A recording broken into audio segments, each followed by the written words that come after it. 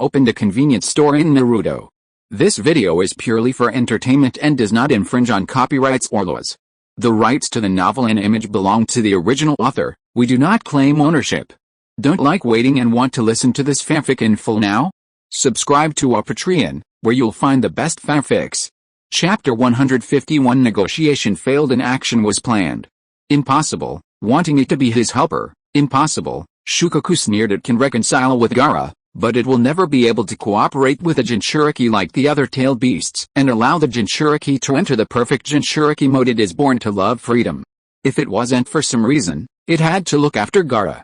Even if Gaara died, it would not come out, let alone help. Besides, now that Gaara is dead, it can be considered to have regained its freedom, because the tailed beasts can be resurrected even if they die. Ulama's face was as gloomy as water.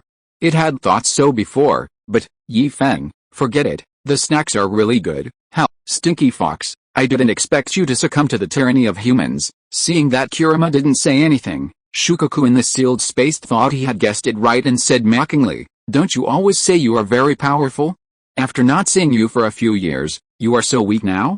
You even have 9 tails, haha, what's the use of them? Fuck, I'm so jealous. How did it get out?" Shukaku couldn't figure out how Kurama got out of the Jinchuriki's sealed space. Breaking the seal requires more than just strength, and Kurama is not strong enough to ignore the seal. You have to know that it is the only tailed beast that knows ninjutsu and seals, but even so, it is still trapped in the body of the Jinchuriki for decades. It was fine before. The previous Jinchuriki would occasionally talk to it, but this Jinchuriki's mind is like a knot, thinking about how to kill it all day long. I don't even think about whether I could have lived to this age without it, and how many crises I have helped to resolve. You can't even say a nice word, really. Shukaku envied Kurama for being able to come out, but it didn't say it. It's useless. When you meet Kaguya Otsutsuki, you'll be awesome if you can speak, Kurama thought wickedly. When facing Yi Feng, an ordinary person, Kurama can remain calm, but when facing Kaguya Otsutsuki, Kurama is truly afraid. It's not to the point of being terrified, but Yi Feng will not watch it being swallowed outside the sealed space. The brother and sister were still hesitating. Yi Feng did not urge them.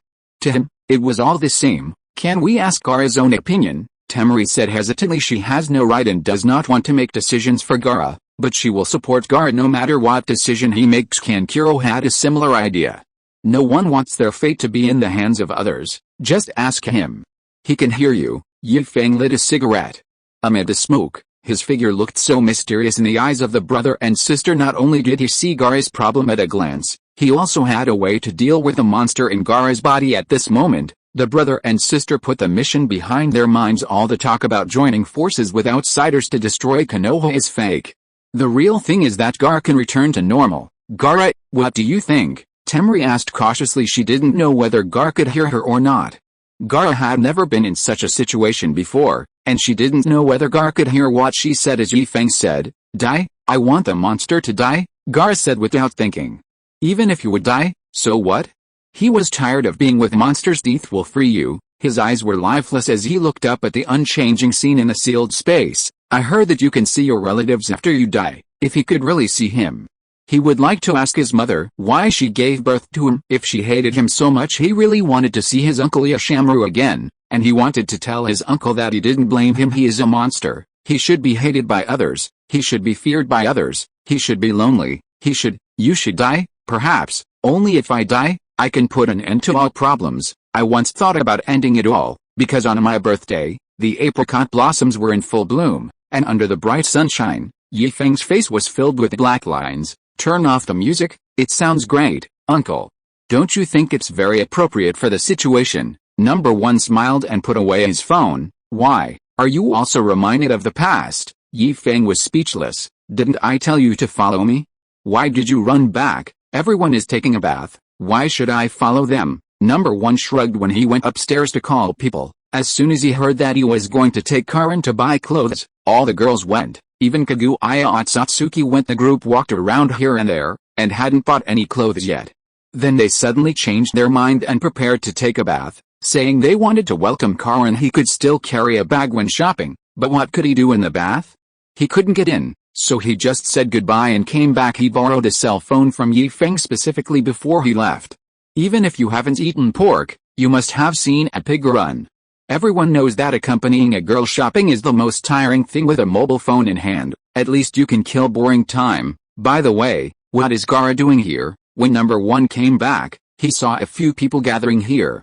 Gaara was posing for a photo, so he couldn't help but take a photo. The music was purely coincidental. He just happened to hear this one. Oh, this brother and sister were shopping, and Shukaku saw Kurama and couldn't walk, so he forcibly controlled Gaara's body, and then you want to make a fortune. Before Feng said anything, number 1 knew what was going on.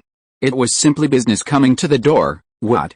Feng was unhappy. I am just trying to help. Look at it. Feng pointed at the dark circles under Gaara's eyes and said, a handsome boy who doesn't dare to sleep all day. Such heavy dark circles can't be overcome in a day or two. He has a need, and I have a solution. It's the best of both worlds. How can I talk about making money? Did you take the money? Number 1 hit the nail on the head and got to the point. I'll take it, Feng said confidently. You go to the hospital for treatment. It doesn't cost money, right?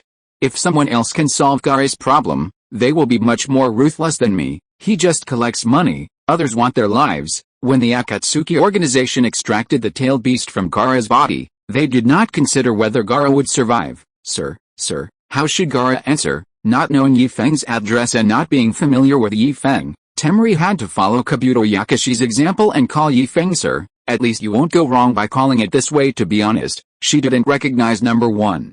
She just thought that number 1 looked a lot like Naruto, but was much more handsome than Naruto. He was so busy talking to number 1 that he forgot to pass on the message. Gaara could sense the outside world and hear the people talking outside. But what he said could not be passed on. Feng said, he said he wanted that monster to die. You are the monster. Your whole family is a monster. Shukaku was so angry that he jumped in the sealed space.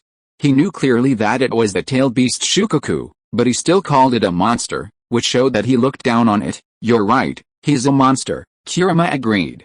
He had never seen a human being who could become invincible on the day he learned chakra and with all kinds of magical powers. It's nothing but a monster. Can a monster compare to an uncle? Number 1 disagreed. Monsters are not as powerful as uncles. Monsters don't have cell phones, and they don't have the ability to communicate with the outside world. Feng's various behaviors show that he is not a native of the ninja world. Still have 1,000 hands. It's just a fake identity to cover up. Oh, yes, I am a monster, but you are not. Feng knocked on number 1's head. I have never seen anyone shadow cloned with independent consciousness, fighting with the original body. It's almost becoming an incarnation. That's not my ability. That's the original body's ability. Number 1 gritted his teeth in pain and retorted that his abilities were inherited from the original body. In other words, it was not him who is the monster, but the original body. You can hear me? You can? You all can. Shukaku was shocked. It was not surprising that Kurama could hear it talking. The 9-tailed beasts were of the same blood. Even if they were sealed, as long as they were close, they could sense each other and have no problem communicating. But it was really surprised that the 2 humans had ignored the seal and could hear what it said. Number 1 shrugged. He could hear it because Feng had given him some permissions in the store and Shukaku was within the range of the convenience store, so he could hear it. He couldn't hear it outside this range. Not to mention Feng, he can go out or not, because his strength has surpassed that of the 6-path sage who created the tailed beasts. A mere seal can't stop him. Boy, since you can hear me, hurry up and let me out, otherwise I will forcibly control this kid's body and kill him. Shukaku smiled cruelly. Haha, you don't want your village to be destroyed. Stupid raccoon cats are just stupid. Jiu Lama thought disdainfully. You really can't see the situation clearly. Can't you see that I've come out? Why are you still sitting here obediently? Do you really think that some snacks can tie me down? Just kidding. Gotta add some more. Jiu Lama has come to terms with it. He is quite satisfied with his current life. He can come out when he wants to, and go back to the sealed space to rest when he doesn't want to. Not only is it safe, but it also prevents people with ulterior motives from targeting him. It doesn't want a person with red-eye disease to appear one day and control it by force. The Uchiha family is gone, but the people are not extinct. Feng snapped his fingers, and Gaara's body instantly appeared in the middle of the street. Go ahead and kill them. That's all you can do. Killing a few ordinary people? How impressive? No, Gaara shouted in despair. If Shukaku really wanted to go out and kill, no one here could stop it. Boy, do you think I don't dare? Shukaku's face was full of ferocity. Provoking him? Very good, it ate it. It just didn't believe that if it really wanted to kill people, Feng would not stop it. Sir, we can't let it out, Temari said nervously. Once the monster comes out, it will be difficult to seal it away. The monster in Gaara's body had come out before, and their village paid a heavy price before they successfully sealed the monster again. That was when Gaara was around, and there were only ninjas around, no ordinary people. Temari couldn't even imagine how much damage the monster would cause if it appeared in a crowded city. Kankuro was already ready to escape. If Gaara was awake, he would dare to say a few words to him, but he was a monster. He really didn't have the courage. Moreover, if Gaara went berserk, it might be seen as a signal, causing people in their village who were unaware of the truth to think that the plan had started ahead of schedule and take action. Kankuro simply couldn't imagine the consequences of this. When Feng said that he could solve Gaara's problem, Kankuro had already planned to notify the leader of their village to see if the operation could be cancelled. It's okay, let it come. Feng lay on the recliner without moving, and number 1 was standing beside him, waiting to see the show. Jiu Lama even found a bag of melon seeds from the pile of snacks and joined the crowd. Let me make it clear in advance. Once you take action, you will be responsible for the consequences. What are the consequences? At worst, the seal will be reinforced, Shukaku said disdainfully. I don't know who developed the seal on Gaara. It's useful, but the effect is very poor. Apart from not being able to come out, it has almost no restrictions. Unlike the 9 Lama, it had seen Kurama's Jinchuriki, and the seal in his body was much stronger than Gaara's. Not only is its range of movement limited, it cannot communicate with a Jinchuriki, and even the chakra that overflows from the seal is pitifully small. Unlike it can forcibly control the Jinchuriki's body through chakra. Stupid raccoon cat, let me remind you that you better behave yourself and not cause trouble in the village, said Jiu Lama. Kaguya Otsutsuki is still in the village. No one knows where she is taking a bath. If Shukaku gets excited and attacks Kaguya Otsutsuki, then we're all doomed. Jiu Lama's kind reminder was regarded as a provocation by Shukaku, who chuckled and said, I don't want it, I want it, then do as you please. Since Shukaku didn't listen to his advice, Kurama didn't care. Don't worry, I will definitely burn more paper money for you when you die. It had heard from Feng that after a person died, there were various customs, and burning paper money was one of them, which could improve people's lives in the underworld. Although he didn't know whether it would work on the tailed beasts, since they would be resurrected after all, Kurama said it didn't matter and he could just treat it as an early burn for Shukaku. Shukaku was confused. He didn't know what burning paper money meant, but Kurama said that it would die, which made Shukaku very unhappy. Stinky fox, who else here can be my opponent except you? It's not that it is arrogant. If it unleashes its full strength, no one can be its match except for a limited number of people. Besides, it remembered that the person in Konoha village who could deal with it died decades ago. Theoretically speaking, no one in Konoha today can be a match for it. Jiu Lama is too lazy to say anything more. Excluding me? No need to exclude me. I'm out. Guess who let me out, if I say you are stupid? You are really stupid. Sure enough, there was only the wrong name, not the wrong nickname. Are you going to fight or not? Feng rolled his eyes. Why are you hesitating? The two of you have started chatting, damn you. Shukaku was about to say something harsh, but he frowned and realized something was wrong. Smelly fox, how did you get out? Chapter 152 The Destruction of Konoha Village. Stupid raccoon cat, have you finally realized this problem? Jiu Lama sneered. I thought you were blind and couldn't see it. Stinky fox, how many times do I have to tell you? I'm not a raccoon cat, I'm not a raccoon cat. Shukaku was furious.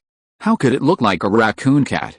Whose raccoon cat could walk on 2 legs? Okay, stupid raccoon cat, I got it. Stupid raccoon cat. Kurama likes to see Shukaku angry. He is so green and playful that he wants to provoke it even though he knows he can't beat it. I'm so angry. Shukaku roared. Gaara's body changed instantly. His entire body began to swell, and the right half of his body had transformed into a tailed beast. Why? You're planning to take action now because you can't argue with me. Jiu Lama jumped off the table. It hadn't moved for a long time, and it also wanted to stretch its body. If it's only this level, I advise you to give up. As it spoke, it revealed its true form. The huge body instantly crushed the surrounding houses. Some pedestrians on the street were unable to dodge and were directly crushed into meat patties by Jiu Lama. Blood mixed with flesh seeped out from under Jiu Lama's body. Screams and panic spread through the streets, and people fled in all directions in panic. Shukaku didn't expect Kurama to be so bold. It just wanted to show its half-tailed beast form to scare that ungrateful human, but Kirima started to use his ultimate power right away. If Kirima reveals his true form in Konoha village, no matter what the outcome, he will definitely suffer the consequences. But since Kirima doesn't care, Shukaku will care even less. The worst case scenario is that the seal will be strengthened at most. Shukaku no longer hesitated, and the next moment he forcibly suppressed the seal, revealing his own tailed beast form. Its appearance not only crushed several houses, but also caused several unlucky people to be crushed into meat paste by its huge body. Temari and her brother were so shocked that they were speechless. They involuntarily took a few steps back until they bumped into the glass wall of the convenience store. Then they sat down on the ground, staring at Kirima's figure in a daze. The brother and sister thought that the monster on Gaara's body was the only one, but they didn't expect that there was another monster that was even better. Judging from the momentum alone, Kirima was far superior to Shukaku. What a fuss, Yi Feng said calmly. Don't be fooled by the huge size of these tailed beasts. Some of the summoned beasts are bigger than all of them combined. The Wetbone Forest is one of the 3 holy places for spiritual beasts. The ancestors of other holy places all have their own younger brothers and systematic tribes, but the ancestor of the Wetbone Forest has built a forest with only one tree, and he is the only one in the entire Wetbone Forest. The rest are its clones. Even what Tsunade summoned was only a tiny fraction of it. However, the external environment cannot withstand its super large body, so it can only stay in the special environment of the Wetbone Forest unless someone uses his or her own chakra as a medium. It can be channeled out. Unfortunately, no one can do it. Those who can do it don't need its power, and those who can't do it can only think about it. The brother and sister couldn't quite understand what Yi Feng meant. It's not like they had never seen summoning beasts before. But the summoning beasts they had seen were not even 1/10 as good as Kirima, let alone Shukaku. Yi Feng did not explain. Not just any Tom, Dick or Harry could challenge the tailed beasts. Apart from the summoning beasts from the 3 holy places, there were few in the entire ninja world who could compare with the tailed beasts in terms of size alone, not to mention strength. Yi Feng watched the fight between Shukaku and Kirima with great interest. Without the advantage of terrain, Shukaku would not be able to exert his full strength. If he were in the desert, with his own sealing techniques, Shukaku would probably be able to fight Kirima back and forth, but now, it was a completely one-sided battle. Shukaku's wind escape technique didn't work at all, and Kirima didn't give Shukaku a chance to use his sealing technique. Whenever Shukaku wanted to use a sealing technique, Kirima would fire a tailed beast ball to interrupt Shukaku's casting. You're crazy. Shukaku was so angry that he jumped up and down, and kept dodging Kirima's tailed beast ball attacks. Oh wow, it's because I have so much chakra, Kirima said proudly. For other tailed beasts, it takes a long time to charge up the power to release a tailed beast ball. After a few tailed beast balls, the chakra will be exhausted. It's different. It has so much chakra that it can be squandered without restraint. There is no need to charge the power. Although the longer the charging time, the more powerful the tailed beast ball will be, but Kirima feels that it is not necessary to deal with Shukaku. Just a few shots of the tailed beast ball will make Shukaku lie dead and wait for resurrection. Gaara struggled in the sealed space, trying to regain control of his body. The battle between the 2 tailed beasts plunged the entire Konoha village into chaos. Kirima's tailed beast ball did not hit Shukaku, but hit the houses in Konoha village. The village, which was prosperous a few minutes ago, is now in chaos, with broken limbs everywhere and fires caused by the explosion can be seen everywhere. One after another, figures fled into the distance, while one after another, ninjas wearing Konoha Ford protectors, like Monster Flame, rushed into the place where the 2 tailed beasts were fighting. The Sand Village ninjas who received the false signal took advantage of the situation and targeted Konoha's usually well defended areas but now sparsely guarded areas. The remaining personnel guarding the important place were caught off guard and were quickly defeated by the ninjas from the Sand Village. The chaotic Konoha was obviously not a place to stay for long, so those who had succeeded quickly evacuated one by one in order to avoid unnecessary trouble. Yi Feng flew high into the sky with Temari and her brother. Seeing that the situation was not good, Number 1 and the eldest sister's shadow clones had already disbanded themselves and returned to their original bodies. Standing high and seeing far, Temari and her brother saw that the ninjas in their village were so greedy that they filled up their storage scrolls and even stuffed things into their arms when they retreated. The contestants who had met them a few times in the examination room were stunned by this sudden change and had no time to react. They were either blown to ashes by the tailed beast balls or cut into several pieces by Shukaku's wind jutsu. The conspicuous screen wall in the village, which was carved with the heads of successive Hokage was smashed to pieces by Kirama's tailed beast ball. The statue, which usually served as a spiritual symbol, became a death spell. Huge pieces of rubble fell and hit countless villagers who were trying to escape. The first to be hit was the Hokage building, located under the Hokage wall. The political center of the entire Konoha was now in ruins. Many of the office ninjas, who did not have time to evacuate, were buried under the rubble and could never get up again. Fortunately, the third Hokage was not greatly affected. Covered in dust and dirt, he summoned his summoning beast and arrived at the center of the battle. In a few jumps, Kirama still remembered him. While fighting Shukaku, he did not forget to use his tailed beast ball to attack the third Hokage with the reinforcements. Shukaku felt a lot less pressure because it discovered that the various ninjutsu used by Konoha's ninjas were aimed at Kirama. This made it very happy. Although he was a little unhappy about being looked down upon, Shukaku was still happy to see Kirama suffer a setback. Screams and wails of pain became the main theme in Konoha village. The explosions and raging fires made Konoha no longer as prosperous as before. The brother and sister watched helplessly as the ninjas from their village were caught up by Konoha's ambu. Not long after they ran away, a fierce battle broke out between the two sides. The battle ended quickly. They were killed by their own greed. Encumbered by the things in their arms, they didn't have a chance to display their strength and were overwhelmed by the various ninjutsu of the Anbu. After resolving the external concerns, the Anbu and the people from the major families joined together and went to support the third Hokage. With their joining, Jiu Lama's pressure suddenly increased, and he had to spare some attention to deal with them. The tailed beast balls were no longer just aimed at Shukaku and the third Hokage. Kirama also found time to release a few towards areas where ninjas were concentrated. Haha, die, everyone must die. Kirama's hearty laughter echoed throughout Konoha. More than 10 years ago, it was controlled by someone, but more than 10 years later, no one controls it. There are only 2 or 3 big and small cats in Konoha village now. Even if they only have half of their strength, Kirama is confident that it is enough to destroy the entire Konoha with just one tailed beast. Happy, Kirama was unscrupulous, like a wild dog on the loose. He didn't even use the tailed beast ball and let all kinds of attacks hit him. He lay on the ground, and after a few turns, a large number of ninjas were pinned under him. The weight of his huge body is not something that an ordinary ninja can resist. They vomited blood from their mouths, and before they could even wail, their consciousness fell into darkness. You're crazy. Shukaku was surprised at Kirama's recklessness, and several of its wind escape techniques hit Kirama hard. If it were a flesh and blood body, these moves that could penetrate deep into the bones would be enough to cause serious injuries. Jiu Lama's aura just became a little weaker. Kirama turned a deaf ear to Shukaku's words. At this moment, it was already immersed in the pleasure of revenge. The feeling of frustration that had been sealed for decades was released in one day, like a dragon entering the sea. Unstoppable, it gave up using chakra and used the most primitive means to bring great damage to Konoha. With a clapping of its claws and a sweep of its tail, it fully utilized the advantage of its huge size. Each hit takes away a large amount of life. Konoha has experienced several ninja world wars and participated in every battle. Its foundation is not as strong as before, but it still cannot be underestimated. The number of ninjas alone is incomparable to other ninja villages. Annoying little bugs. Jiu Lama was extremely annoyed. Just like cockroaches, every time you thought you had eliminated them, there would always be a few more that would come out from some corner. It seemed like the ninjas of Konoha were endless. After one group died, another group came. Even the hair on their bodies had turned blood red, but some people still rushed forward without knowing whether to live or die. Roar. Kirama let out a long roar towards the sky, and the chakra in his body suddenly exploded.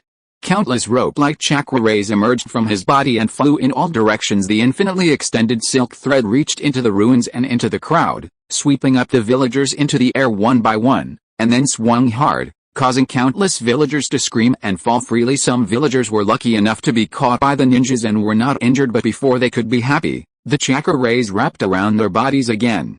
This time it did not throw them away, but instead contracted, like a snake wrapping around its prey. Wrapping it tightly, the body was deformed, internal organs were squeezed, and blood oozed from every pore. They only had time to scream before their bodies were strangled into Michelin rings, circle after circle. Under the order of the third Hokage, all rescue work was suspended, and all ninjas had to rush to deal with the Nine Tails. If the Nine Tails was not sealed, their rescue speed would not be as fast as Kirama's killing speed. Regardless of whether they came to take part in the Chunin exam or simply to enjoy the excitement of Konoha, every single one of them, as long as they were a ninja, participated in the battle to seal Kirama. Because Jiu Lama attacks indiscriminately, They cannot leave alive unless they seal Jayulama. What's more, the sudden attack by Jayulama resulted in the deaths of many of their relatives and friends. As another culprit who destroyed Konoha, not many people pay attention to Shukaku. Not only is his strength inferior to Kirima's, but his destructive power is also inferior to Kirima's. Facing the siege of the crowd, Kirima was not panicked. Instead, he looked at Shukaku with disdain, as if saying, "Look, you can never compare to me no matter what." Shukaku was furious.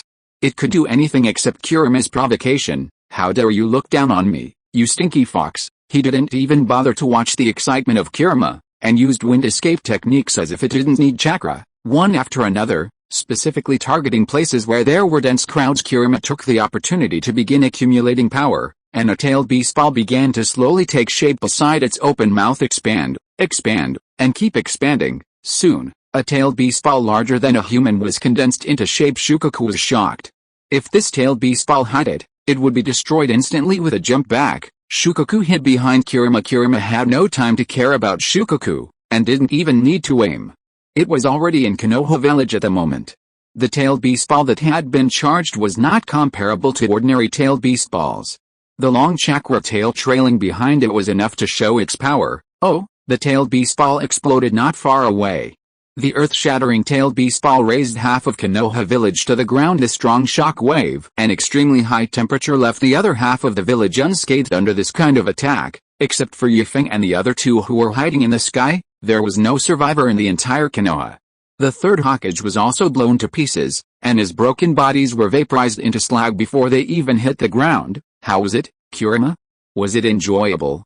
Feng descended from the sky with a frightened Temari brother and sister until they were at the same level as Kirima's eyes, and asked with a smile, "Oh, it's okay, just so." Jayulama tilted his head and glanced, saying with disdain, but the upturned corner of his mouth revealed his happy mood. Feng didn't point it out, he just raised his eyebrows and said, "If it's not satisfying, you can try it again." What? Shukaku looked at the devastated Konoha, where there was no sign of life, and said blankly, "Konoha is gone, how can we do it again?" "Yes," Feng said affirmatively with a crisp sound.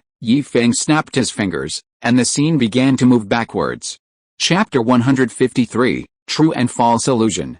Temari and her brother stood stupidly on the street, then suddenly came back to their senses with a start. Was that an illusion just now? Temari asked in disbelief. The streets were bustling with people coming and going, but Gar was still posing for photos. There were no shattered limbs, no collapsed houses on fire, and for a moment, Temari was a little confused. Was what I saw before fake, or is what I see now fake? It was surrealistic that she didn't realize she was under the influence of an illusion. It may be an illusion, or it may not be an illusion, Feng said lightly. With his current strength, he can still use illusions in the store.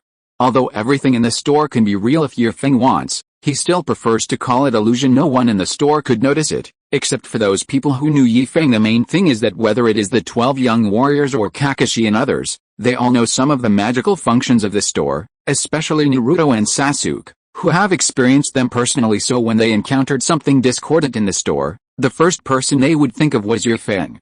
As soon as they thought of Feng, they knew it was fake. But having said that, discovering is one thing, and whether you can withstand it is another. At least Jayulama noticed something was wrong, but it couldn't handle it. After all, Jayulama has become familiar with Feng. He knows Feng's character. Now that the store is doing well and the plan to kill with a Boro knife has not been implemented, how could Feng watch it kill people in the village? Besides, none of the real masters in the village showed up, neither Guy nor Kaguya Otsutsuki showed up, and the 12 ninja warriors disappeared one by one. It's so funny that even the convenience store was crushed by it. Could Feng bear to see his precious convenience store being damaged by it? Can it destroy convenience stores? Jayulama still has self-awareness, however, it is really enjoyable. In the illusion, it can do whatever it wants, kill people if it wants, set fire if it wants. If it can pee, it would want to pee on the Hokage rock. Impossible, absolutely impossible, Shukaku shouted at the top of his voice in the sealed space. It couldn't believe that after fighting with a stinky fox for such a long time, it turned out to be someone else's illusion. This is what illusion is, Shukaku sneered. Human, stop pretending, you must be a kid from the Uchiha family, haha. I didn't expect that the exterminated Uchiha clan still has a master like you, although it had never fought with Uchiha Madara. It had heard that Uchiha Madara could control the tailed beasts with just a glance. It is rumored that Uchiha Madara is not dead yet. He appeared more than 10 years ago, controlled the Nine Tails, and was very powerful in Konoha. This incident caused a lot of uproar at the time and almost caused a war in the ninja world. The illusion techniques of the Uchiha clan are recognized by the ninja world. Shukaku unconsciously mistook Feng for a member of the Uchiha clan. Perhaps it felt that only a member of the Uchiha clan, who had a record of controlling the tailed beasts, could create illusions that even it could not distinguish. Although I am not from the Uchiha family, the Uchiha family's signature Sharingan happens to be. Feng chuckled, I can also do it. Before he finished speaking, one of Feng's eyes changed. 3 sickle-like Magatama were connected end to end, and the red eyeballs flashed ominously. It was Kakashi's main Gekkai Sharingan. Feel the fear of being dominated. The Magatama spun, and Shukaku roared. No, call it was like a gust of wind blowing by and nothing happened. Shukaku looked his body up and down, tried to move it, and found nothing unusual. He couldn't help but laugh. You are a little kid who hasn't even grown all his hair yet, and you think you can control me. Why don't you look up? The voice was loud, like it was amplified by a loudspeaker, coming from high above. Shukaku raised his head involuntarily. What kind of monster is this? It froze. A giant, completely blue and wearing armor from the Warring States period, was floating not far from it. On the giant's back, there is a pair of extremely huge wings, flapping gently, bringing up hurricanes. The giant flapped its wings and slowly descended. The giant's huge body made the entire ground tremble. Standing on the forehead of the blue giant, in a pentagonal diamond crystal, his whole body wrapped in energy, Feng did not feel any discomfort at all, and he controlled the giant as easily as giving it a command with his own arms. How about this form? Even if you haven't seen it before, you should have heard of it. It's the ultimate move of the Uchiha clan, Susanoo, as expected of Kakashi. No, it should be a bit of Susanoo, so powerful. The complete form of Susanoo has surpassed Shukaku in size. When his true form is revealed, it's dangerous. Shukaku's face was covered with cold sweat. This time it's a big deal. When facing Jiu Lama, it can roar wildly because it knows that Jiu Lama will not kill it. If he really wants to kill it, its sealing technique will not be able to resist. The previous fights were just minor ones. Both it and Jiu Lama were used to it, and they had fought before, but Feng and Shukaku found it extremely difficult. It has never seen Susanoo, but it has heard of Susanoo. Indra, the son of the Six-Path Sage, once demonstrated Susanoo. That earth-shattering battle was not inferior to those tailed beasts. No, it should be said that it was even stronger than them. Feeling the power of Feng's Susanoo and the huge amount of chakra flowing on it, Shukaku couldn't help but swallow his saliva. I'm afraid only a stinky fox can compete with me. However, it is not Shukaku's character to just surrender like that. Shukaku roared and directly used his ultimate move, the tailed beast ball. It seldom uses this move. One reason is that it consumes too much chakra and is a bit impractical. It cannot defeat a big enemy, and there is no need to use it against a small one. It can deal with most enemies with just wind escape technique and magnetic escape technique, plus sealing technique. Secondly, it needs to be charged. The longer the tailed beast ball is charged, the greater its power. An uncharged tailed beast ball can easily be dodged by speed-type ninjas, and speed-type ninjas will not give it time to charge. After all, what fool would watch the enemy attack without taking any action? Oh, there really is a fool. Shukaku was delighted. This is a sure thing. Feng stood there without moving, quietly waiting for Shukaku to finish charging. Susanoo's defense gave him great confidence. If Susanoo can't even block one tailed beast ball, then his defense can't be called unstoppable. Since Feng is not in a hurry, Shukaku is even less anxious. Accumulating power, and accumulating power again. The chakra is continuously poured into the tailed beast ball. As more and more chakra is poured in, Shukaku's body size can no longer be maintained and it shrinks several times. Finally, when Shukaku felt that he could no longer control the tailed beast ball, he aimed at Feng and fired the tailed beast ball with all his strength. Boom! With the sound of friction in the air, the tailed beast ball hit Feng without dodging. The collision between the spear and the shield caused a violent explosion, and even the space around the explosion was distorted. Haha, you arrogant little brat, now you know how powerful I am. Shukaku lay on the ground.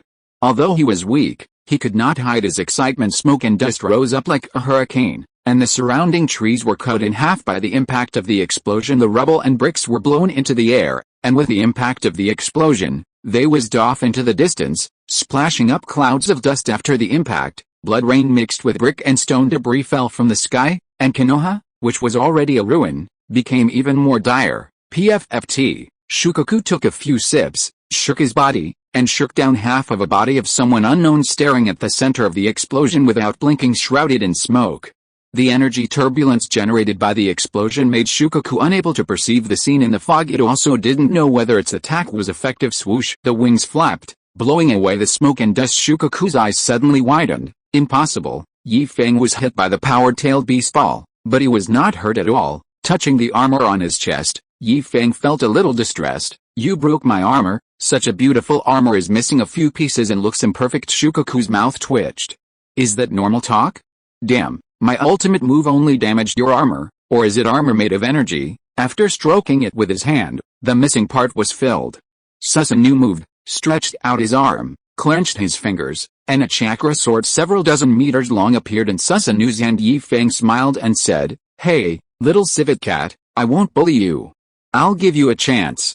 I'll let you run 39 meters first. Shukaku shuddered when a sword several dozen meters long was pointed at him.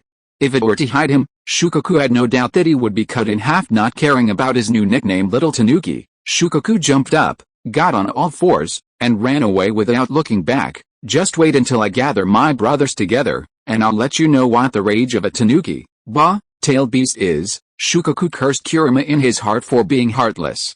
They were brothers, but he just watched someone die without helping, and no one knew where he had run off to. Whoosh! A strange sound came from behind him. Shukaku turned around and looked back. He was so scared that his soul was about to burst out. He roared in dissatisfaction. You lied. Yi Feng raised the chakra sword above his head and used a powerful move to split Huishin. With heavy power, the chakra sword dragged a long blade light and chopped straight towards Shukaku. How could I lie? You ran more than 39 meters. Besides, you are not a human being. No. Shukaku was lying on his back on the ground, his limbs moving randomly.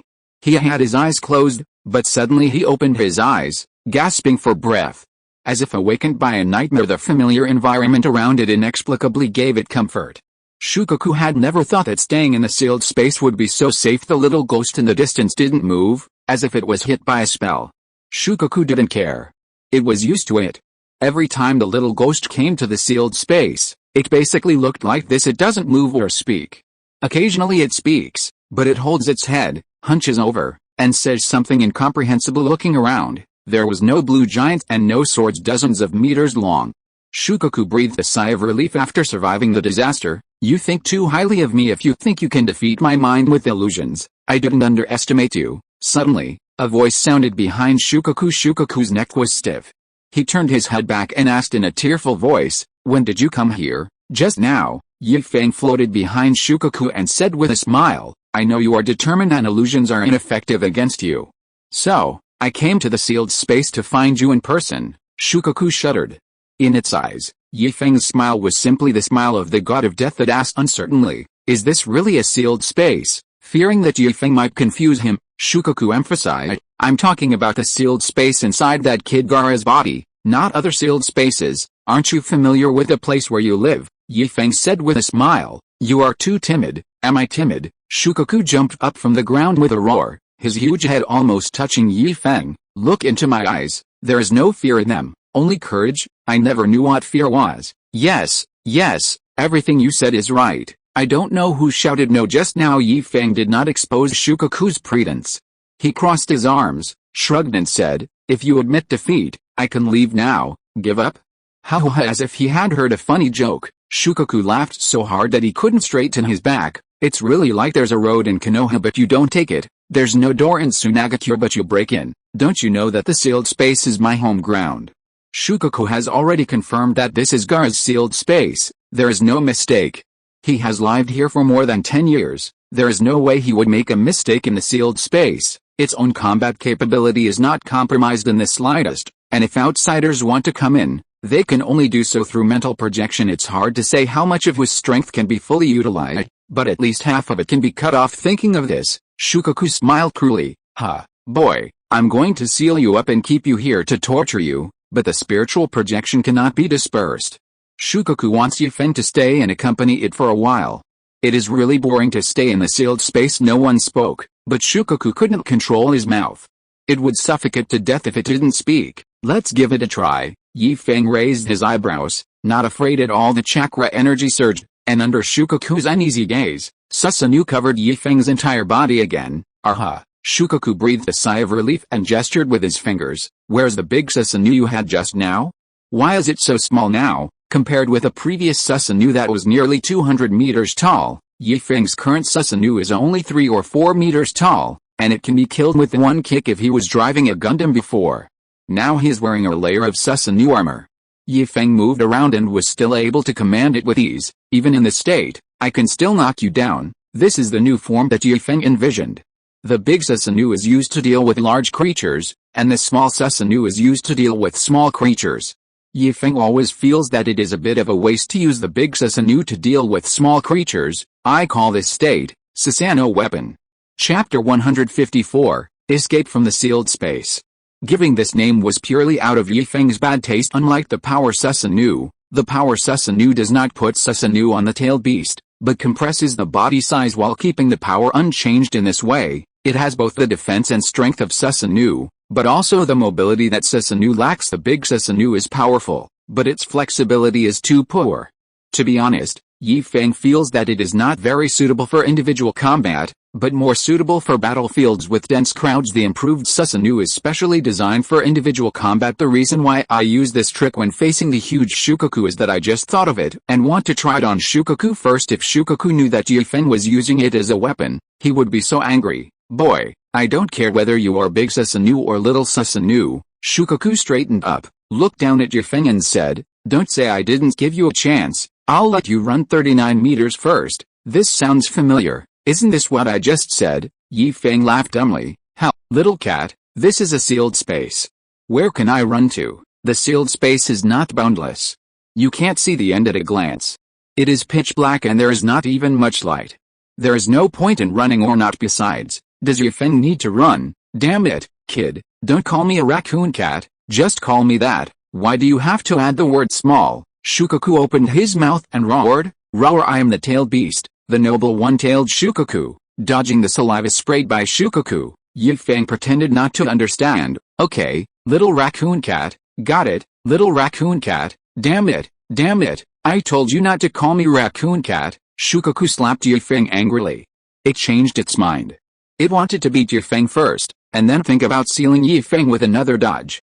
Feng avoided Shukaku's slap, flapped his wings and flew into the air. Okay, but why do you only have one tail and Kirima has 9 tails? Well, this is just rubbing salt into Shukaku's heart. It hates it most when people use its tail to make trouble before it could get angry. Feng's next words were like a dagger stabbing it straight into the heart. Is it really like Kirima said? The more tails you have, the stronger you are, and you are the weakest among the 9-tailed beasts. Boom. In an instant, Shukaku's brain exploded. It knew as soon as it heard it that this was what Kirima said. There was no doubt about it. Kirima often talked about his tail. Damn it, kid, I am the strongest tailed beast. Shukaku was furious. It absolutely does not admit that the tail is the standard to measure the strength of the tailed beasts. It admits that Kirima is very strong, but he knows sealing techniques and ninjutsu, which makes him unique among the tailed beasts. In terms of strength, he is in the top 3 among the tailed beasts. If it were at home in the desert, it could secure 2nd place and fight for 1st place. Really? I don't believe it. Feng shook his head and said, I have fought with Jiu Lama before, and the pressure Jiu Lama brought to me is greater than you, stronger than me. Shukaku's face was ferocious, and he waved his hands violently. I'll show you what strength is. Do you really think I can beat you? I was just letting you go before. Feng smiled, and seemed unable to dodge, so he was hit in the middle by Shukaku's clasped hands. Shukaku used force with his palms, trying to crush the Susanoo on Feng's body. As long as Susanoo was broken, Shukaku was confident that Feng would not be able to cause any trouble in his hands. It's because ninjas have high offense and low defense. Except for those who specialize in physical training, most ninjas don't have very high physical defense faced with the tailed beasts. The ninjas have no chakra left and can only wait for death. It vaguely remembered that the 6th sage said that using Susanoo would consume a large amount of chakra. Feng also performed 2 large-scale illusions. Shukaku didn't believe that Feng had more chakra than it did. How about it, kid? Your chakra has run out, right? Just tell me if you can't hold on any longer. Shukaku chuckled strangely. As long as you admit that I'm stronger than the stinky fox, I'll let you go. How about that? Not that good. I still think Kirima is stronger. It has 9 tails and you only have 1. Yi Feng's muffled voice came out from between Shukaku's clasped hands. Shukaku frowned and muttered, I'll give you 9 tails, I'll give you 9 tails. As he spoke, he rubbed vigorously, swaying left and right. Still not satisfied, left and right was not enough, so he added up and down. Ah, is that a scream? Shukaku paused, thinking that it wouldn't be rubbed to death. It wanted to keep Yi Feng to entertain itself. It's so comfortable, just like lying in a cradle, hutchy as if 2 streams of snuff were puffing out. Shukaku crossed his fists and slammed them hard on the ground. I make you comfortable, I cradle you. His hands were like pile drivers, pounding Yi Feng who was lying on the ground. Use more force. Haven't you eaten? Yi Feng hooked his finger provocatively. Shukaku was so angry that he gave up pounding the ground and kicked towards Yi Feng. The entire sole of the foot is bigger than Yi Feng's small sinu. Oh! The ground shook and Gara fell to the ground with a dull look in his eyes, as if he was frightened. Bang bang bang, lifting his foot, putting it down, lifting his foot, putting it down. Shukaku was tireless and kept pedaling mechanically. This is the right strength? Oh, ouch, excuse, hiss, oops, comfortable. Every shout from Yi Feng is Shukaku's motivation. Shukaku exerted more and more strength, and the entire sealed space shook continuously, as if it was about to collapse. The massage time is over. It's my turn. What nonsense are you talking about? Can you come out first? Shukaku snorted disdainfully. Pretending to be so? Massage? If I don't break all your bones, I'm not Shukaku. Another high kick, which landed heavily, but without the previous touch. The sealed space also stopped shaking at this time under Shukaku's big feet. Yi Feng stood up straight, supporting his falling feet with one hand, and in the other hand, the chakra knife was slowly taking shape. After feeling the touch of the knife, Yi Feng nodded with satisfaction. He loosened his supporting hands suddenly, pointed the knife upwards, and smiled evilly with a swish. The feet that lost their support fell rapidly, followed by Shukaku's scream. What? Shukaku hugged his foot and jumped on one leg. There was a big hole on the sole of his foot. My feet, my feet. Shukaku kept blowing on the spot where he was injured. Chakra surged around the wound, and the scope of the wound was gradually shrinking. In the blink of an eye, the big hole on the sole of the foot was restored to its original state. With a jump back, Shukaku moved away from Yi Feng. Damn it. Kid, you made me mad. Shukaku's mouth dropped open and his belly bulged. Wind release, vacuum bomb. This is one of its signature ninjutsu. It sucks the air into its stomach, compresses it, converts and enhances it with chakra, and then exhales it to form a powerful ninjutsu. Air is invisible. Even after being compressed, it remains invisible, so it is difficult to detect the invisible air shot towards Yi Feng at a rapid speed like a cannonball. Vacuum bomb, vacuum bomb. Shukaku didn't expect that one vacuum bomb could take care of Yi Feng. Its vacuum bombs would not stop until Yi Feng fell with one knife. The vacuum bomb was split into 2 halves. Just like Brother Dale biting the air bottle, the vacuum bomb exploded with a bang. With the protection of sinu, Yi Feng inside was not affected at all. The explosion of the vacuum bomb couldn't even blow away the outer shell of sinu. Hey, facing the numerous vacuum bombs that were attacking him, Yi Feng smiled and killed them one by one with his sword. An explosion sounded one after another. Whoosh. Seeing that direct attack didn't work, Shukaku kept changing positions and the vacuum bullets in his mouth kept spraying out. For a moment, Yi Feng was surrounded by vacuum bombs all around him, including above and below. Because he was floating in the air, the entire sealed space became a sea of vacuum bombs, and in the center of the sea was Yi Feng, who was constantly swinging his sword. I do not know how long it has been. Vacuum bomb, cough cough. There was no more vacuum bullets. Shukaku looked up in confusion, not understanding why his vacuum bullets could not be fired. The vacuum bomb is formed by compressed air. As long as there is enough air, it can spit out air for several days and nights without any problem. Is there no air in the sealed space? Shukaku couldn't help but guess. Then it smiled and shook its head. It was amused by its own thoughts. As long as Gara was alive, there would be no lack of air in the sealed space. It was you who did this. Shukaku looked directly into Yi Feng's eyes. There were only 2 creatures in the sealed space, him and Yi Feng. Gar didn't count and he had no effect on the sealed space at all. What are you talking about? What do you mean I did something wrong? Yi Feng moved his shoulders. His hands were sore from swinging his knife continuously. We are fighting. I have a way to check and balance you. Why shouldn't I use it? That's right, it was his doing. Shukaku can use air to launch vacuum bullets, so he can use air to launch air bullets. Yi Feng pointed upwards, signaling Shukaku to look up. Have you ever heard of the palm technique that falls from the sky? Take my move, super air bullet. Shukaku couldn't help but look up and cursed, asshole, this is not a palm technique at all, it's clearly hitting someone with a ball. An air bomb that was larger than its body fell from the sky. It was too close, and Shukaku had no time to dodge and was hit by the super air bomb. Oh, a loud bang echoed continuously in the sealed space. The sound of crackling was endless, just like a broken mirror. Cracks appeared in the sealed space. The cracks expanded rapidly and spread to the entire sealed space through the gap. You can see the scene outside. Yi Feng's real body was lying on a recliner, with number 1 protecting him beside him. Temari and his sister looked worriedly at Gaara, whose body was shaking constantly and whose mouth and nose were bleeding. Cough. Cough. Shukaku lay on the ground weakly, his eyes full of regret. You shouldn't be so arrogant. If he uses his ultimate move right at the start, Susanu's defense may not be able to withstand his tailed beast ball. Now that the sealed space is broken, the kid outside is definitely not going to survive, and I myself may not survive either. Tisk tisk. Yi Feng shook his head and sighed, saying unsatisfiedly, there are only explosions but no fireworks. It's boring. It's really boring. The mushroom cloud produced by the explosion, the extreme high temperature and the flames all over the sky, together, are the ultimate romance for men. This light has sound but no visual effects, so it doesn't feel anything when you look at it. Huh?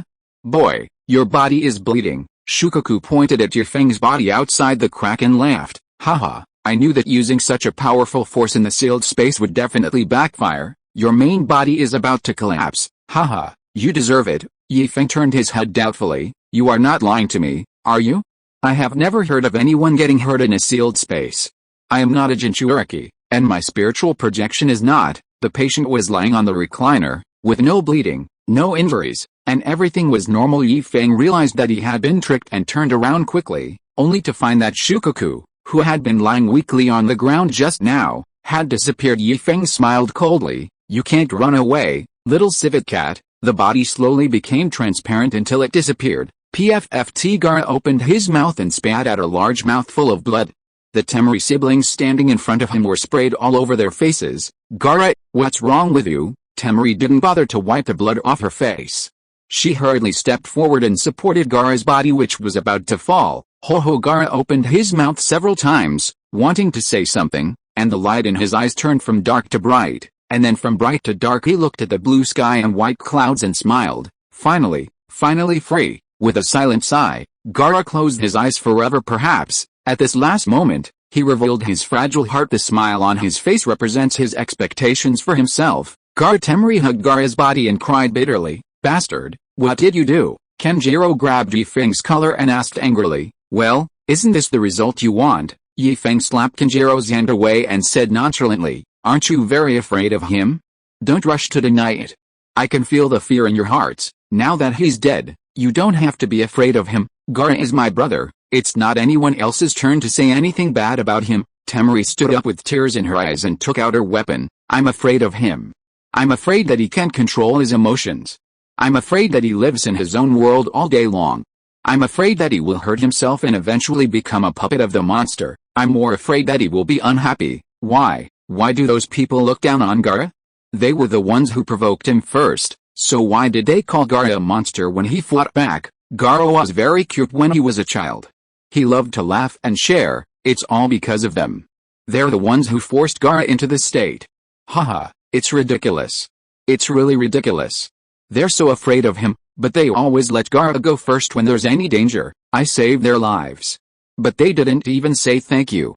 Why do they take it for granted? Stop, you have nothing to say to me about this. I haven't done anything to let him down, Yi Feng said impatiently, and if I remember correctly, you were the ones who asked me for a solution. Why, now that the matter is settled, you don't want to pay? Chapter 155, Defeating the Dreams One by One. Give money? Give your mother's money. Kenjiro was furious. He threw all the rules of being a ninja to the back of his mind. They just wanted to solve Gaara's problem, but they never thought of killing Gaara. I'll let you see my puppet. Kenjiro's eyes were blazing with fire as he stared at Yi Feng. Before he could finish his words, he was kicked away by Yi Feng. Puppet, your uncle. Puppet, you are still young and you are not well behaved. You are full of foul language.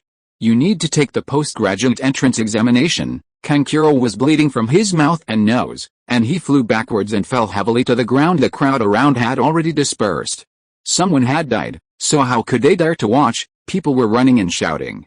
The street, which was bustling just a moment ago, became deserted in the blink of an eye. Cough cough, another mouthful of blood spurted out. Kankuro wiped the corner of his mouth and stood up with difficulty. Damn bastard, he wished he could cut Feng into pieces. Kankuro, Temari shouted angrily, throwing Gaara's body towards Kankuro. Take Gaara away. What do you want to do? After catching Gaara's body, Kankuro couldn't help but spit out another mouthful of blood. Feng just gave him a simple kick and it caused pain in his chest. Without even looking at Kinjiro, he knew that his ribs must have been broken and his internal organs were probably seriously injured as well, otherwise he wouldn't have been vomiting blood. We are no match for him. You go first and I'll cover your retreat, Temari said without turning back. Remember, run, keep running, don't look back, and bring Gaara back. I didn't want to argue with him, but he scolded me. Feng raised the corner of his mouth and moved his neck. In this case, then stay here. Anyway, you came to participate in the Chunin exam with bad intentions. What? Temari's eyes narrowed, and a huge wave of emotion surged in her heart. How did he know? Is he trying to trick me, making up an excuse to kill us, or does he really know something? I don't understand what you're talking about, Temari said coldly. Uncle, why bother talking to her? I've already killed one, so why would I mind killing two more, said number one with a grin. Not urgent. Feng waved his hand. Did you see which direction the little civet cat ran? Over there. Number one pointed in a direction and said, that's the direction. They're running really fast. How could he not run fast?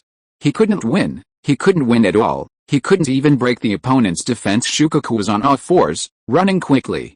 It prided itself on being noble, but it always walked on two legs. It never walked on all fours except when fighting. It is to distinguish it from ordinary wild beasts, but the oppressive feeling that Feng brought to Shukaku made it unable to care about these things at the moment. It wished it could grow two more legs so that it could run faster. It's best to have wings so you can fly, is it? Feng smiled coldly and waved his hand. A black space door appeared in front of him. Watch them for me first, I'll be right back. With one step, the space gate disappeared. Temari shouted, Kankuro, now is the time, run. The weapon in her hand unfolded, revealing to be a huge fan, which was almost as tall as her. Once standing up holding it with both hands, Temari fanned it vigorously. Wind release. Great sigh the weasel. The strong wind was mixed with attacks like swords. Wherever the wind blew, it was like an invisible enemy was swinging a sword. With the self-dubbed bang bang bang effects, the shadow clone sisters at the door disappeared one by one in the smoke. Before leaving, they did not forget to transfer their chakra to number one. It is said that Naruto's shadow clones are special. The shadow clones do not share his power equally. The shadow clones have independent consciousness and know their own purpose. When it comes out, it only takes a tiny amount of chakra from the main body, enough to keep the shadow clone from dissipating, and won't take more. Only when fighting will they take more. He only sold things at the door, and that was within the confines of a convenience store, so he used even less chakra. Knowing that he couldn't help, he simply concentrated all his strength on one person to avoid running out of chakra. This is another unique ability of the shadow clones. When they disappear, they can bring the power back to the original body, or they can selectively transfer the power to other people. Because it is integrated, the transmission process is very fast and almost impossible to interrupt. Feeling the surging power in his body, number one did not dodge or evade. Instead, he spread his arms out in a showy manner, as if to give a hug. The strong wind blew on him, only ruffling his hair and making his clothes rustle, but there were no traces of knife cuts. What? Temari couldn't believe it. This was the first time someone had taken her side and remained unharmed. Even a powerful shadow-level warrior could only dodge or try to block the attack, and he did not dare to be like number one and not take any protection. It's cool, but the wind is too weak. Number one rolled up his sleeves and said softly, this is also my first time fighting with others, so if I don't handle things properly later, don't blame me. If you're lucky, you can hold on until the ninjas from your own village arrive and maybe you can still survive. If you're unlucky, number one smiled cruelly, then you can only blame your bad luck. Temari quickly turned her head to take a look and felt relieved. She was afraid that Kankuro would not want to leave, which would really be a waste of her feelings. She already had a brother who died and didn't want to lose another. She turned her head and was noticed by number one, who raised his eyebrows. Why, are you relieved after seeing him run away? It's a little early. I'm very fast. As soon as he finished speaking, a yellow light flashed and number one's figure suddenly disappeared in front of Temari. Kankuro suppressed his inner grief. As a ninja, he had long forgotten how to cry holding Gaara's body. He didn't dare to look back or stop. He did not go to look for the leading ninja of Konoha village. From the moment that man told him their plan, Kankuro knew that there was an 80% chance that the ninja he brought with him could not be saved. That man is not a human at all. He is more like a monster than a monster. The monster in Gaara's body, which once made them extremely terrified, could only flee in panic when facing that man. Therefore, Kankuro didn't dare to stop at all. He just wanted to keep running without stopping until he ran back to his village. He has to endure it and wait until he becomes stronger before taking revenge. Sister, I'm sorry. Kankuro, who had never called Temari sister, said sorry in his heart. Where are you going? A figure appeared in front of him. And Kankuro suddenly stopped. This road is blocked. Number one folded his arms and said with a smile to Kankuro, who was on guard. Kankuro reacted quickly, and with a slight movement of his fingers, the puppet on his back was unsealed, and at the same time the bandages wrapped around it, binding Gaara tightly to his back. Is this your puppet? Number one tilted his head and looked at it. It's ugly. Although the joints were flexible, the doll, which was made up of several pieces of wood, could not hold up, and number one could not see any danger in it. He was wearing a tattered robe, had 3 artificial eyes, and his hair was made of unknown material. It couldn't even be called a wig. Normally if someone said his puppet was ugly, Kankuro would smile and ask him to show him the art of puppetry, but now, Kankuro was not in the mood at all, not to mention that he didn't know number one's strength. Just based on number one's speed, Kankuro knew that he was no match for number one, so he didn't waste any words. Now that his hands were free, he moved his 10 fingers as if he was playing the piano. Invisible chakra threads give life to the puppet. The puppet's mouth opened wide and a tube extended from it. Then, there was no more. The puppet didn't even have time to launch an attack, and number one swung a punch, hitting the puppet directly. The entire puppet was torn into pieces and scattered all over the ground. Number one shook his hands and said in disgust, "How long has it been since you washed this puppet? It's so sticky." Or, "What did you do to it?" Kankuro remained expressionless and did not answer. Outsiders cannot understand the puppeteer's love for the puppet. Didn't wash it? Even if he doesn't take a bath, he still has to take care of the puppet. Number one is asking for trouble, and it's uncomfortable without someone to support him. Come with me, and go back to wait for Uncle's decision. A puppeteer without his puppet is no different from being useless in the eyes of number one. 80% of a puppeteer's skills are in the puppet, and of the remaining 20%, one has to be used to figure out how to improve the puppet and collect materials for making the puppet. The last 10% will be spent on self-training. Kankuro only had one puppet on him, and he had destroyed it himself, so he couldn't cause any trouble anymore. Watching number one approaching him without warning, Kankuro's fingers behind his back moved, and the puppet's shattered limbs moved silently. There was no assembly together, but sharp daggers extended from the joints of the limbs that were originally spliced together. There was a faint light flashing on them, and it was obviously poisoned. The head leads the charge, and the limbs follow closely, attacking various fatal positions on number one's back. Don't use your little tricks to embarrass yourself. Number one snapped his fingers without even turning his head. Bang bang bang, explosions sounded one after another, and one by one the puppet limbs lost contact with Kankuro. You really think I don't have a backup plan?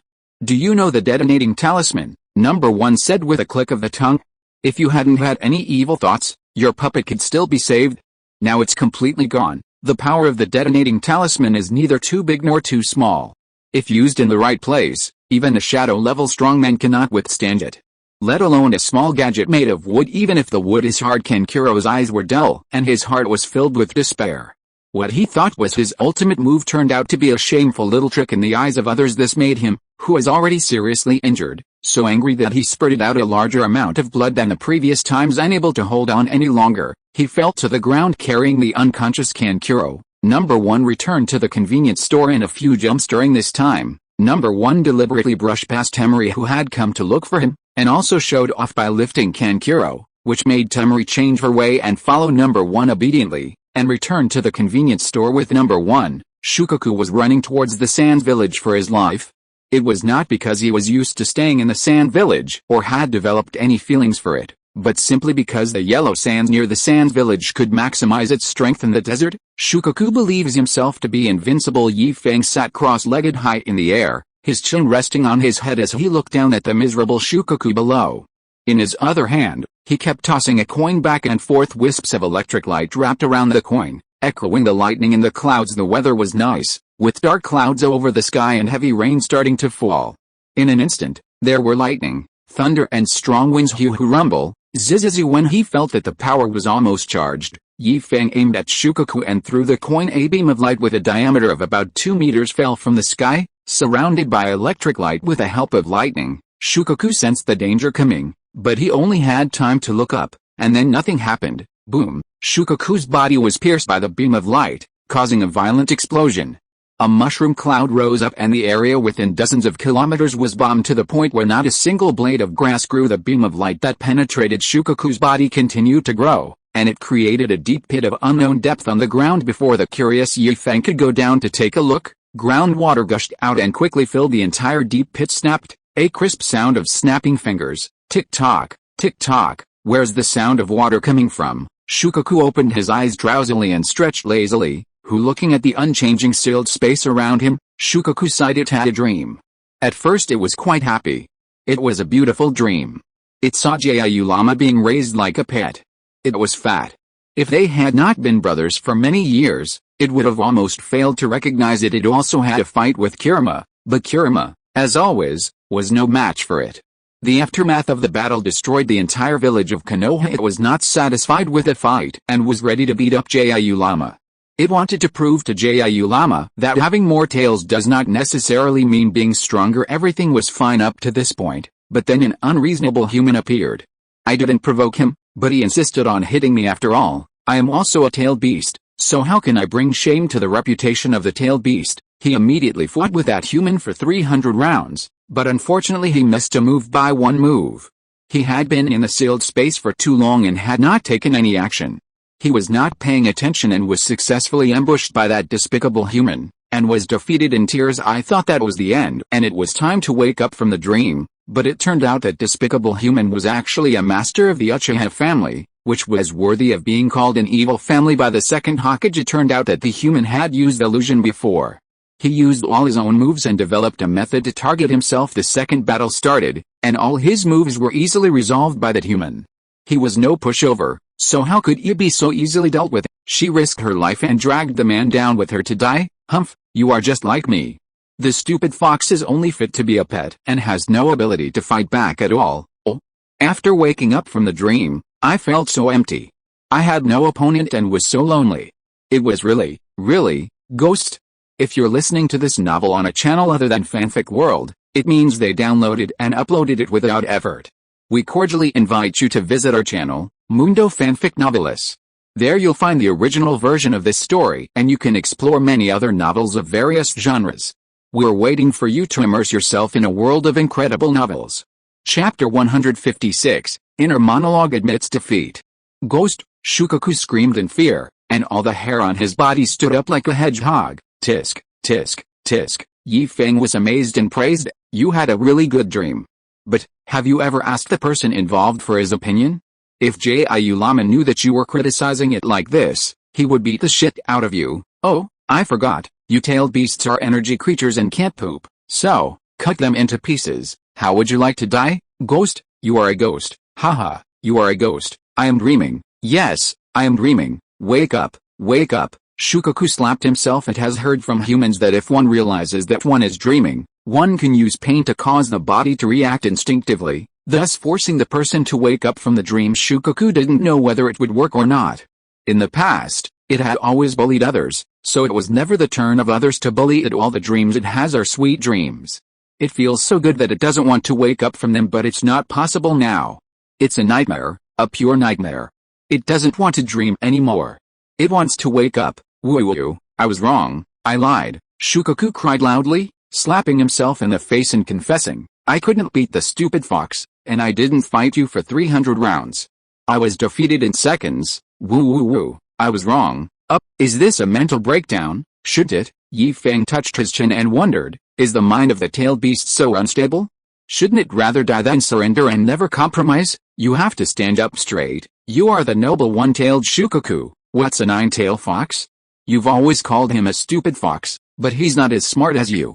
9 tails are nothing. If you cut them all off, there won't be any tails left. Just think about it, there's nothing behind Jiu Lama.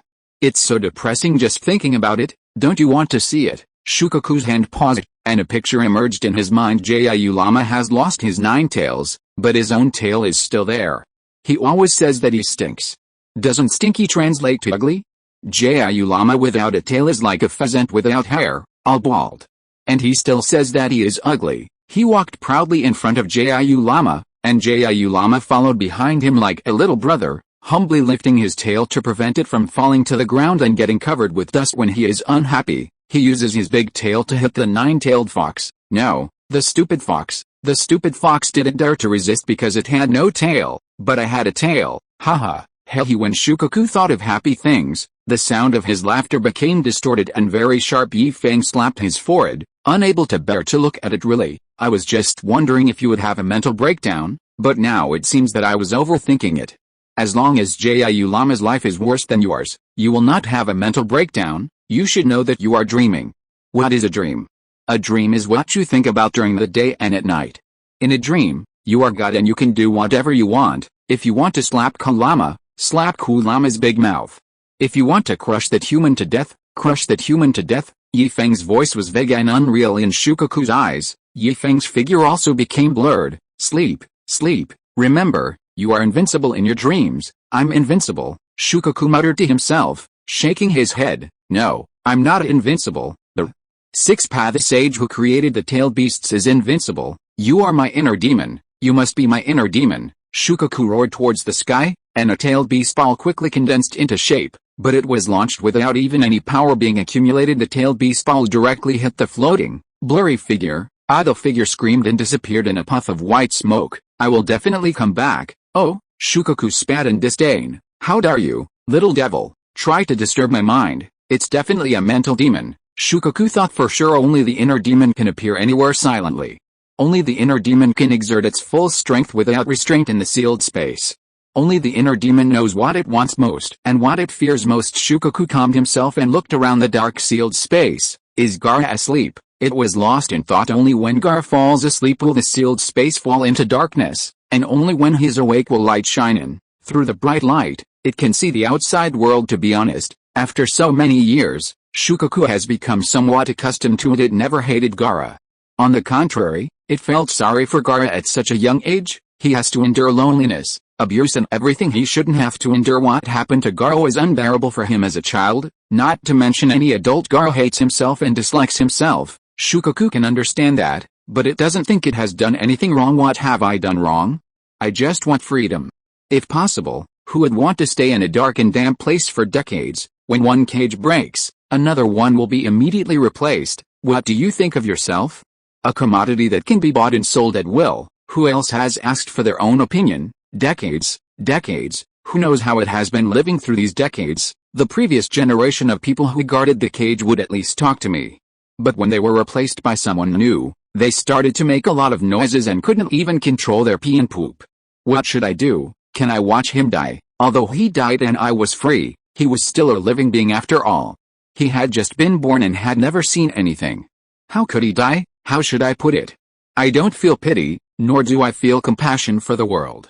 I just feel that, okay, I admit it, I just can't bear to see him die. I watched him take staggering steps, I watched him learn to speak, I watched him grow up day by day, and I watched him become what he is today. But what can I do? I just don't want him to die. But the little devil was so annoying that he blocked it, saying that he was afraid and didn't want to hear its voice. Damn little devil, if it weren't for me, you would have died long ago. If you have the guts, then don't sleep. If you dare to sleep, I will come out and kill all the people. Little boy, you really don't want to sleep, you can't stand it, go to sleep. I'm just talking. Damn kid, why don't you go to sleep? You have black circles all over your body. Little boy, could you please listen to me and not just listen halfway? What I said is to kill all those who bully you, not to kill all people. What are you afraid of? They all bullied you, why didn't you fight back? Okay, if you don't fight back, I will. I can't stand it anymore. I will kill them for you. Little boy, wake up. Have I ever hurt you? Forget it, I'm so mad. Just do whatever you like. I don't care, huh? Why would I think of these? Shukaku laughed at himself. He was the noble one-tailed Shukaku and would not feel any guilt. It was not his fault anyway, so why should he feel guilty? It must be the inner demon. It's interfering with my mind. It is said that the inner demon is the most feared thing in a person's heart. So, do the tailed beasts also have inner demons? The tailed beasts don't have hearts, so how can they have inner demons? Or does it mean that as long as anything can think and have its own consciousness, whether it's a human, a tailed beast, or anything else, it will have inner demons? Inner demon, inner demon, Shukaku couldn't help but mutter. It was really scary and could penetrate every corner. If he wasn't careful, the inner demon would take advantage of him. When did the demon in my heart begin to appear? Shukaku thought that the inner demon would not form in a day or two. It should be, heart demon. Shukaku was stunned. What is the inner demon? How did he know about the inner demon? In the long years before, it had never heard of the concept of inner demons. It slapped itself hard, trying to wake itself up. It realized that it had been tricked again. There was no inner demon, nor any so-called dreaming.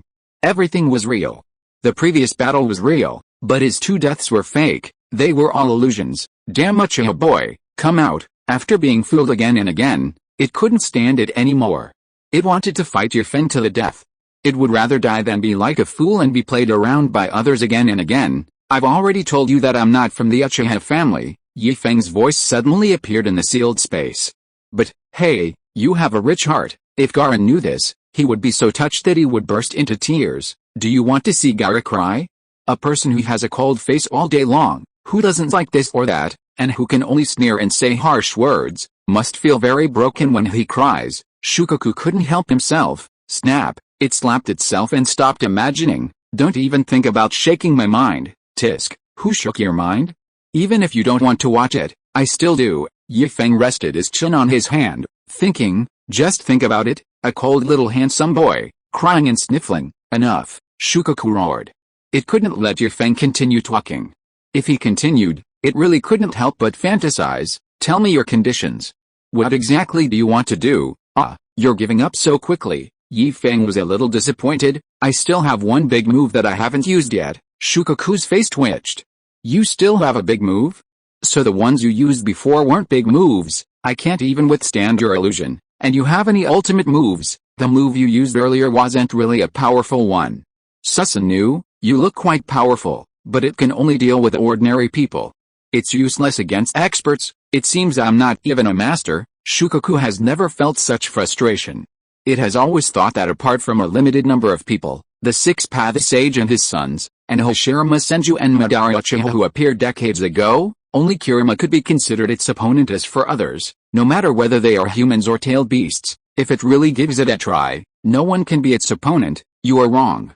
I didn't dare to say it before, but now, any other fighter from Akatsuki can beat you without any problem. There's another one on the moon. Not to mention you. Even if the Six-Path Sage came, he would be able to defeat him in a few moves. You're kidding. Apart from the sealed man, there is no one else on the moon. You, can you hear what I'm thinking? Shukaku was shocked. What's going on? It would be fine if he couldn't beat him, but now you can hear what I'm thinking. Shukaku, who didn't believe in evil, said in his heart, you are an idiot. Feng said with a half smile, even if I'm an idiot, you can't beat me. Shit, he can hear me. Tick-tock, Shukaku broke out in a cold sweat. Are you going to let the tailed beast live? It's so powerful, and it has such a perverted ability. Even the Six-Path Sage can't do it. Is this a special ability of his Sharingan? It is said that when the Sharingan is upgraded to the main Gekyo, it will awaken its own unique eye technique. Although Shukaku has never seen it with his own eyes. How do I know if I haven't seen it? I want to let you know that the Sage of Six Paths didn't seem to tell you tailed beasts. I asked Kirima, and he said he didn't remember the Sage of Six Paths telling you anything. Why is he telling me this? I tell you this to prevent you from being tricked. If you encounter someone with a main Gekyo Sharingan, run away if you can. You tailed beasts can't defeat them. The Sharingan is a natural counter to your tailed beasts, as well as the Samsara Eye and other special eyes. By the way, do you have to think about it in your heart? Can't you just say it out loud?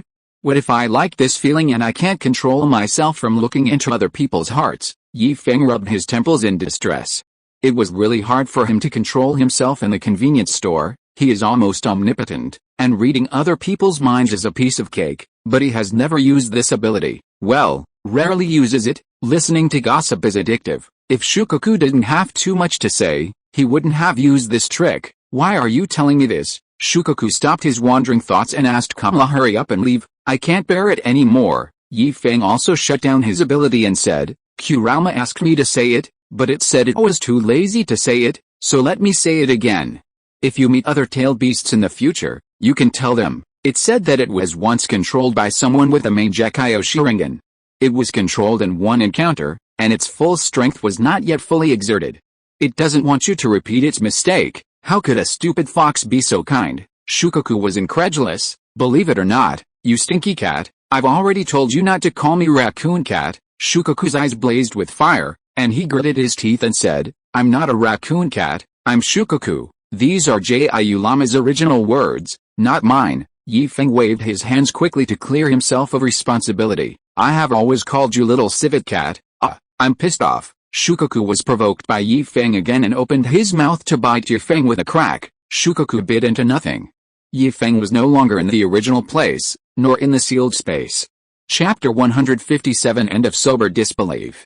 It's getting dark, the setting sun casts a dusk on the sky, dyeing it brilliantly. On both sides of the street, some shops have already turned on their doorway lights. The twinkling lights and the sunset scene are very beautiful, but some people have no interest in appreciating them. I asked you to follow them to remind them. Look, it's almost dark and they haven't come back yet. When can we have dinner? Yi Feng covered his stomach. He was a little hungry. Number one curled his lips and said, you know very well that it's troublesome for women to go shopping. Why didn't you say so earlier? So, what are we having for dinner tonight? Let's eat barbecue. I suddenly want to eat barbecue. Yi Feng stroked his chin and said after thinking for a while, don't you want to ask for their opinions? Number one raised his head and indicated to Yi Feng that there were other people on the second floor. I'm the one whose guest I need to listen to. Yi Feng said disdainfully, why don't you treat me? I won't say a word, forget it. Number one shuddered. There were several big eaters in the group. They would go bankrupt just to treat Hinata to a meal. Chaji was also quite powerful, so he couldn't afford to treat her at all. Hey, Jiu Lama, your mouth corners are twitching when you laugh too much? Yi Feng looked at Jiu Lama, who was laughing non-stop and was slightly speechless. How could Jiu Lama, who is usually arrogant and cold, laugh like a madman? What do you care about me? Jiu Lama couldn't stop laughing, and his heart twitched when he said these three words. Seeing that Jiu Lama couldn't stop laughing, Yi Feng snapped his fingers helplessly. Ho! Just like drowning people surfacing, Temari and her two siblings breathed hard, with undisguised fear in their eyes. I'm dead. Aren't I? Temari kept groping around on her body and slapping her face in disbelief. She remembered seeing number one carrying Kanjuro back to the convenience store, and at the door of the convenience store, in front of her, he stabbed Kanjuro with a knife. Kanjuro's painful wails, please, and curses were only met with number one's perverted laugh. Unable to bear it any longer, Kanjuro seized upon number one's mistake, placed his own neck on the blade, and with a powerful swipe, ended his own life before dying. He still remembered to run fast, but there was no way she could run away. Her body couldn't move. Even if she could move, she wouldn't run away. Within one day, he watched his two younger brothers die in front of him one after another. How could he have the face to live when he couldn't even protect his own brothers? How ridiculous. The perverted number one dismembered himself, first his feet, then his hands, inch by inch, just like cutting vegetables. Does it hurt? Yes, but compared to the pain in my heart, it's nothing. She only hated herself for not being able to protect her younger brother. PFFT, Kankuro fell to the ground with lifeless eyes, and the puppet under him squeaked under the pressure. Kankuro, who has always valued puppets more than his own life, now seems to be unaware of anything and just keeps saying, I'll strangle you to death, I'll strangle you to death. He saw his puppet being beaten to pieces and he himself fell into coma. When he opened his eyes, he saw the perverted number one, who treated his sister as food and chopped her with a kitchen knife like meat. My sister was not dead yet. She was spitting blood from her mouth, looking at me, and constantly saying something. What is it? The sound is too soft and I can't hear it. His legs were gone, and he was hung aside like pork waiting to be sold. I could only crawl, leaving two long bloody trails on the ground. After crawling for a while, I could finally hear clearly, run, run, Kankuro, run, my sister is about to die, and she is still thinking about me. Why is there red in front of my eyes? Is it blood? I have no legs anymore, but I still have hands. Sister, I will take you home. No, there's no going back. That perverted number one noticed me. He looked at me and teased me like a dog, sucking me. Maybe it was a last burst of energy, I don't know where I got the strength from. I threw number one to the ground. I grabbed his neck with my hands, pinched hard, pinched hard. Gaara felt a little cold on his face, which then moved across his lips, and it felt a little salty. Was it tears? He does not know. He saw the monster he had always been afraid of being played around by a man. He saw that the monster seemed to say something, words from its heart. He's not quite sure, because the monster didn't seem to be what he imagined. It liked killing, and every time it appeared, it was accompanied by death. It just doesn't like being locked up.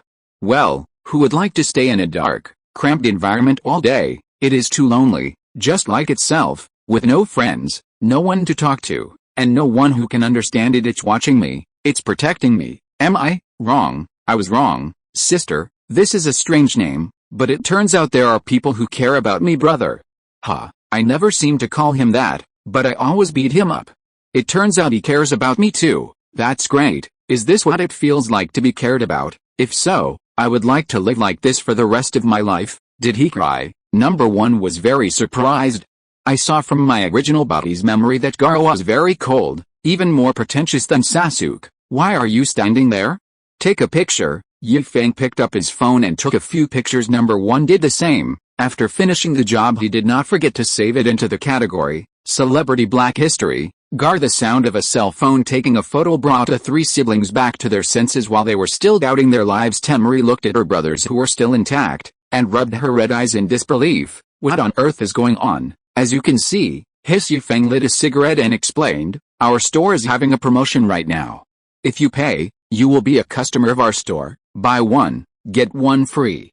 Not only did I help you solve Gaara's out-of-control problem, I also helped you to ease the relationship between the siblings. How about this deal? Isn't it worth it, uncle? I'm losing money. Number one counted on his fingers. The money the siblings gave me was to ask for a way to solve the monster inside Gaara's body. Even if you gave one, at most you can solve the monster problem. Now you've helped them resolve the relationship between the siblings. This is already a free gift. Oh, what the hell? Feng paused. I'm getting used to it. How about I seal their memories and do it again? Hey, forget it. Before number one could speak, Feng waved his hand. Too troublesome. You three brothers and sisters, remember, you owe me money. Don't even think about shirking your debt. You know how powerful I am. Temari and Kankuro looked at each other. Sir, Temari was very respectful. With a hint of confusion in her eyes, is this true or false? Are you trying to ask, are you in a genjutsu, or are you back to reality? A sly smile appeared on Feng's face. Watch out. He took Gaara's hand and struck a pose. Dang dang dang. Gaara's version of the ghost face. Bastard, what are you doing? Gaara quickly put down his hands and asked angrily. Okay, Feng nodded in satisfaction. You saw that he can move and curse, but he didn't do anything. This shows that the transformation was successful. Gaara has learned to restrain himself. It's even harder to tell them apart. Temari complained in her mind in the past. Gaara would kill someone if he disagreed with something, but now, he just curses at people. Temari suspected that she was still in an illusion. Uncle, what are you doing? Aino's energetic voice came from not far away. Feng asked, and saw Aino and the others carrying large and small bags. His face twitched. How many clothes did you buy? Not only clothes, but also some small ornaments.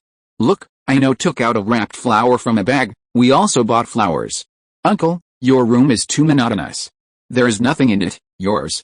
Feng saw the logo on the package at a glance and breathed a sigh of relief. You don't have to spend money on your own home. It's mine. It's so precious, Aino said proudly. This is something my parents worked hard to cultivate. It's very popular. It's precious, precious. These three words kept circling in Feng's mind, and his hand holding the cigarette was shaking a little. Do I have to spend money on my own home? Of course, uncle. Please get up and let me sit for a while. Feng made way for him in a daze. No, do our own people have to spend money? It's not my store. Aino rolled her eyes. It's my parents' store. If it was my store, I wouldn't charge you. Knowing what Feng was going to say, Aino held up her face with her hands and said pitifully, Uncle, it's not easy for our family to open a store. If we don't make money, there will be no customers. Do you have the heart to let me take Karin and the others to spend money elsewhere? Don't give me that. Feng didn't buy it. Your flower shop is the best in Konoha, serving high-end people. There are not many customers, but the quality is high. Uncle, what are they doing here? Shianshin looked at Temari and her two siblings curiously. Tenten didn't know Temari and the other three, but she had seen them before and they left a deep impression on her, especially Gara with his guard on his back, who stood out in the second exam. If they fought alone, none of them would be a match for Gara. Great assist every day, Ino praised in her heart. Oh, Gara is in a similar situation to Naruto. He also has a tailed beast in his body, and he is the Jinchuriki of the Sand Village. Have I ever told you about this, Jinchuriki? If not, I won't tell you. I'm too lazy to do it. You can think of him as the Naruto of the Sand Village. Temari and the other two also listened carefully. They memorized the word Jinchuriki. Although it was the first time they heard of it, it seemed that Gara's situation was not an isolated case. Konoha village also had such a situation. They just didn't know if other ninja villages had the same situation. Naruto? Gara frowned. He said that why he always had an inexplicable feeling when he saw that yellow-haired kid. It turned out that he was a monster just like him. Just now, two enemies met. And one of them couldn't walk, so I helped him. You can simply understand it as Naruto losing control and regaining his sanity. I used an illusion and the monster became autistic after being beaten by me. The three of them are now doubting their lives.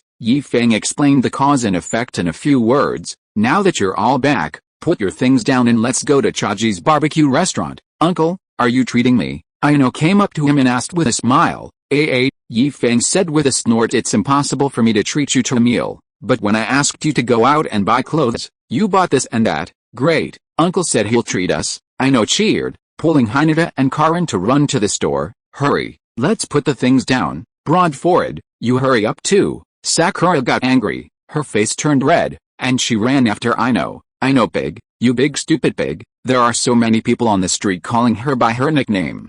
Doesn't she have any dignity? Did I say I treated you? Feng was frowning. Wasn't what he said clear enough? Number one said nothing, but opened his phone and found a recording. I'm the one who invited the guests. Whose opinion do I need to hear? Enough. Feng snatched number one's phone, turned off the recording and clicked delete.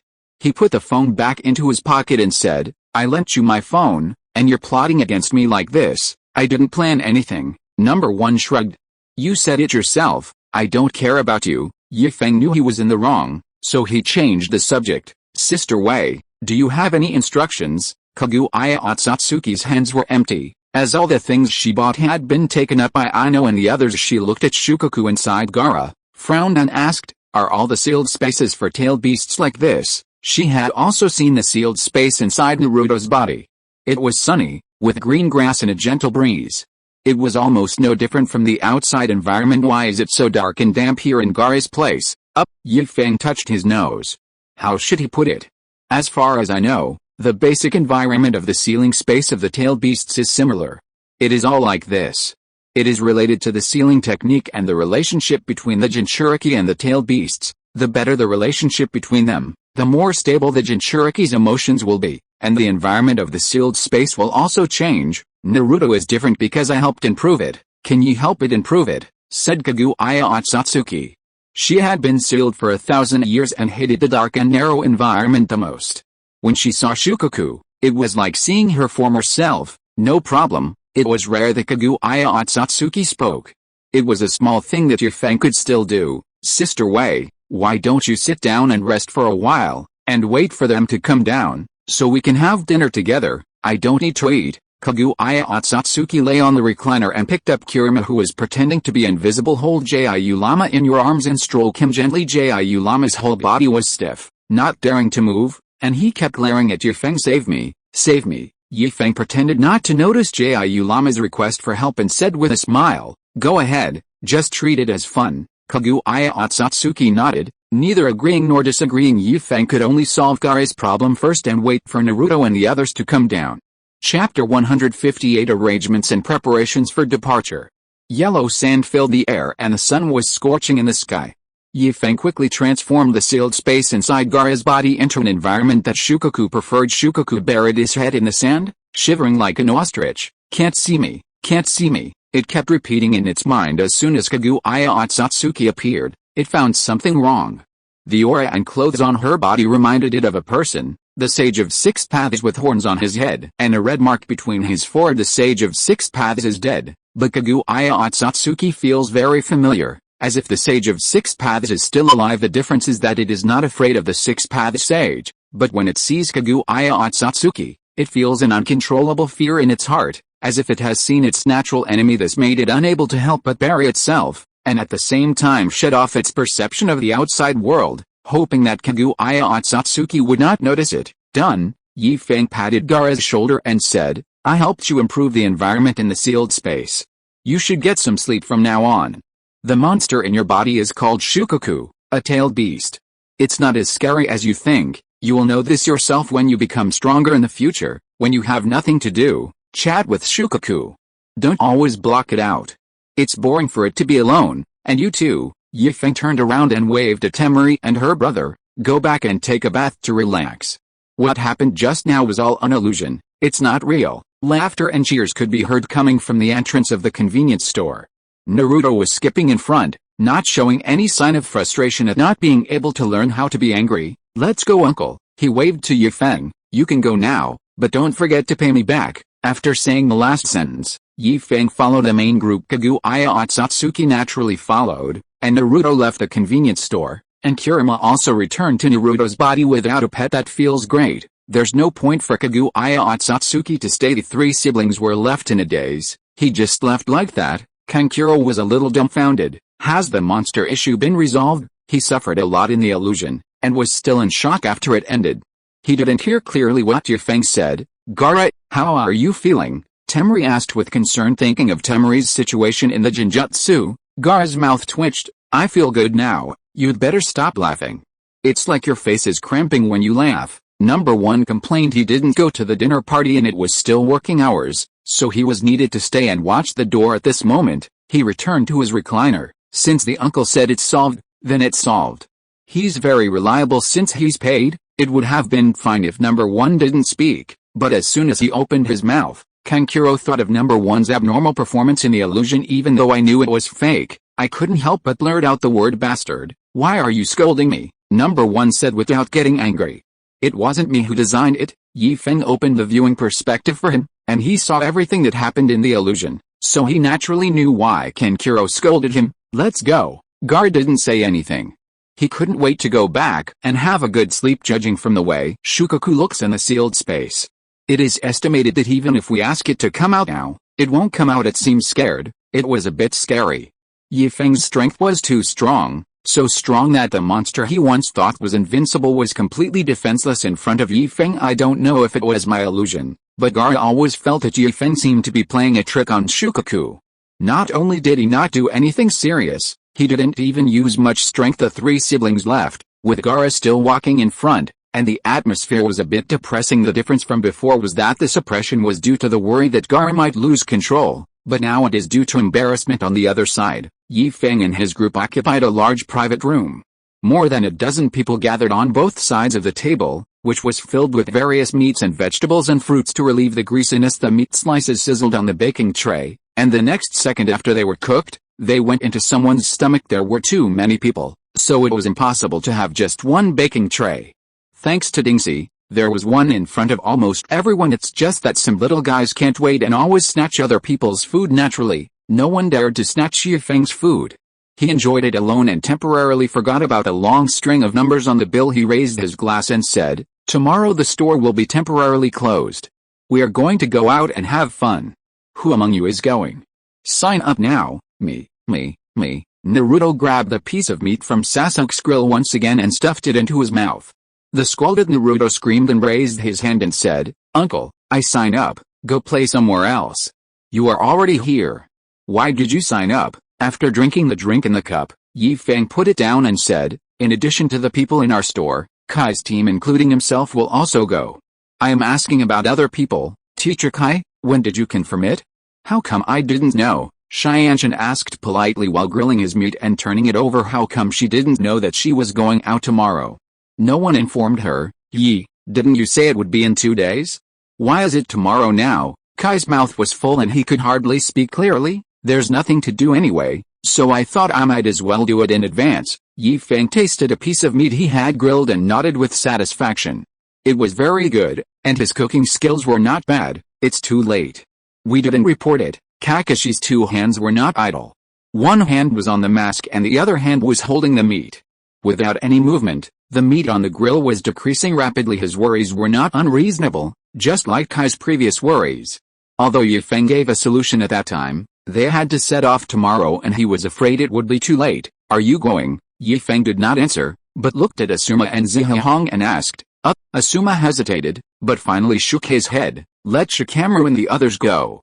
I won't go. He was still worried about the situation in the village, especially after seeing Orochimaru in the convenience store. He became even more worried. He was so scared at the time that he almost started a fight. If Shikamaru hadn't explained the situation in time, a fight would have been certain. Me too. Zihong's manners were very elegant. While she was eating barbecue, Ye Feng saw the feeling of a noble lady eating Western food. That's it, Ye Feng said without grace. It was no different from eating at home. Shikamaru and Hinata, do you want to go? Uncle, why don't you ask me? Inuzuka Kiba raised his hand to express his dissatisfaction. I am the captain, Wolf. Akamaru also followed suit and shouted. You can go play too. Ye Feng rolled his eyes. If I let you be the captain, you can lead your team into a ditch. Ha ha ha. Naruto held his stomach and laughed. That's right, that's right. What you said doesn't seem to be the same, Ye Feng said mercilessly. It's hard to say more about the future. Now that Naruto is the captain, it's not just one team going into the ditch, everyone has to go in. Naruto's laughter stopped abruptly. Haha, laugh. Why aren't you laughing? Naruto stopped laughing, and Inuzuka Kiba bared his teeth and laughed. Uncle, I want to go. He had expressed his opinion, and Hinata said weakly, I have to talk to my father. Their family rules are very strict, especially the system of main family and branch family, which prohibits any member of the Hyuga clan from leaving the village at will unless they are carrying out a mission. Ye Feng knew Hinata's concerns, waved his hand and said, I know your family has a lot of rules. I have thought of an excuse for you. Just say you are carrying out a mission, Asuma. Go back and talk to your father and ask him not to collect a deposit or commission for this mission. The village is like a task platform. In addition to collecting a commission, it also collects a deposit as a guarantee to prevent the person who posted the task from being unable to pay the task fee later. These all need to be submitted when the task is issued. Ye Feng had a good idea. There was no deposit or commission, and the others were all his own people, so he didn't have to pay any fees. It was originally a fake mission, and if he was asked to pay for it, he would be heartbroken. Besides, he couldn't afford to hire 12 Jinan and 2 Jonin at the same time. Asuma didn't dare to make a promise, so he could only say, I'll go back and try it. I can't guarantee whether it will work or not, just say no. Zihong wants to divorce you. Do you think your father agrees? Ye Feng said with a raised eyebrow. Asuma's face suddenly turned red. What are you talking about? Hong and I are not married yet. You mean you don't want to marry Yuhi Kirnei? Feeling the death gaze from behind, Asuma's desire to live was aroused. He patted his chest and said, No, no, no, how could that be? It is my wish to marry Hong. Don't worry, I will tell my dad about it when I get back. Propose a marriage, you know that's not what I'm talking about. And you, huh? I'm not going to pay attention to you. Asuma snorted and put the grilled meat into Yuhi Kirnei's bowl. Ye Feng retched a little. He couldn't stand a man with a stubble on his face saying such words in a coquettish tone. Even Kaguya Otsutsuki got goosebumps. She is a beauty-conscious person, and Asuma does not meet her aesthetic standards. The others also looked at Asuma in astonishment, as if they couldn't believe that Asuma could say such a thing. Yuhi Kirnei was very calm. It was not like she had never seen Asuma act like a spoiled child before, and she had even seen things that were even more unacceptable, but that's on another level and not suitable for children. Ahem. Shikamaru coughed twice to help his teacher out of the predicament. Uncle, how many days will we be out? If it's just 1 or 2 days, there's no need to issue a mission. The village doesn't restrict people from entering or leaving. Except for the ninjas who need to be on standby in the village, there are not many restrictions on others. Ye Feng raised a finger. 1 month, we will be out for a month, and will not come back until your 3rd exam. 1 month, Kai exclaimed. Yi, you didn't say 1 month before. If I knew you would be away for such a long time, I would definitely not agree. Playing for a month is equivalent to wasting a month, which is the most unacceptable thing for a Kai who exercises all day. What are you afraid of? It won't delay your exercise, and there are experts to accompany you in exercise. Ye Feng knew Kai's concerns, and he also had a solution. Is there any expert? Kai suddenly became interested. Yes, Ye Feng nodded. While having fun, I will also help you broaden your horizons, and solve some problems at the same time. Yi Feng added in his mind. That's no problem for me, Kai said excitedly. I'm going to show them the power of Konoha's blue beast. After dealing with Kai, Yi Feng looked at the others again. So, do you want to go? Exercising anywhere is still exercising, and the natural environment will help you feel the existence of ki. Yi Feng had said so he would sit instead of standing if he could. And lie down instead of sitting. In short, Shikamaru, who was too lazy to move and didn't want to go out, had to nod and say, no problem, uncle. What time do we gather tomorrow? Should we go to the store or wait at the village entrance? The others also agreed. After all, they were working alone and could learn a lot from Yi Feng with a month's time and Yi Feng's instruction. They didn't believe that they couldn't sense the key. Yi Feng thought for a while and said, let's meet at the entrance of the village. Let's meet at noon. We will set off before noon. I will go to issue the mission in the morning. Yi Feng didn't dare say that he couldn't get up too early. Fortunately, no one exposed him after confirming the time and place. Everyone had no more questions, and the next step was to raid the place. They ordered so much meat not just to look at it. Time flies and it is already the next morning. The people sitting in the living room sighed helplessly. From their behavior, they knew that Yi Feng got up late again. Naruto, go call him, Kakashi sighed, still holding the task list in his hand. Knowing that Yi Feng would get up late, he went to the mission hall early in the morning. I don't know what Asuma said to the third Hokage after he went back last night. Even though the mission was not issued in a standardized manner and Kakashi was not present, he still got the mission order smoothly. The mission was issued in Yi Feng's name, and it roughly stated that the outside world was very dangerous and he was worried about him going out alone, so he specifically asked Naruto and the others to protect him. With Kakashi and Might Guy leading the team for a period of 1 month, the task reward was written very clearly, and it was written at the normal price, although Yi Feng did not intend to pay it. How can I shout? He lives in Teacher Guy's room. I can't get in without Teacher Guy's invitation. Naruto lowered his head and yawned, knowing that he was going out to play. He was so excited that he didn't sleep well the whole night and got up early in the morning.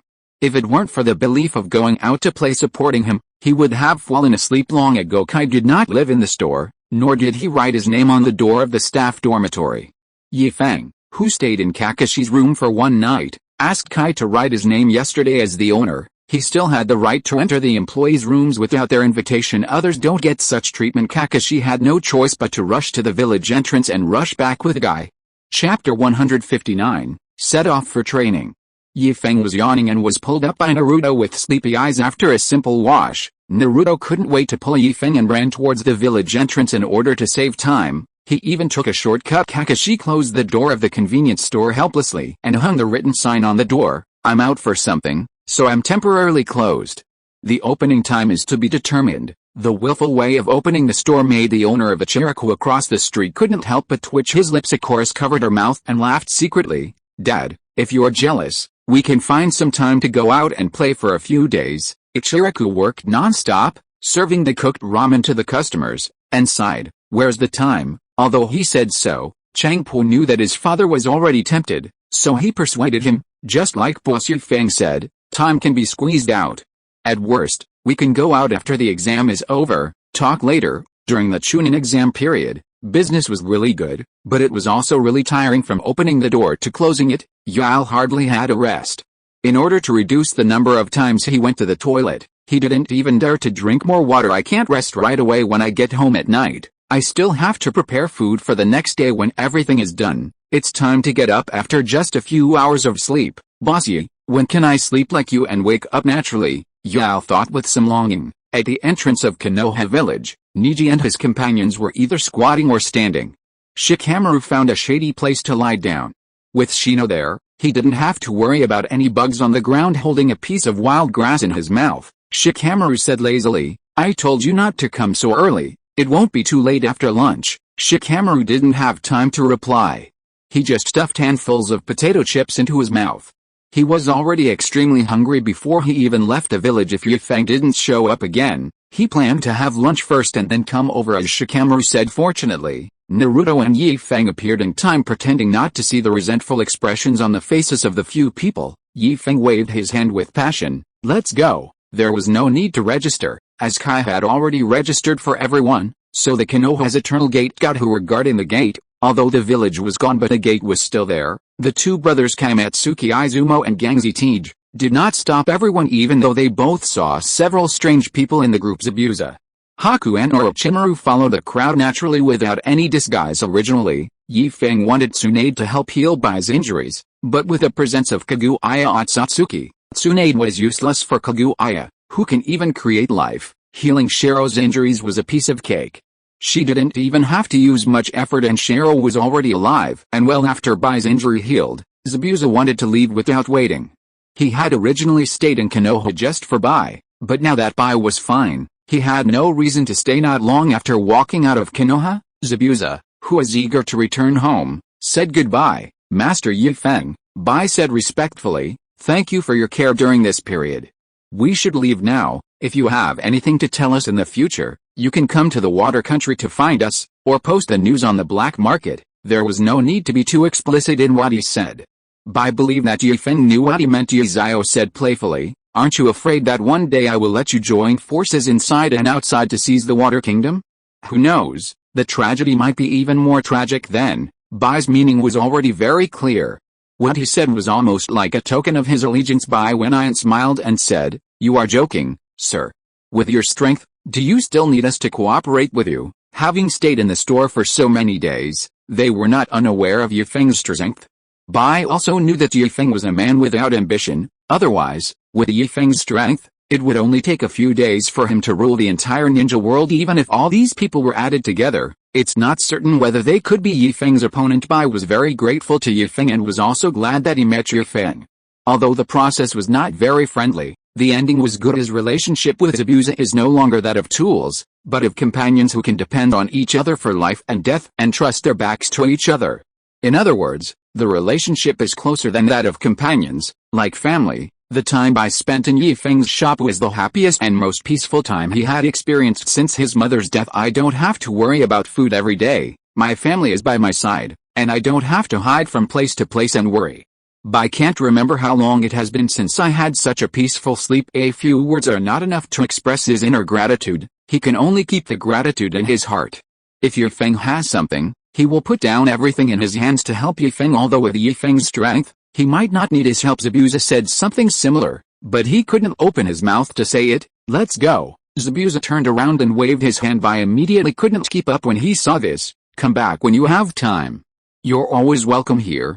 Feng put his hands to his mouth and shouted as if they were a megaphone, remember to bring money. Zabuza stumbled, said nothing, and just quickened his pace. Just as the two figures disappeared from view, a faint voice was heard. It is good. Did he say something? I didn't hear clearly. Feng put his hand to his ear, pretending to listen, and said doubtfully, I hate uncle. Sakura pouted, very dissatisfied. She was immersed in the sadness of parting and was interrupted by Feng. Feng shuddered and said fearfully, Brother Ying, don't make that expression, I'm scared. Xiaoying clenched her fists and kept reminding herself in her heart to be a lady, but when she saw the smile on Feng's lips, she couldn't help it. Don't call me Sakura-ni, especially in front of so many people. Xiaoying roared loudly and raised her fist to hit Feng. Can Feng let her hide him? He dodged Sakura with a quick move. I understand, Yingjia. I understand, Yingjian. The two of them, one chasing and the other fleeing, ran away. Kakashi held his forehead with a look of tiredness. After Feng went out, he seemed to have regained his nature and acted like a little child. Looking back, there were still a dozen children, and Kakashi felt even more tired. He greeted weakly, follow. Woohoo! Kai cheered. Wait for me, Lee, do you feel it? This is youth. Let's compete to see who can catch up with first. Yes, Teacher Kai. Zio Lee is always so energetic. Whoosh! Two green figures, one in front and one behind.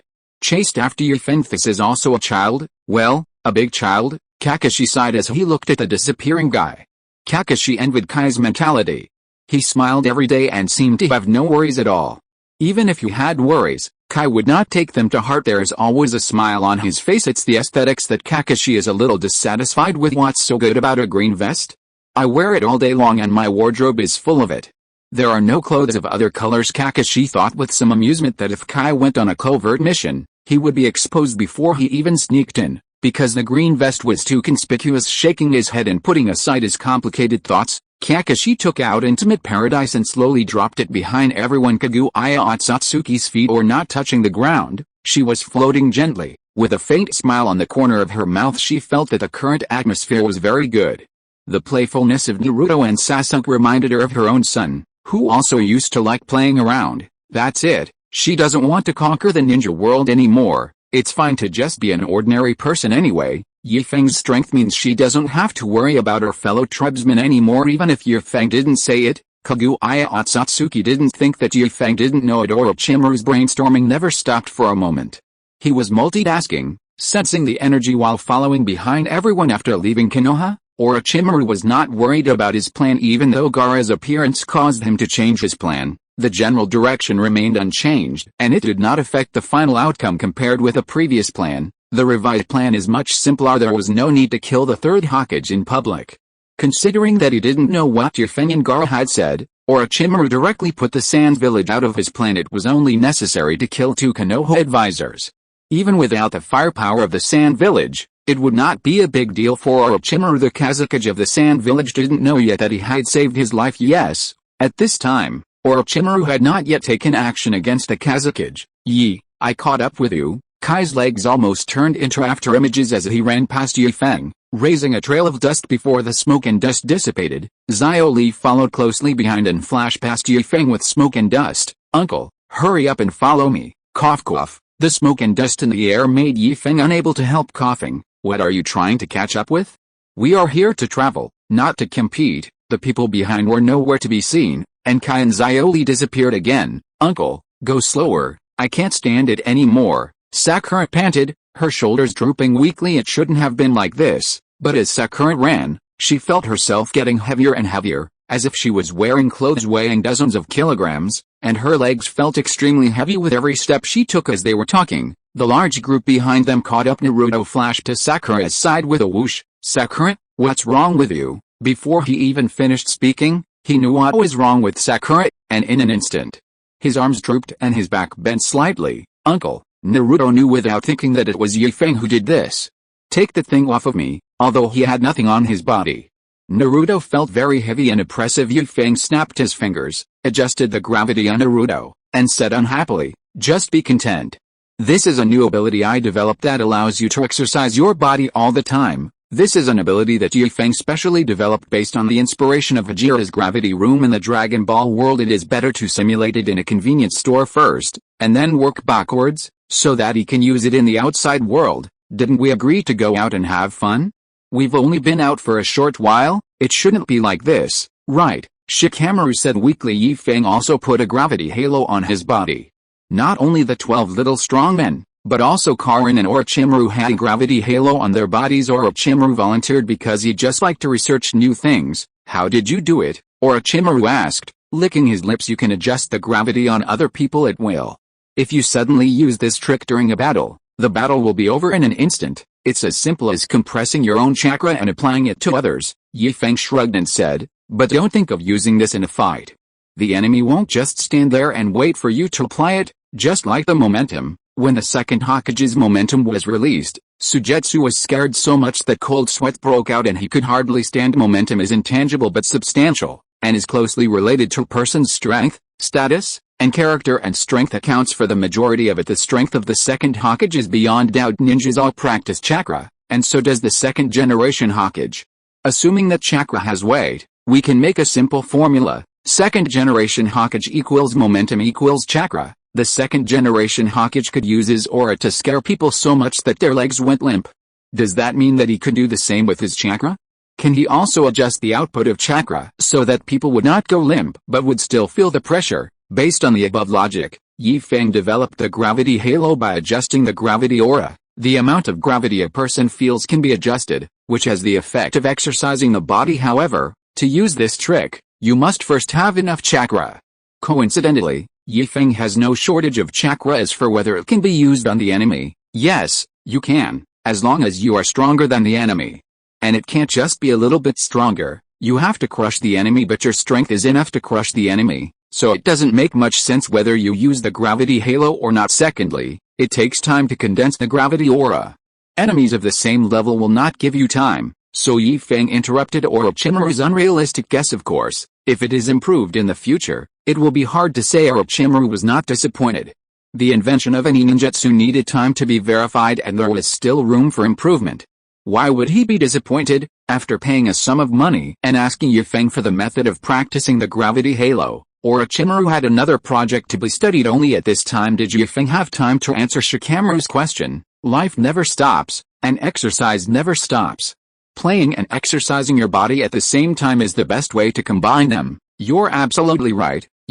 Kai, who had come back, showed his white teeth and gave a thumbs up. Youth is all about exercise. Life goes on and youth never ends. Give me one too. Feng snapped his fingers, and Kai immediately felt different. He became uncontrollably excited. Yes, that's it. This is the feeling I want. Passion. My blood is boiling. My youth is burning. This feeling is so great. Chapter 160. Land aircraft appears.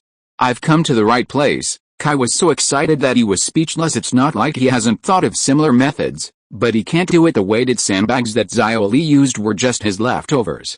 They were okay for beginners, but not completely useless to him, just not very useful. If it is too light, it will have no effect. If it is too heavy, it will affect movement and make you bulky. Even using iron blocks to increase the weight wouldn't work. He had already passed that stage. He is now in a very awkward situation. Conventional methods of physical exercise are no longer effective for him. They only waste his energy without any effect, but it's different with the gravity halo. He can adjust his gravity at will and it won't affect him during battle. He can unlock it at will. It's simply tailor-made for him with a gravity aura. Kai no longer has to worry about his exercise being ineffective. You are really my good brother. Kai hugged Feng's shoulders and looked into Feng's eyes with tears in his eyes. The affection in her eyes was so deep that if it was any other woman, Feng would have no doubt that with just one word from him, the other party would definitely come for a friendly match. But Kai is a man, and a very straight man at that. His deep affection makes Feng feel sick with a shudder all over. Feng pushed Kai away. Just be brothers, don't have any other thoughts. I'm telling you, I'm normal and I'm not interested in men. Huh? What do you mean? Kai scratched his head in confusion, but when he caught a glimpse of intimate paradise in Kakashi's hand, he suddenly understood. Even though he had never thought about finding a girlfriend, he was shocked and said, I didn't expect you to be this kind of person, the same as Kakashi. Kakashi was innocently caught in the crossfire. What's wrong with me? I just read a few books and read them over and over again. I didn't even need to read the plot, and I could write intimate paradise word for word. Who is being bothered? Feng also took the opportunity to glance at Kakashi, shook his head and said, you are wrong. I am different from him. He has the desire but not the courage. I have both. If I meet the right one, I will not hesitate. It doesn't matter if you're older. Tsunade's figure is enough to make people ignore her age. Besides, with Tsunade's appearance, if she didn't say it, who would know that she is already in her 50s? Is it okay to have children? It depends on the situation. Feng said subconsciously he does not have the legacy of Wei Wu, but sometimes, he doesn't mind transforming into a thief like Xiao. After saying this, Feng realized something was strange. It seemed that this sentence was not said by Kai, because Kai was looking at him with a strange expression at this moment. Feng turned his head with a stiff neck, just in time to see the blush on Kaguya Otsutsuki's face gradually fading with Gordon in his heart. Feng's expression became strange, and he asked carefully, Sister Wei, what do you mean by this? You can't be, you fancy me, is my charm so great? It's only been less than 2 days. Feng didn't mind something happening between him and Kaguya Otsutsuki.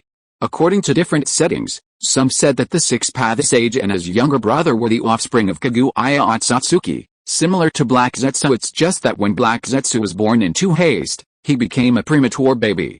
So he doesn't have the ability to destroy the world like his two brothers. He has no fighting ability of his own and can only rely on others. He is good at gathering intelligence.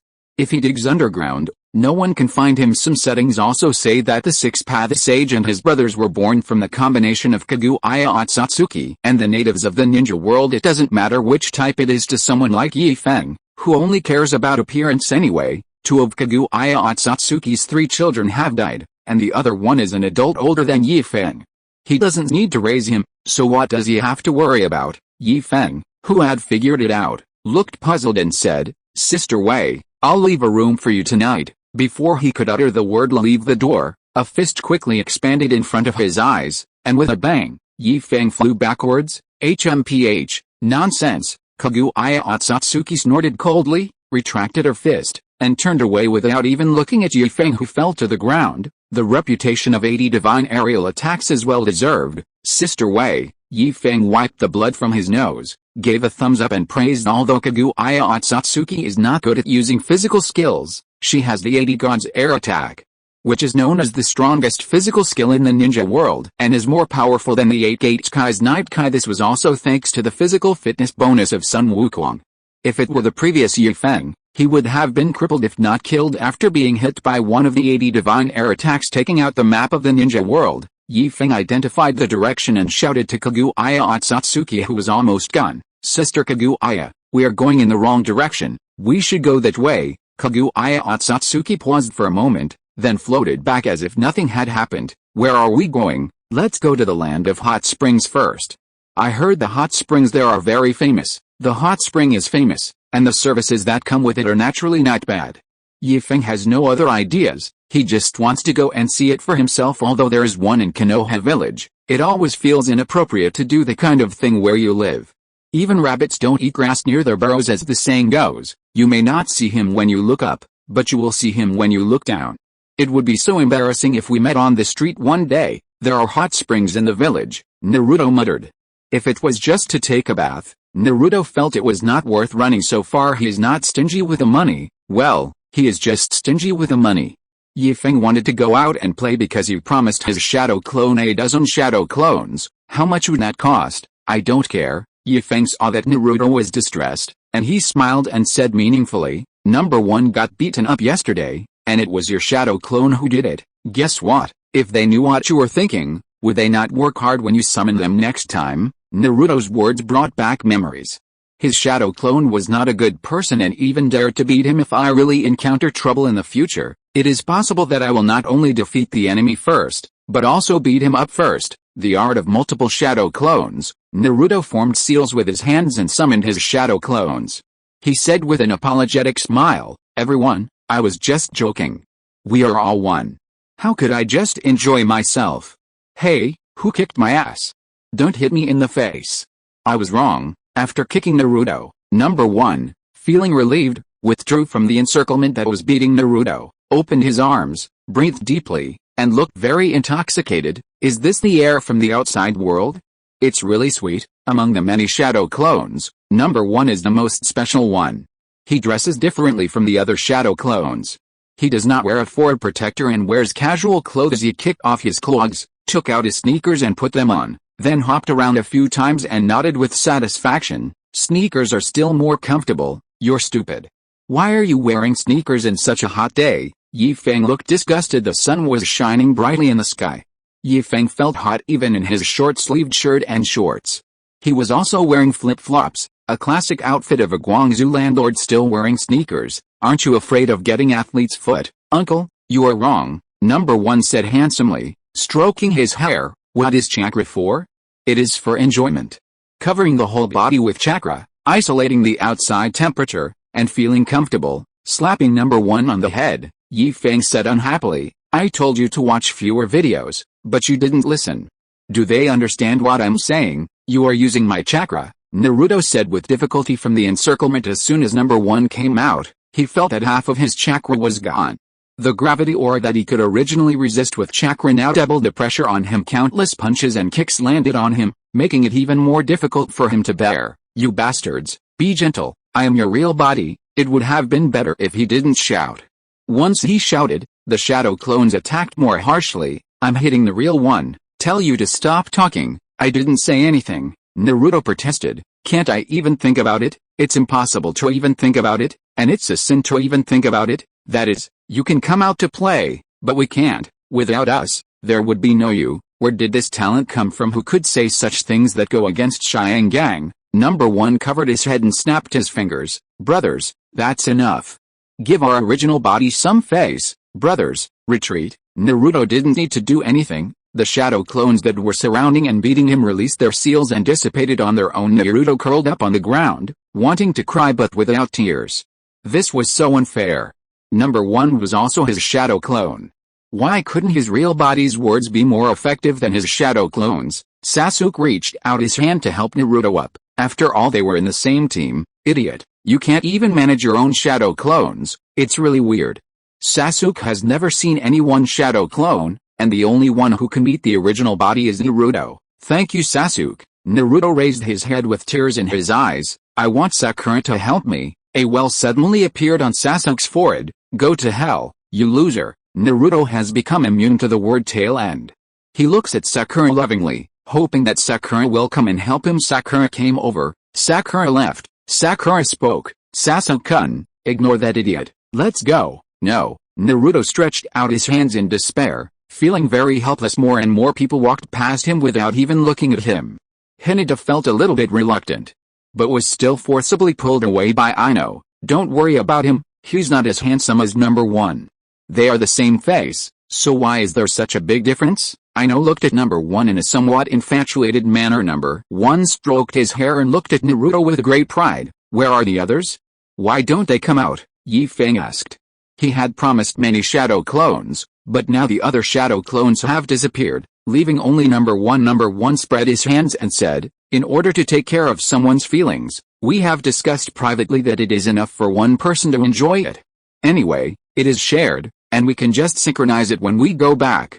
There is no need to bring so many people out, which is troublesome. The team of more than a dozen people is already large enough, and with the addition of a dozen shadow clones, more than 30 people, according to the wartime configuration, it is enough to fight a local war. Entering other countries rashly can easily cause unnecessary misunderstandings. Then I bought my things in vain, Feng said depressively. He had made a lot of preparations for today's outing, but now many of his shadow clones couldn't appear, so the things he bought were useless and he couldn't return them. There is no courier in the ninja world who can deliver goods across the world. What did you buy? Number one was curious. He stayed in the convenience store all day, so how could he not know? I was planning to give you a surprise. Feng waved his hand, and a lot of small things appeared on the open space in front of him. I bought this motorcycle online. Didn't you say you were always curious about it? The cash register computer in his store can connect to his previous world. Feng's mobile phone and some more modern things, such as the clothes worn by number one and himself, were all purchased by Feng through the cash register computer. Number one, who often works as a cashier, had already discovered this magical function, but he could not use it without Feng's authorization. Later, after Feng opened some permissions to number one could only view but not use them. Excitedly picking up a palm-sized object, number one was so excited that he was almost incoherent. Is it true, uncle? Am I dreaming? Oh my god, I never thought that I could really touch it in my lifetime. Woo woo woo. This was the motorcycle he had always dreamed of. Even though it was just a model, number one was so excited that he cried, hugging Feng tightly. Number one cried and said, thank you, uncle. I knew you were the best to me.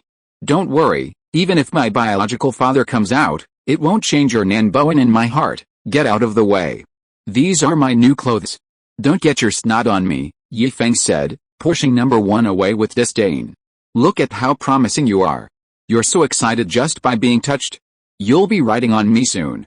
You'll be so excited. Can it still be ridden? Number one sniffled and kept looking at the motorcycle model in his hand. It was not even as big as his palm, and it didn't look like it could be ridden. What are you talking about?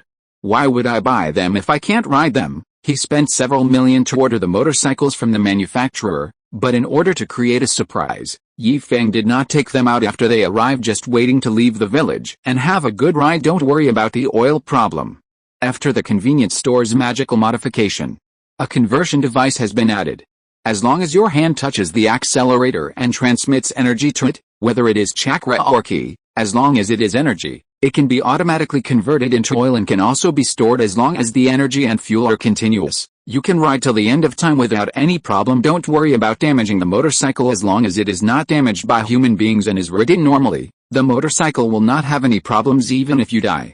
It is truly a motorcycle that can be passed down through 3 generations, and the car remains even after the person dies. After the magical modification, it can be enlarged and reduced. When enlarged, it is the normal size of a motorcycle, and when reduced, it can be as small as an ant. After binding, you can adjust it by thinking, anytime, anywhere, and carry it with you. Feng, who had already bound himself to one of the cars, had a thought. In a sports car with a pure black paint and a cool appearance quickly grew to its normal size on the open space. Shit. Land aircraft, Kawasaki H2R. Number one shuddered and opened his eyes wide. Chapter 161 Cross-Boundary Binding Kill. Dad, you are my real dad, is that true? Number 1 widened his eyes in disbelief. The body shape of a child is meaningless, Yi Feng said without further ado, throwing a handbag to number 1, raise your height a little to fit better. Here are the clothes, put them on. Hey, number 1 hurriedly took off his clothes, opened his handbag, and put on the black samurai motorcycle riding suit inside. No helmet. After putting it on, number 1 realized that the most important thing was missing, a helmet. It doesn't matter whether you wear a helmet or not, but it's so cool. A smile appeared on Yi Feng's lips. How could he forget his helmet?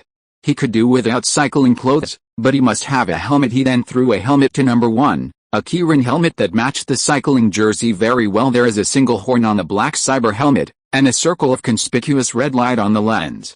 There are Bluetooth headphones on the right and a sports camera on the chin. The configuration is fully complete. Pick a car you like, pay with your blood, and the driving instructions will be automatically synchronized to your mind. Holding the helmet in his arms, number 1 bent over and carefully observed the model on the open space. If he was not afraid of getting his clothes dirty, he would have wanted to lie on the ground among the more than 20 models. There are racing, retro, and rally cars. Basically all types of models are available. Number 1 liked all models of cars. After choosing for a long time, he chose the same H2R as Yi Feng.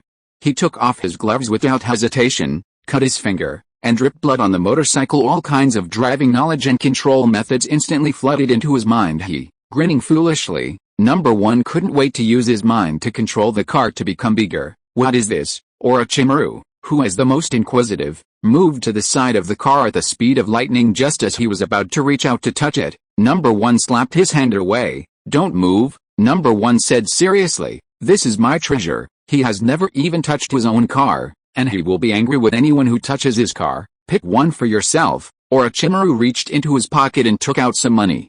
Ever since he knew Yi Feng's preferences, he always had money on him. Yi Feng took the bill and counted it carefully. If it was just other things, he wouldn't care, but it was impossible for others to get the things for free since he bought them with his own money. Not enough. Among the 20 or so cars he bought, the cheapest one was more than 100,000. Thanks to the 1-to-1 exchange rate, the transaction amounts in the ninja world were generally too large. Otherwise, let alone a convenience store that had only been open for a few months, if it were in the world before, he would not be able to afford a convenience store of this size in his lifetime. Orochimaru was stunned for a moment, then without saying a word he took out a few more from his pocket. You choose first, and then you can pay the difference after you make your choice. After Yi Feng received it, he nodded and said the money Orochimaru has given so far has reached the lowest price. Orochimaru rubbed his hands and his tongue swung excitedly. He did not doubt whether Yi Feng was cheating him of his money. He was still very relieved about this. What he learned from Yi Feng in less than 2 days was more valuable than everything he had learned in the first half of his life combined, and it could not be measured in money at all. If someone said that he would pay money to learn what he knew, haha, Orochimaru would be in a good mood that day if he didn't capture him and use him as his own test subject. Orochimaru bent over and carefully examined them. He wanted every one of them, but he knew Yi Feng would not agree. After choosing for a long time, Orochimaru chose one that caught his eye after the blood dripped. A 3-box rally truck enlarged and appeared in front of Orochimaru. Orochimaru stroked it obsessively with his hands. His movements were gentle and more careful than when he did experiments. He finally understood why number 1 didn't let him touch it. This completely different thing from the ninja world made him love it very much. Orochimaru swore that if anyone dared to touch his car, he would chop off their hands, and if anyone touched their feet, he would chop off their feet. If he touched any part of the person, that part would disappear after paying the difference. The car chosen by Orochimaru became his property. Let me tell you in advance, this thing won't break if you ride it normally, but if you take it apart yourself and can't put it back in place, don't come to me, I can't fix it either. In order to prevent Orochimaru from dismantling it privately, Yi Feng said it in advance, don't even think about buying another one. There aren't any extras. I want to keep them for myself. Sister Wei, you pick one too. Yi Feng raised his hand and made many models float, hanging in front of Otsutsuki Kaguya. Kaguya was also very curious about motorcycles. She had never seen such a thing before, even before coming to the ninja world. After choosing a car that she liked, Kaguya Otsutsuki dripped her own blood on it, and the operating method automatically came into her mind. Yi, if we ride them on the road, how can we get a chance to exercise? Kai said with drooling eyes. He wanted it too, But he didn't bring that much money with him. You can owe it first and pay it back when you get back, Yi Feng directly pointed out Kai's little thought. Although Kai always looks like a hot-blooded and immature person, as a veteran Jonin with a title, Kai is not as simple as he seems. Ninjas who couldn't think flexibly would have died on the battlefield long ago. If they didn't die on the battlefield, they would have died in ordinary missions. Ahem. Kai cleared his throat and pretended to be serious. Exercise also requires a combination of work and rest. You can't miss 1 or 2 days. He quickly picked up a motorcycle that he had been eyeing for a long time, bit it with his teeth, and blood started flowing from his fingers. He smeared the blood on the motorcycle. There was a flash of light, and the blood was absorbed by the vehicle, and the binding was successful. His movements were so fast that Xiao Li was so surprised that he couldn't even close his mouth. Kai, teacher Kai, what's wrong? Kai asked without turning his head, smiling happily. His eyes are more obsessed than Orochimaru's. Nothing. Xiao Li shook his head. As long as you are happy. The 12 little strong men also gathered around one by one.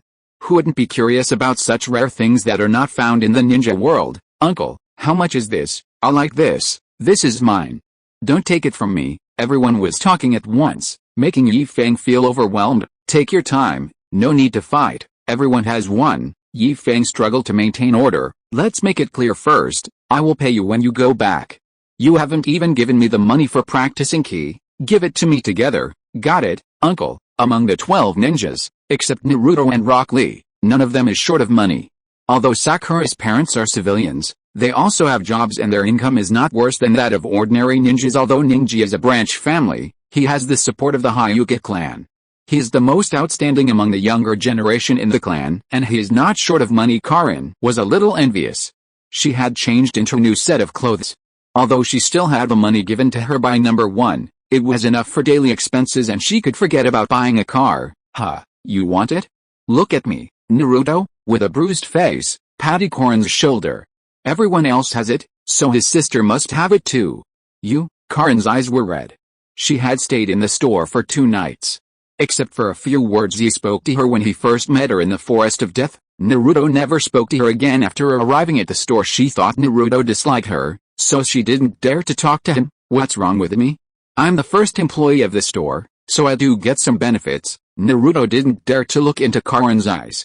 She had never had any relatives, so she didn't know how to get along with Karin, so she kept avoiding Karin. Don't worry, Naruto said with an evasive look. Tell me which one you like and I'll buy it for you. Okay, Karin nodded with a smile, but her tears couldn't stop flowing. I've got my eye on that one. She pointed at one of the motorcycles. No problem, Naruto assured, patting his chest in order to prevent his money from being stolen by the 2 old men. He always carried it with him. Waving the banknotes, Naruto stuffed the money into Yi Feng's hands, took the car and ran away. Yi Feng looked down at the money in his hand. He knew without counting that it was definitely not enough. Hurry, drop the blood quickly. Don't wait for the uncle to react, Naruto said anxiously, but suddenly saw the tears on Karin's face. Why are you crying? Did someone bully you? Seeing Karin crying, Naruto became furious and the 9 tails chakra overflowed, faintly forming a tail behind him. It's okay, I'm happy. Karin wiped her tears with a smile and bit her finger. She was numb, but at this moment, she was surprised to find that she could feel the pain in her fingertips. I'm glad you're okay. Naruto breathed a sigh of relief, and the 9 tails chakra dissipated without wind after he recovered. He didn't know what to say to Karin. He scratched his head and smiled foolishly. Hey, then, you go ahead and do your work.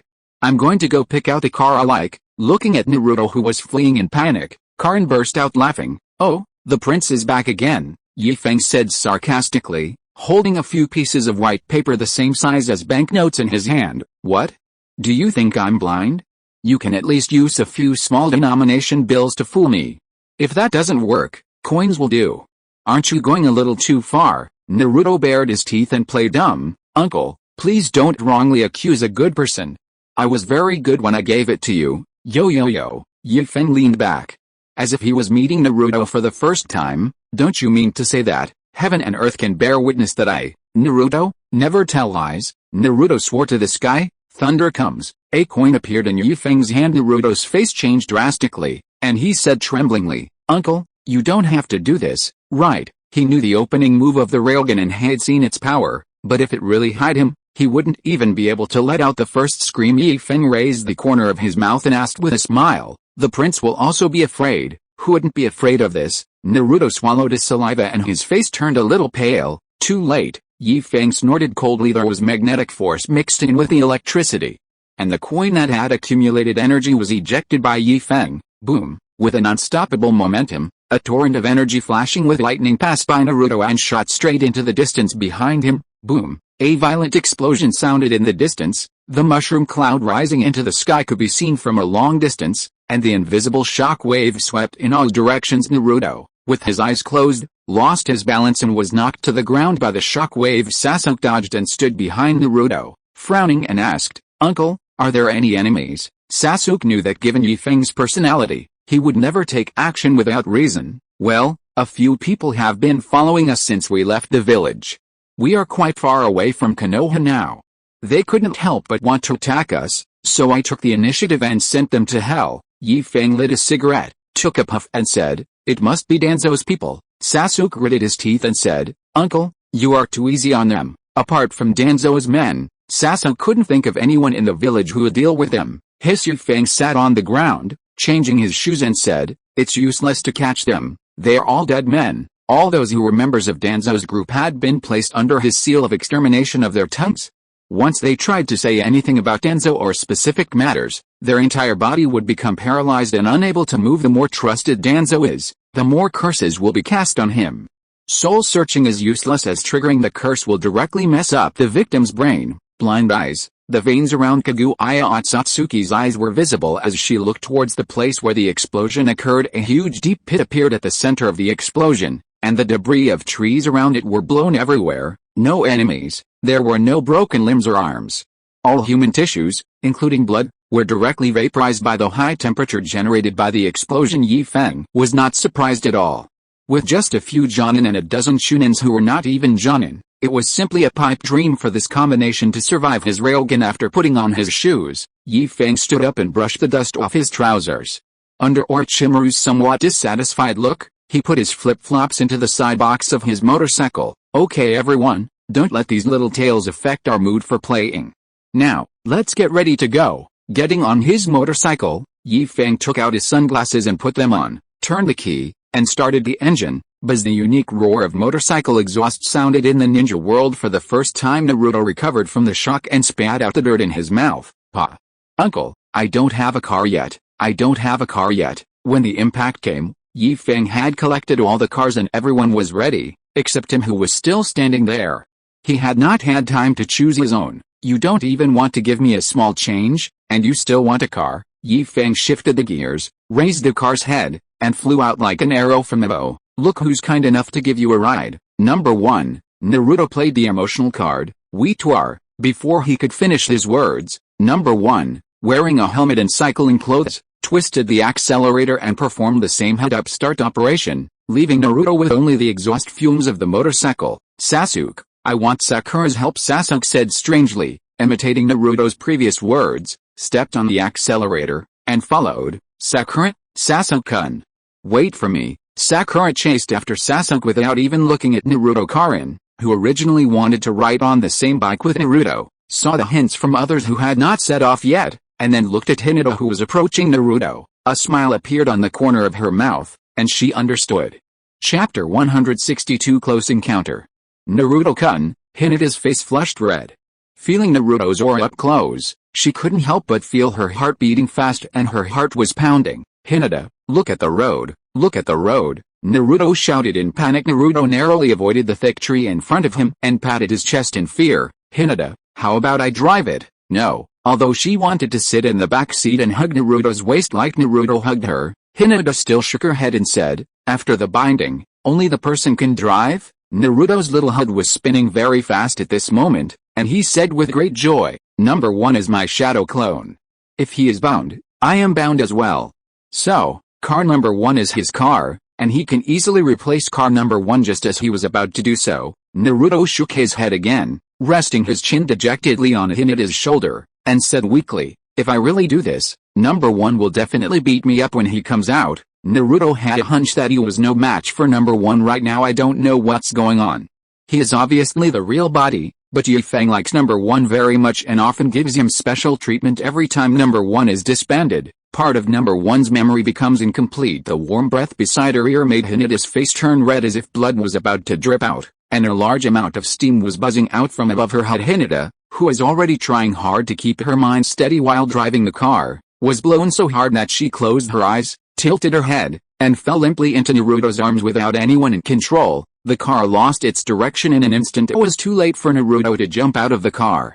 He was still holding Hinata in his arms, so he couldn't jump out even if he wanted to. Just when the car was about to hit the tree and fall to the ground, countless flying insects swarmed around the car. Shino controlled the flying insect, and while stabilizing the body of the car, some held the tires and some held the chains. Countless flying insects became corpses in the face of speed and covered the back of the car with a sizzling sound. The car slid for more than 10 meters and finally stopped. I knew your method is unreliable. Shikamaru crossed his arms, leaning on his car, and said lazily. Inuzuka Kiba curled his lips. How would I know Hinata would still be like this? He thought that after everyone got to know each other over the past few days, Hinata's symptoms of shyness and blushing when seeing Naruto would be alleviated, so he wanted to create opportunities for Hinata. But Hinata's symptoms not only did not improve, but it looked like they were even more serious. This puzzled him. Why did he faint? Naruto clearly did nothing. Shino waved his hand to call back the flying insects. Countless flying insects flew into his clothes from his sleeves. He looked at the dead insects on the ground with some distress, frowned and said, I don't care, you have to compensate me. Pay. Inuzuka Kiba nodded nonchalantly and asked Shikamaru, what should we do now? What else can we do? Wake Hinata up, Shikamaru said with a headache. There's no way to not wake her up. I can't just run away carrying Hinata's car, right? Only the owner of the car can use the car's shrinking function. Shikamaru was not sure whether Yi Feng could do it. Yi Feng, who raised his head and started, had already disappeared. Woohoo! Yi Feng's superb physical fitness allows him to ignore the risks brought by wind resistance, and blurred vision is non-existent. The ground is uneven. Isn't it a paved road? That's no big deal. If chakra can be used to tread water, then it's okay for me to use chakra to build an invisible smooth road, right? All problems are not a problem in front of chakra. It just depends on how you use it. A road named Chakra Highway by Yi Feng extended to the end of the team. He, who was walking in the front, had already opened up a long distance from Shikamaru, and others who were lagging behind. The Chakra Highway was condensed by him, and he could sense everything that happened on the road. Yi Feng naturally saw the tricks of Shikamaru and others. It's just that he didn't care, and there was no need for his help. The H-2R, which is known as a land aircraft, was used to its full potential by Yi Feng. With a speed of over kilometers per hour, Yi Feng felt what it meant to be fast. Although his own speed is much faster than his, it feels different when I'm running. I don't have the time to care about other things. But it's different with cycling. All I do is enjoy it. Yi Feng had always wanted to go on a spontaneous trip by bike, but he never had the chance. He didn't expect to have the opportunity to do so in the ninja world. After enjoying the thrill brought by the extreme speed, Yi Feng slowed down the car and began to appreciate the scenery on the road. We are here to travel, so we can't put the cart before the horse. Not long after, the main force began to catch up slowly. Number 1 and Yi Feng drove side by side. The roar of the exhaust startled the birds in the forest, and they flapped their wings and flew away in a hurry. Cool. Number 1's voice sounded a little muffled through the helmet. Stop in front and have dinner before leaving. Yi Feng made a gesture to attract the attention of Number 1. Number 1 nodded, indicating that he understood. Through perception, Yi Feng saw a stream ahead. He had not eaten lunch and had been traveling for 2 hours, so it was time to take a break. They parked the car by the stream and Number 1 took out a lot of things from the sealed scroll.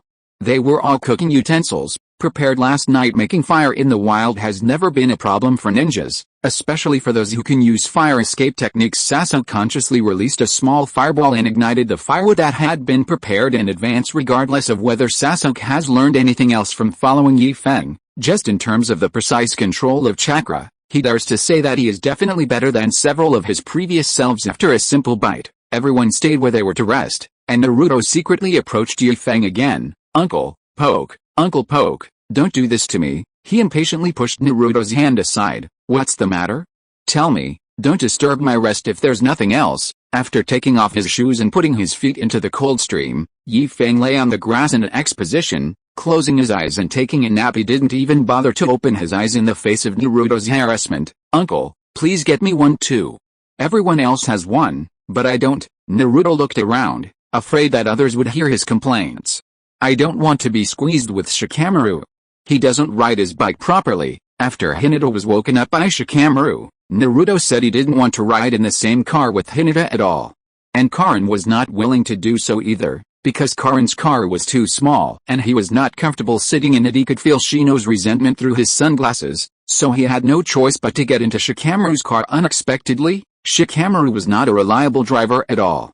He yawned from time to time, rubbed his eyes with his hands, and nodded his head. He reminded Shikamaru to look at the road several times. Shikamaru rode such a wide chakra road in an S shape, which made his heart go up and down like a roller coaster. If Shikamaru was still awake, he would definitely say, "Forget it." Instead of talking, he might as well get more sleep. He didn't want to do it either. It was really too easy. In order to save time when traveling, I usually jump from tree to tree and try to walk in a straight line at that time. Even if you can't concentrate fully, at least you have to take care of your hands and feet, and keep your eyes and ears open. But when riding a bike, you don't need to do that. Just look at the road, move your wrist, turn the accelerator, and enjoy the sun and the breeze. Shikamaru instantly felt as if he were back in the convenience store, on the second-floor balcony, basking in the sun and enjoying the air conditioning, with a recliner rocking like a baby cradle. As he thought about it, he felt a little sleepy, and his hands and feet no longer responded to his brain's control. If Naruto hadn't always smacked him when his mind wandered, he would have fallen asleep while riding his bike. He forced himself to finish his meal, then soaked his feet like Feng did, then lay down on the ground. His eyelids were drooping so much that Shikamaru simply listened to his heart and closed his eyes. In less than a minute, he fell asleep. Are you being honest? You are a passenger, but you made the driver faint. If you don't learn your lesson at such a young age, what will happen to you when you grow up? Naruto, who didn't understand what it had to do with growing up, defended himself by saying, "It has nothing to do with me. I didn't do anything." Hinata fainted for no reason. Feng pursed his lips in the direction of Sasuke. If you want Sakura to take Sasuke, don't worry, Sakura will also get dizzy, as long as it is a two-wheeled vehicle that can carry people, and as long as they are not relatives or friends. No matter if it is a man with a woman or a woman with a man, both sides have hidden weapons that can make the other party uneasy. People with good concentration can remain calm, but those with poor concentration will change their destination immediately. Although he was reluctant to admit it, in his previous world, Feng was still a young man who had just entered society. In the ninja world, people went to the battlefield at a few years old and got married and had children in their teens. He was already old and had become an uncle. I haven't eaten pork, but I've seen pigs run, among the group of people who came out to play, except Naruto himself, who couldn't see that Hinata was interested in Naruto. Even Kai, a straight man, could see it. No, Naruto firmly disagreed. Sakura would have fainted in his arms. Sasuke, that arrogant and cold-faced man, had blocked the impact for him before, but let's be clear, he can also let Sasuke block it next time. He absolutely does not allow anyone to sit in Sakura's car, except, "Uncle, do you think it is possible that I can ride in the same car with Sakura?" Naruto said longingly, looking at the wishful thinking Naruto. Feng made a gesture of invitation. "Isn't Sakura right there? You can go ask her. May God bless you, my poor child." Naruto's back looked so desolate and full of failure. Naruto, who had no self-awareness, moved closer to Sakura, and in an instant, everyone who had their eyes closed perked up their ears. "Sakura-chan, can I take a car with you later?" Naruto clasped his hands together and said pitifully, "Please, I don't have a car." His actions dealt a heavy blow to Hinata. "Naruto-kun," Hinata murmured, touching their index fingers together. Feeling guilty, she ruined the opportunity that her partners had worked so hard to create. "It doesn't matter. We have a month. I don't believe we can't find other opportunities." Aino put her arm around Hinata's shoulders and whispered in her ear, "Eh?" Hinata panicked when her thoughts were touched upon, and quickly waved her hands and said, "No, I didn't. You have it." Aino grabbed Hinata's hand and said with a smirk, "Yours is the biggest." Hinata looked down along the line of sight of Aino and instantly understood what she meant. She turned away with a red face and pretended to be angry. "I won't talk to you anymore. Anyway, there is no such thing. Big? What's big?" Feng, who was eavesdropping with his eyes closed, had a picture in his mind. He quietly opened his eyes a little and looked secretly at, "Oh no, we've been discovered." Feng quickly closed his eyes and snored softly. Kaguya Otsutsuki looked down at her own eyes, then at Hinata's, and snorted in disdain. No one knows what kind of greatness is hidden under her wide white robe. Sakura was staring at Sasuke infatuatedly. The blue sky and white clouds, the breeze blowing through the grass, the charming profile, and the occasional melancholy look in the eyes, all touched the heart of the young girl. There was only the beautiful picture of the young man between heaven and earth. But suddenly a third person appeared. A fly buzzed and Sakura really wanted to cut off the wings of the fly and crush its head with 2 fingers. Get out, she issued the expulsion order without hesitation. The light in Naruto's eyes instantly lost, and he became a soulless shell. Oh, he responded quietly with his head lowered, arms drooping and back bent. He staggered to the side of number 1 and sat down. He hugged his bent legs with his arms and buried his head between his legs, as if he was too embarrassed to face anyone. Tisk, tisk, tisk, number 1 exclaimed in amazement. He looked left and right, and the more he looked, the more he liked it.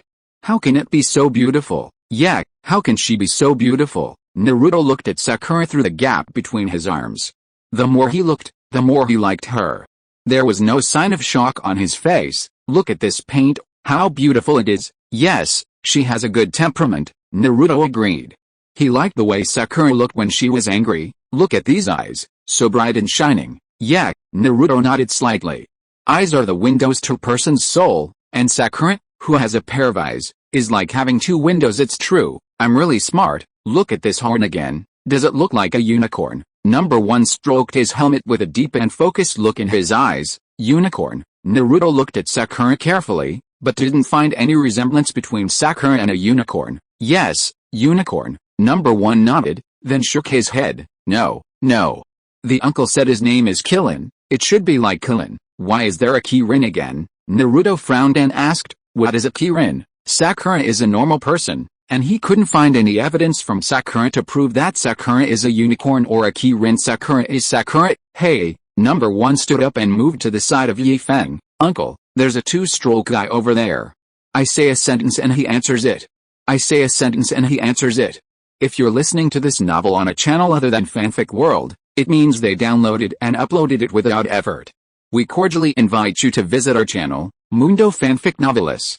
There you'll find the original version of this story, and you can explore many other novels of various genres. We're waiting for you to immerse yourself in a world of incredible novels.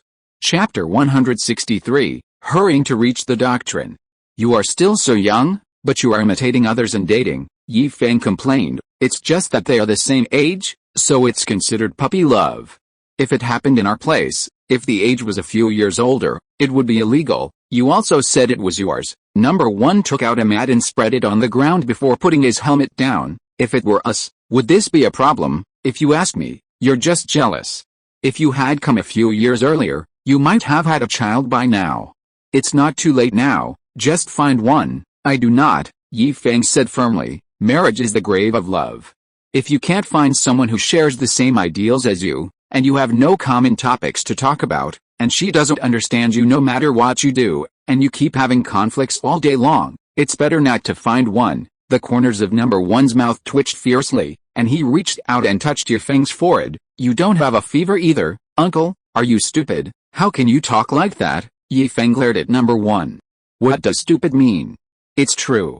Marriage is about the daily necessities while love is about 3 meals a day. The former focuses on results while the latter focuses on process. You don't need to consider so much when you are in love. Maybe you are fine today, but broken up tomorrow. It's different after you get married.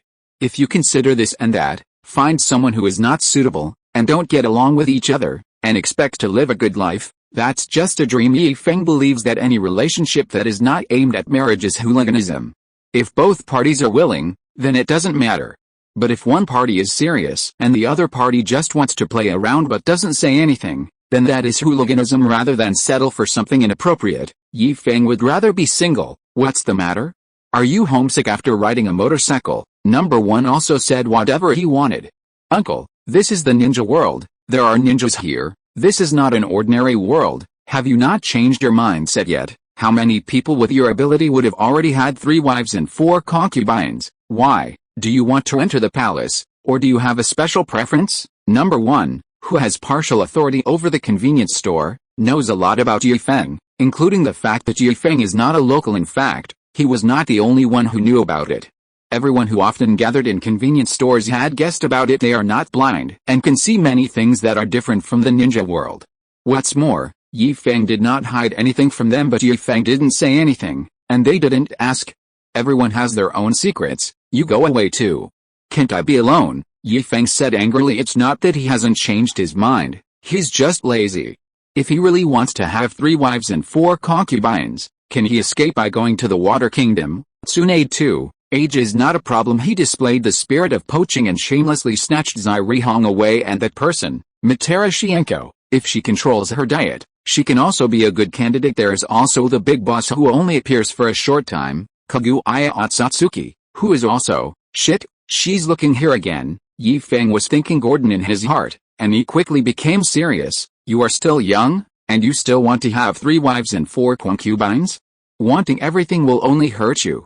One is enough.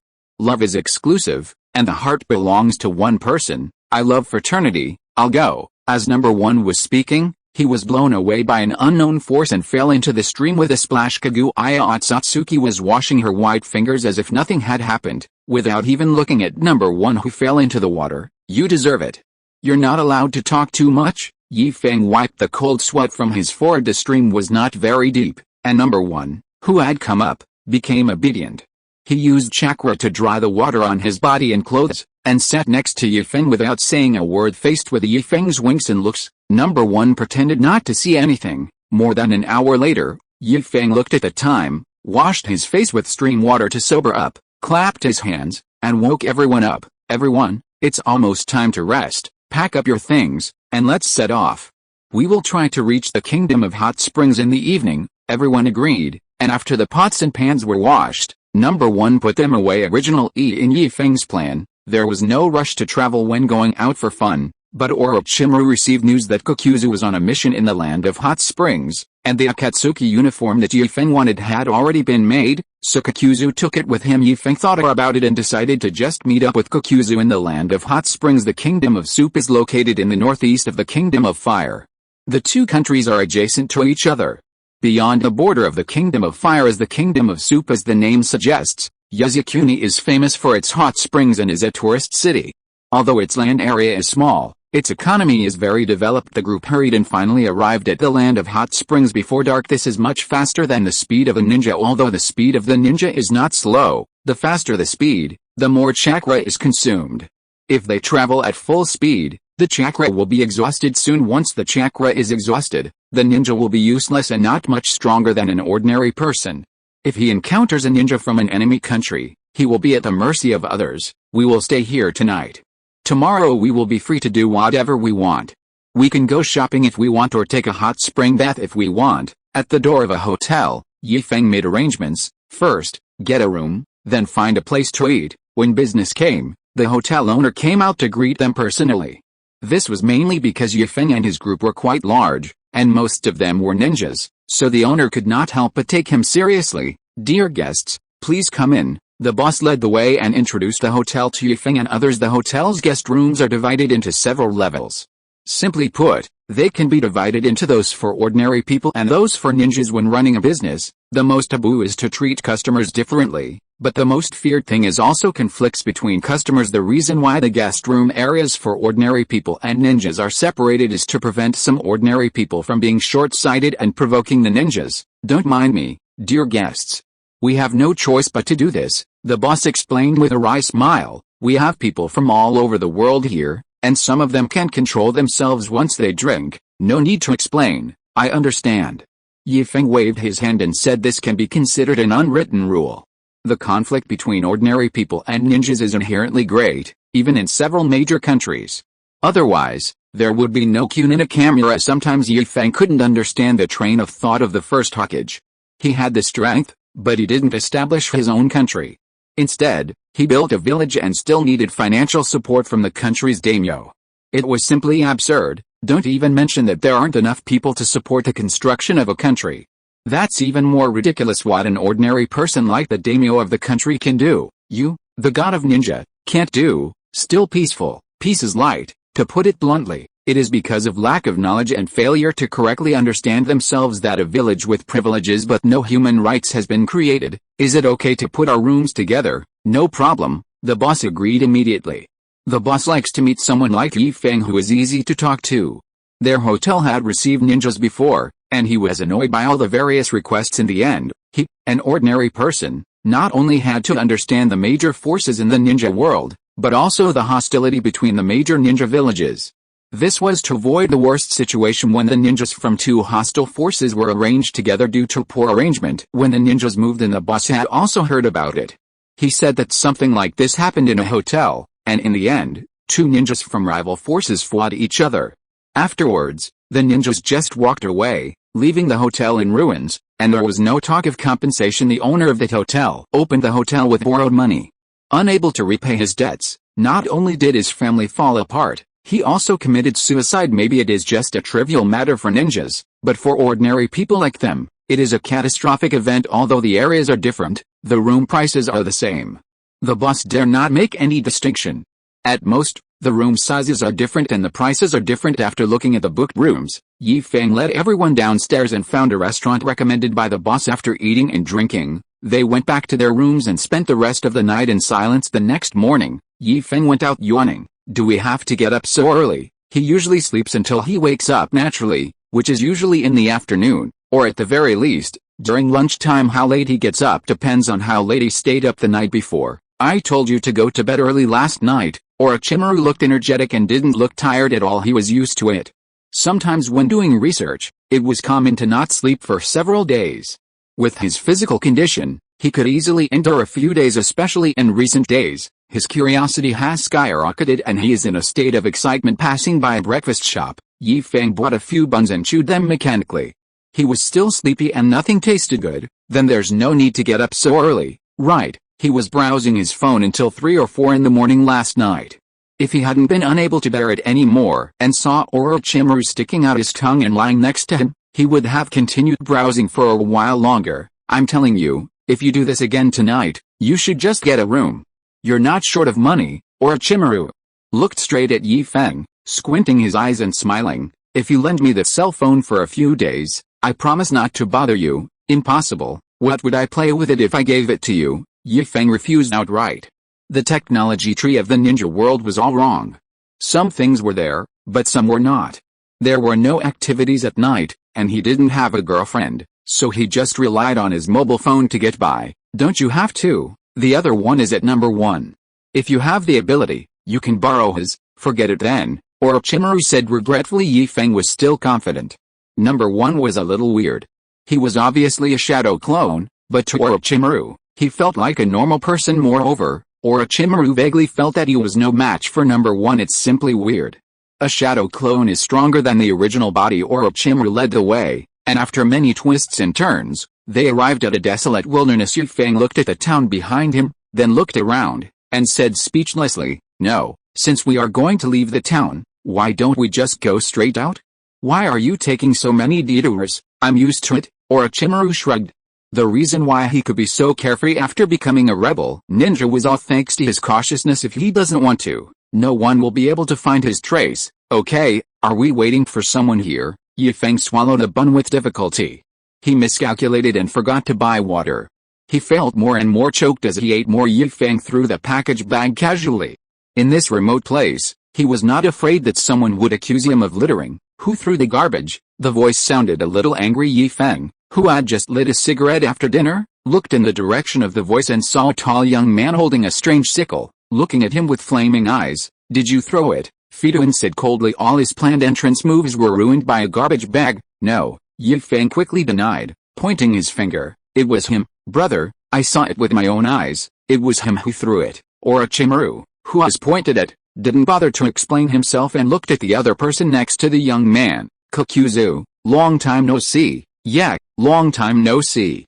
I didn't expect you would dare to come to see me in person." Kokuzu's eyes tended to revolve into money symbols. Orochimaru was considered the number 1 enemy of their organization. He knew many secrets of their organization and he almost teamed up with him back then. Moreover, Orochimaru is very valuable in the black market. If he can capture Orochimaru, he can get double the bounty regardless of whether he is dead or alive. 1 copy on the black market and 1 copy within the organization. "Haha, now I am your employer," Orochimaru said with a smile. If he was alone, he would never come to see Kokuzu. He knew that Kokuzu had been trying to capture him for a long time. Although he was not afraid of Kokuzu, it was too troublesome to deal with Kokuzu. Instead of spending that time on him, he might as well do his own experiments, but with Yi Feng here, he wouldn't be afraid even if the leader of Akatsuki stood in front of him, let alone Kakuzu. Asshole, how dare you ignore me? Fiden was angry. Don't try to change the subject. Who threw the garbage bag? He danced the march sickle with great vigor, giving off an attitude that no explanation could be given, and he was about to take action. Idiot. Kakuzu said speechlessly, didn't you see the residue at the corner of that ordinary person's mouth? This teammate of his is good in every way except his brain. But that's fine too, as you can easily fool him. He can just sit back and count the money and let his teammates do the killing anyway. This mentally ill teammate of his is most passionate about killing people. Hidden frowned, ignoring Kakuzu calling him an idiot. He was used to hearing that, seeing the food residue at the corner of Yi Feng's mouth, and thinking of Yi Feng's accusation against Orochimaru and making a fool of himself. Fei Duan flew into a rage. Boy, I think you are tired of living. With a kick of his feet, Fei Duan quickly rushed towards Yi Feng, swinging the march scythe in his hand downwards, looking at Yi Feng standing there in a daze, seemingly unable to react. Fei Duan smiled cruelly. Are you still short of people in the evil god cult? Swish. Fei Duan forcibly stopped the falling Mitsuki and said excitedly, have you heard of our cult? This was the first time he had met someone interested in their cult. I've heard of it. Yi Feng nodded and said, ignoring the march scythe that was right next to him, killing people is not a burden, and the evil god will be happy. This is your religious rule, right? Chapter 164, Storytelling. That's right. Fei Duan nodded continuously, and put the march scythe on his back, grinning and saying, what we teach is to follow your heart and be free. Yi Feng touched his chin and nodded, saying, it sounds good. It's not easy to be alive in this world. It's totally unnecessary to worry about this and that. That's right, Fei Duan agreed. It's too tiring to live like that. It's different if you join our sect, you can do whatever you want, and no one will blame you. So good. Yi Feng's eyes lit up when he heard this. To be honest, I've been dissatisfied with our village for a long time. Yi Feng began to complain. It's just a tiny village, but there are so many troubles. It's just the village chief, an old man with a narrow vision and a small mind. Not only does he not make the village rich, but he thinks about how to fight for power and profit all day long. Anyone with some ability in the village was squeezed out by him. This is too much. Fei Duan was very angry. Isn't this just a dead end? Kokuzu looked at Hidden in surprise. After being partners for so long, this was the first time he heard an idiom from Hidden's mouth.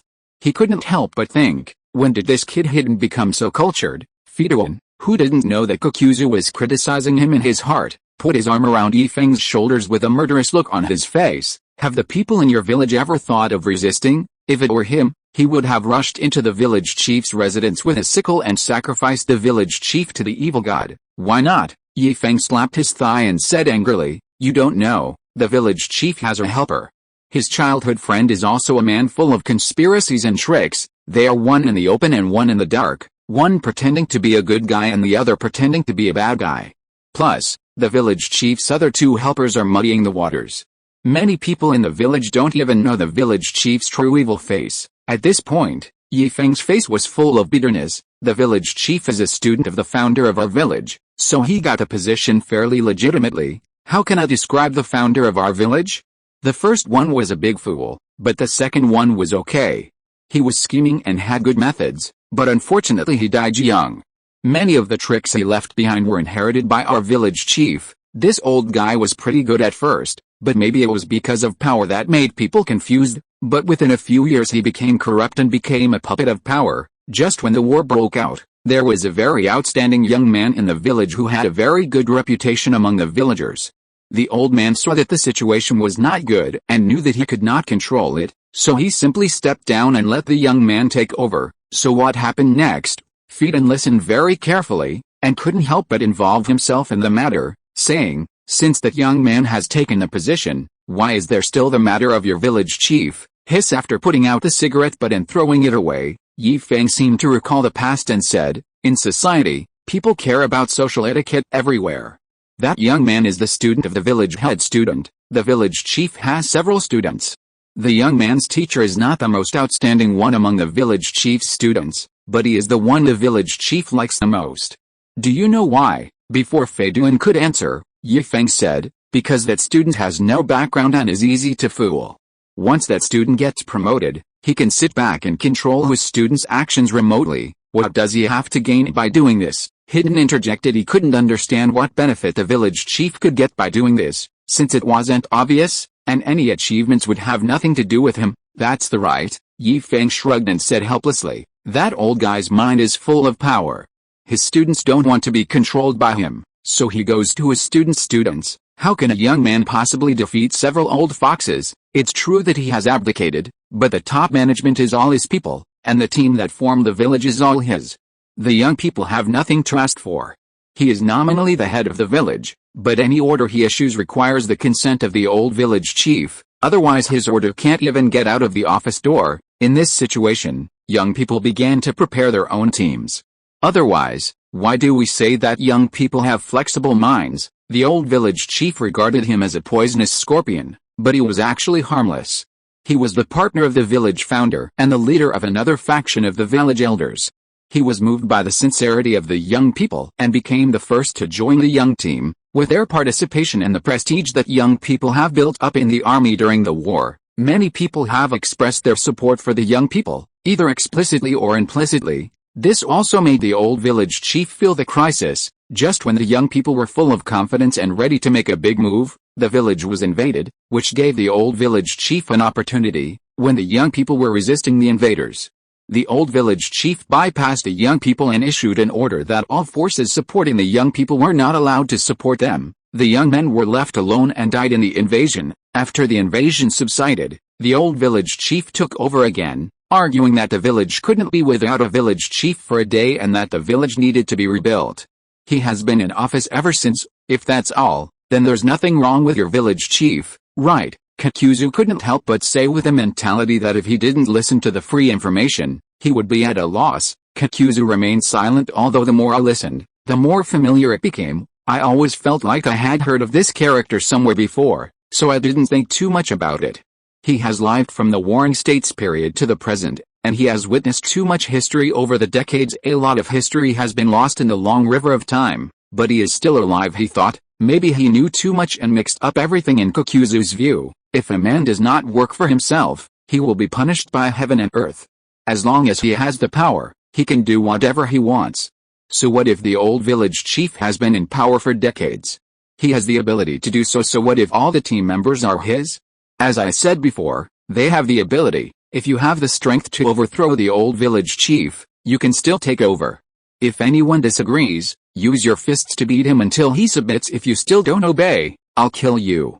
If you die, there will be no one left. Not safe either. Kokuzu glanced at Orochimaru obliquely. I wonder if this guy has any of Hashirama Senju's cells. He heard that Orochimaru knew a forbidden technique called immortal reincarnation, which could temporarily revive the dead. The deceased not only retains some of his strength from his lifetime, but can also speak. But he doesn't know anything else from this perspective. Death is not safe either.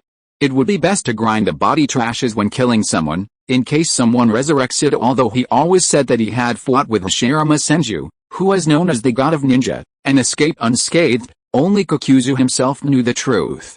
He had never fought with Hashirama Senju.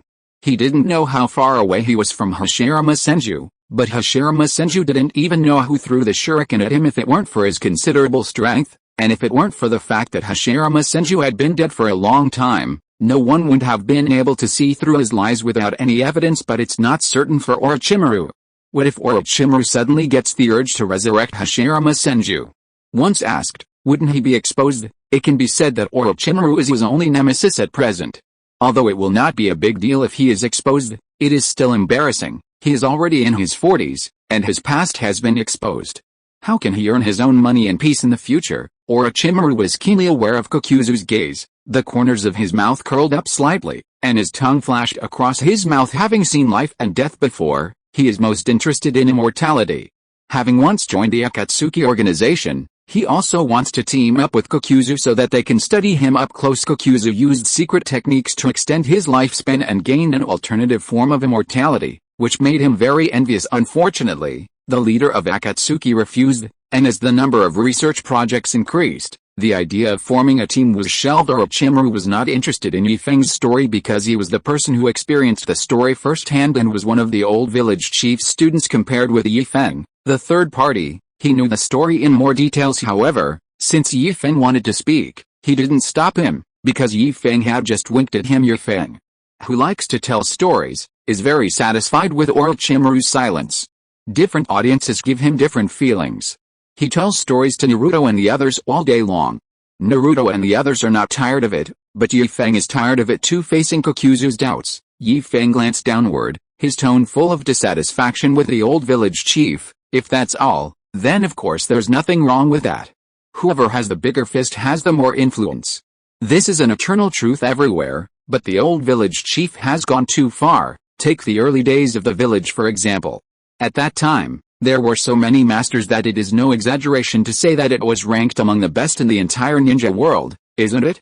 Hashirama Senju alone can sweep the entire ninja world if the old monster doesn't appear. If he adds Uchiha Madara, he can even fight against a 6 paths level enemy. Look at the present. The old village chief has been in office for decades, but the village's experts have either died or left.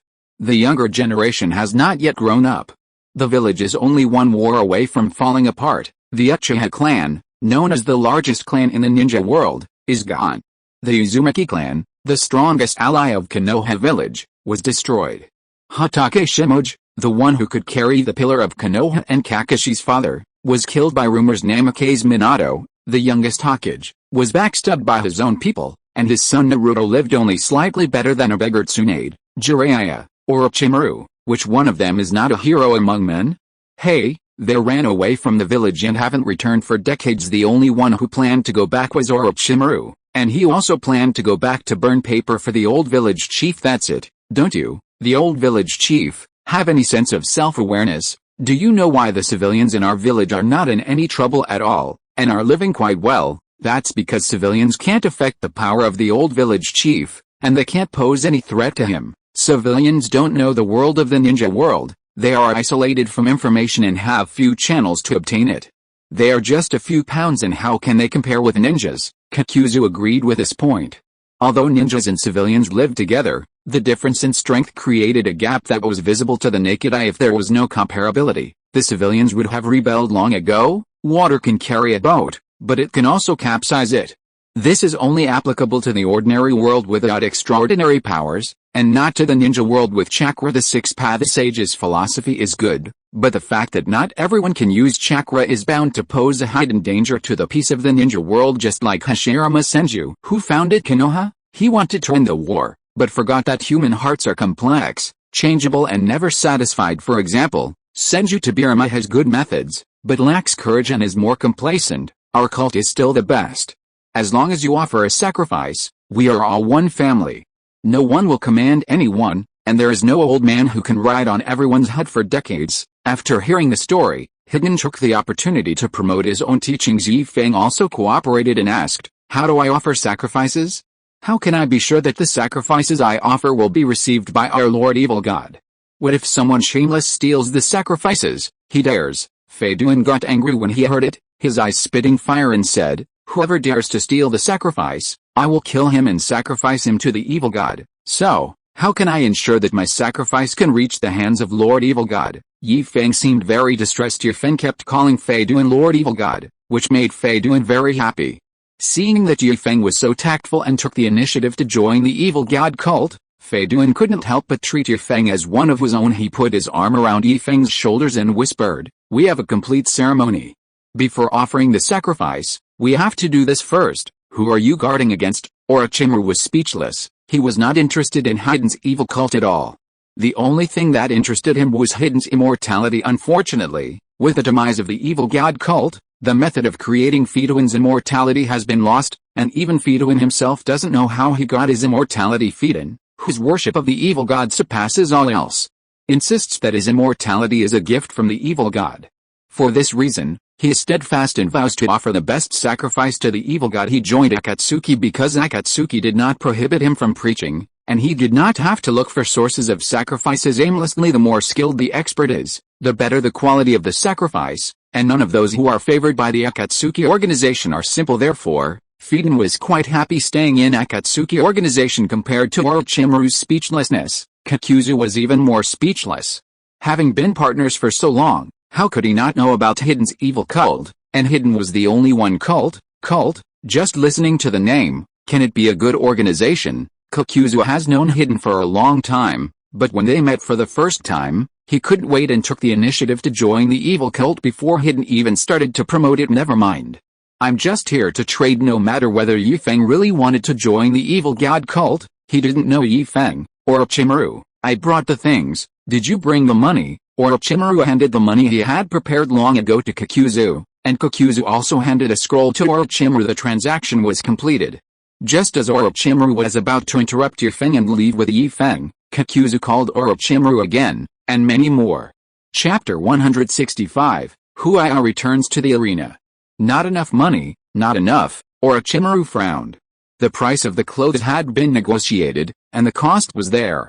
There were more than a dozen pieces of clothing in total, and the total amount was not that much.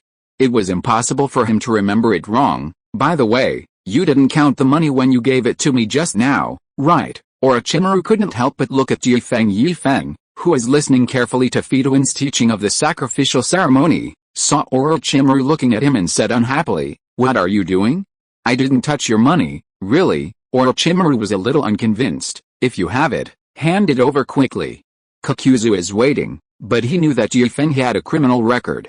He had colluded with his shadow clone to steal the original body's money, so it was not surprising that he also took his money. Feng covered his chest, feeling very distressed. "I don't know what that big mouth Naruto said, but I am also a victim. The money stolen by his shadow clone has nothing to do with me. I just spent part of it without knowing it. How did it get to the point where it was said that I stole it? Feng, I'm an upright person in my conduct and actions. It is true that I like money, but my money comes from an honest and upright source, and I have a clear conscience. Then where is my money?" Orochimaru was puzzled. "I prepared it in advance, there is no way it is missing." Feng was also puzzled. The money for a dozen pieces of clothing was not a lot of money, so how could someone steal it? Besides, Orochimaru was so powerful, so who could steal the money from him quietly? "Why don't you go back and ask number one? He has given all his money to Cargan recently. He's short of money and might turn his attention to you." Apart from number one, Feng couldn't think of anyone else. Kaguya Otsutsuki is not interested in money. The top 12, including Naruto's real body, only brought enough money for traveling. Guy and Kakashi were highly wary of number one regarding money, so number one had no chance to make a move. After thinking about it, only number one, who lived in the same room with them last night, would attack Orochimaru, who was defenseless. Orochimaru thought about it and felt that what Feng said made sense. He said that number one had asked him indirectly last night how much money he had brought with him. Unexpectedly, this was what he meant. "No, wait, did you misunderstand?" After Kakuzu put the money close to his body, he said, "I'm not talking about money for clothes." "What is that?" Orochimaru narrowed his eyes. If Kakuzu didn't give him a reasonable explanation, he would force Kakuzu to see how powerful he was with Feng by his side. Orochimaru was fearless thinking of this. He actually hoped that Kakuzu was playing tricks on him so that he would have a reason to take action. "The money is enough to buy clothes, but you haven't paid for the scroll yet," Kakuzu said. Looking at the scroll in Orochimaru's hand, there were more than a dozen sets of clothes, and it was impossible for him to carry them all. He also had to carry out the mission and carry a large package. Not to mention that it would not affect his movements. What if he damaged one or two of them and Orochimaru would not admit it? The money for one or two pieces of clothing is still money? It's hard. The fist is hard. Orochimaru was speechless. Why the hell just explain it clearly? If you spoke slower, I would go back to find number one. What if I got beaten by number one? That would be so embarrassing. Feng pretended not to notice Orochimaru's hint for him to pay, put his arm around Fituin's shoulders, and enthusiastically discussed with Fituin the possibility of improving the sacrificial ceremony without waiting for a response. Orochimaru snorted, took out a wad of money from his pocket without saying a word, counted it, took out a few bills and put them back, then gave the rest to Kakuzu. He knew the price of the sealing scroll. He often did experiments and used sealing scrolls frequently, so he knew the price of the sealing scroll clearly. The sealing scroll is just a general term. It not only has the ability to seal, but also can be called a sealing scroll. Space scrolls that can store things, psychic scrolls that can summon spirits, medical scrolls that can heal wounds, etc. After taking the money, Kakuzu counted them carefully one by one. He had no other hobbies except money. By the way, after not seeing you for a few years, you seem to be very skilled at counting money. He was so skilled that he thought Orochimaru was a veteran. Orochimaru had no intention of explaining. Could he say that it was because of Yi Feng? Yi Feng likes money, and he also knows how to cater to his interests and make steady progress, trading money one transaction at a time. How can he be sure how much he can learn from Yi Feng if he doesn't count his assets clearly? However, Kakuzu's attitude made him a little unhappy. He gave the money so readily, but you almost caused me to get beaten. If I don't find some fault with you, I'm not Orochimaru. The sealing scroll was unfolded, and Orochimaru took out a clothes stored inside. More than a dozen pieces of clothing were floating in the air, and Orochimaru looked at them carefully one by one, and many more. Orochimaru chuckled and pointed at one of the clothes and said, I remember that I wanted new clothes, so why is this one old? Kakuzu didn't seem panicked. The clothes were all prepared by him, whether new or old. How could he not know? It's not old, it's just been there for a long time. Don't worry, no one has worn it. How do I know if anyone has worn this dress? Orochimaru continued to find fault. Besides, the styles of the clothes are all different, which seriously undermines the harmony of our team. Among the dozen or so pieces of clothing, the rest are zippered, except for this one, which is buttoned. Kakuzu's face was covered by a mask, so his expression couldn't be seen clearly, but judging from his raised eyebrows, he was very surprised at the moment. You joined a new organization again, Kakuzu blurted out. Which organization is so unlucky that you targeted it? You have to know that Orochimaru is also a legend within their Akatsuki organization. From the moment other members joined the Akatsuki organization, there is no other way to withdraw from the organization except death. Orochimaru is the first, and most likely the last, person to escape from the Akatsuki organization unscathed and live a carefree life. It was precisely because of Orochimaru's defection that a not-so-small change took place within their group. If anyone wants to defect from Akatsuki, the leader of Akatsuki will personally take action to deal with the defector, having been in the organization for so long.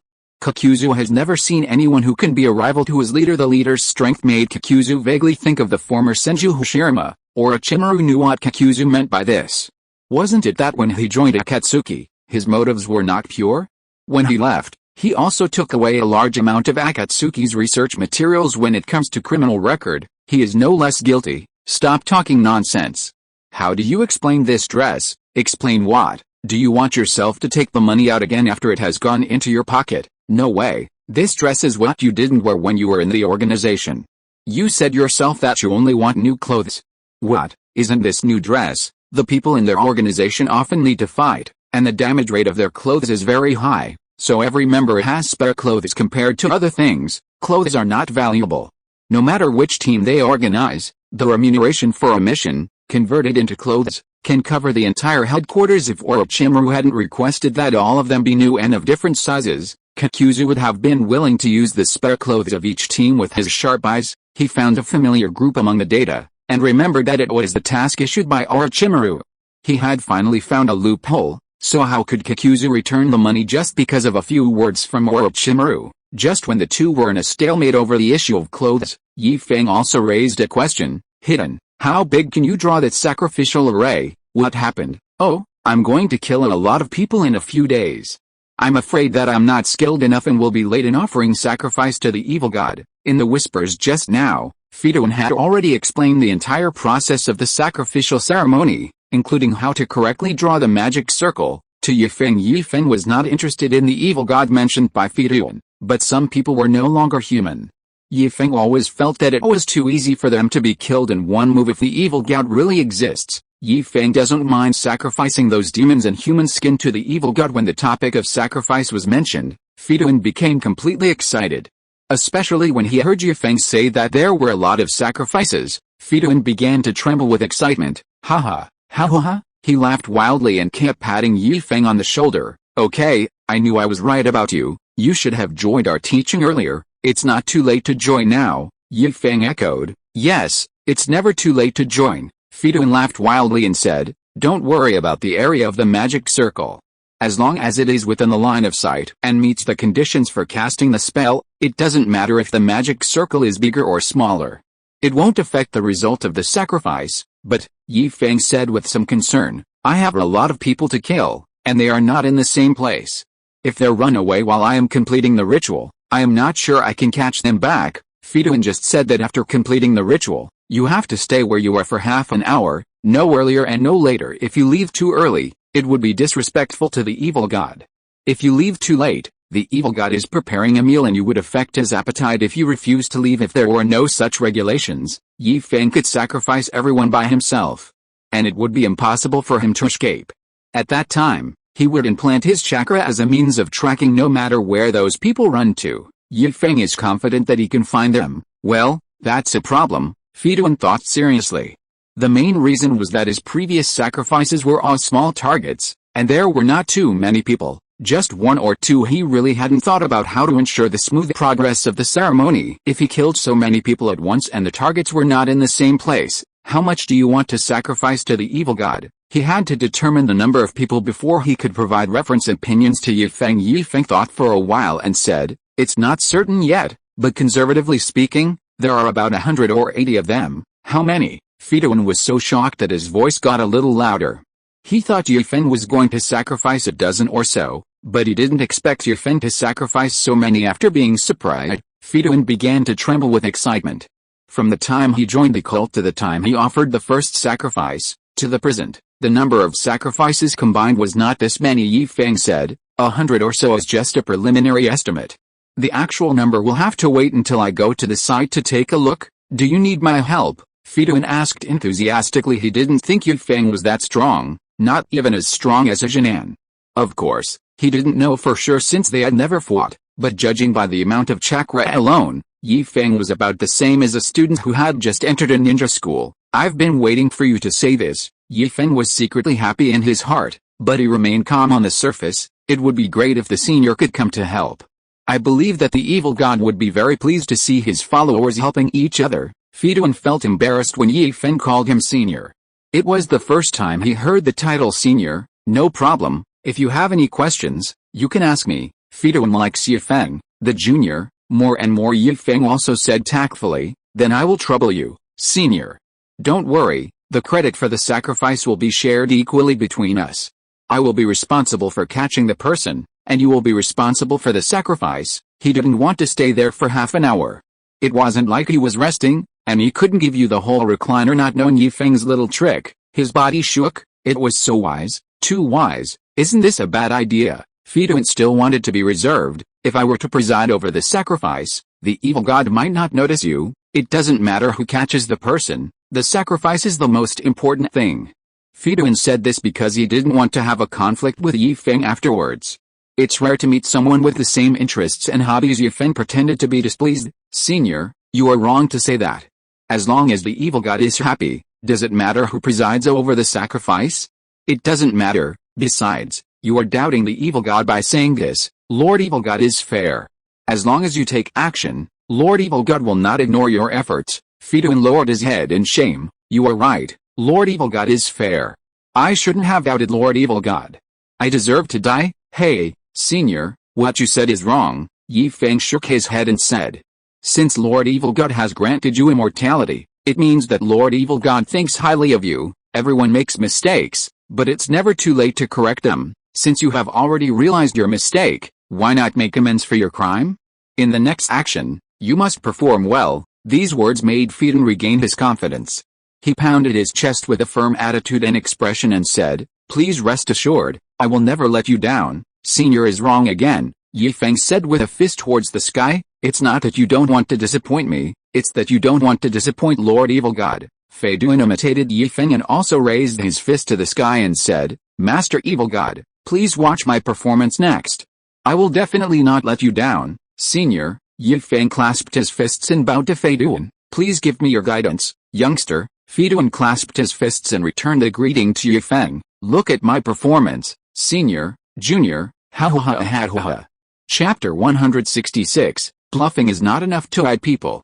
The sudden laughter made Orochimaru and Kakuzu, who were in a stalemate, look at the two of them. After just one glance, Kakuzu turned his head away. He was already used to Hidden's nervousness. Laughing is nothing, the sudden talking to oneself is more frightening. That's it. Kakuzu's attitude suddenly hardened. The money can't be refunded. I only have this one piece of clothing.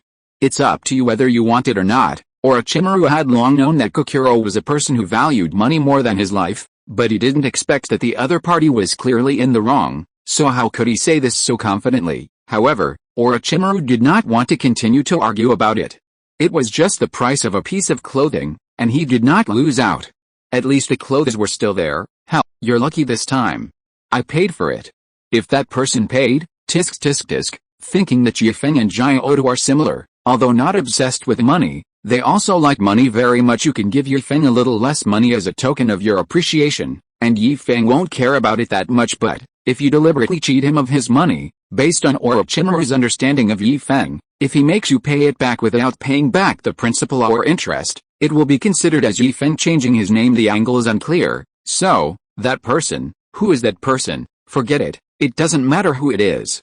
What matters is that he saved a little money, which made him very happy. Hey, Hidden, Kokuzu said, we should go. The deal had been done, the organizational mission had been accomplished, and they no longer had any reason to stay here. Instead of letting Hidden and the person brought by Orochimaru continue chatting, it would be better to return to the organization early to see if there is any suitable mission to choose from. You can also visit the black market on the way to see if there are any return tickets and make some extra money. Fei Duan was obviously reluctant to leave. He held Feng's hand and said reluctantly, what a trouble, Junior. I will go back first. Tell me when you plan to take action, and I will definitely go over there. Even when he's on a mission, Fei Duan will never miss any opportunity to sacrifice to the evil god. What's more, this is a big event, with 100 or 80 sacrifices. The evil god must be very happy. Let me take a look. Feng took out the map and looked at the route marked on it. There were also several circles drawn on the route. One of the circles had been crossed out by Feng. This is the travel route he planned. The cross means that the check-in is completed or in progress, and the circle represents the place to be checked in. Feng pointed to the place marked with a cross and said, we will stay in the Kingdom of Soup for a few days, then we will bypass these countries and head straight to the Kingdom of Grass. If we rush, it will take at least a week. The Land of Grass? Fei Duan stroked his chin, frowning. Such a familiar name. I feel like I've heard it somewhere before. Idiot. Jiaozu couldn't bear it any longer. It's the country next to our organization. Feng was brought by Orochimaru. With Orochimaru around, Kokuzu didn't think Feng wouldn't know where their headquarters was, so to be honest, Kokuzu had no scruples. Although everyone in the organization knows where the headquarters is, to be honest. They don't go to the headquarters very often. Maybe it's just a trip to the headquarters to get acquainted with the route when you first join the organization. The rest of the time, they were out on missions. Even when the leader summoned them, it was through other means. If you think about it, Kokuzu and Hidden should be the people in the Akatsuki organization who go to the headquarters the most times, except for the Angel Konan.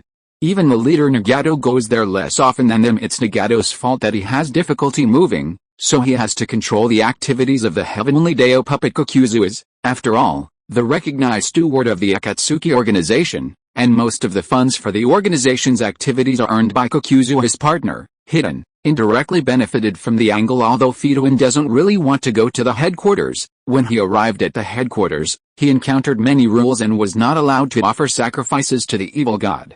This was what he could not stand the most. Fei Duan suddenly realized, but then he was confused again. Isn't this the Hidden Grass Village? When did it become the Land of Grass? What an idiot. You have no common sense. Kokuzu was too lazy to explain. Everyone knew that when a few ninjas gathered together, they dared to call themselves a ninja village, and if the number was a little more, they dared to call themselves a country. It is generally recognized that ninjas are not productive, and if they don't have any source of income, they will starve to death. Lone wolves can take missions on the black market, and if one person is well fed, the whole family will not be hungry. They have no special skills and can only gather together. They only learn 1 or 2 ninjutsu from somewhere and have some chakra. Their actual fighting power may not be able to beat even the fledgling Jinan from several major ninja villages. They are second-rate ninjas, a small ninja village formed by some second-rate ninjas who are the tallest among the short ones, and they use intimidation, bribery, or solicitation to win over some civilians. Now that the number of people is almost enough, we can declare that our power is a country. They imitated several major ninja villages and also installed a real name identity device for a protector. Kokuzu doesn't look favorably upon these forces from the bottom of his heart.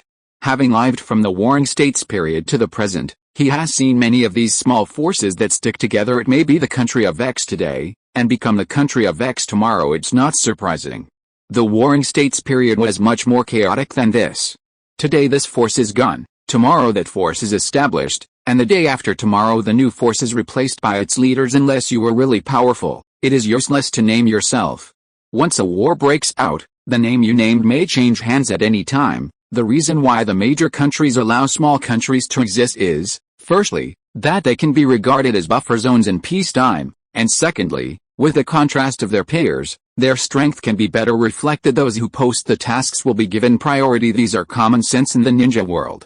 Only those who cannot see the situation clearly will think how powerful their own forces are.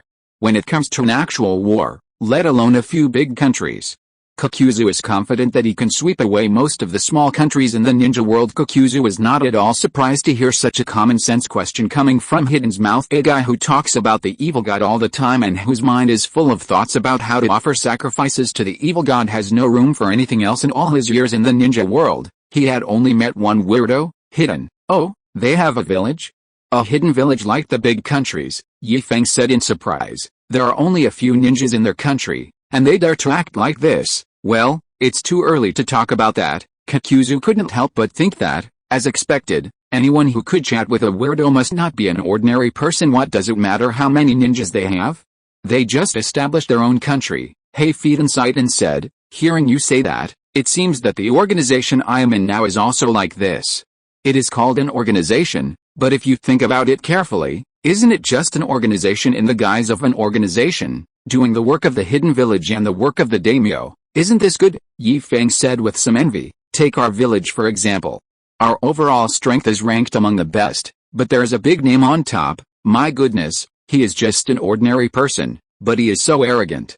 Even we, the village chief, have to watch his face, fearing that he will be unhappy and cut off the financial support for the village. I'm confused. There are ordinary people in the village, and the management is pretty good.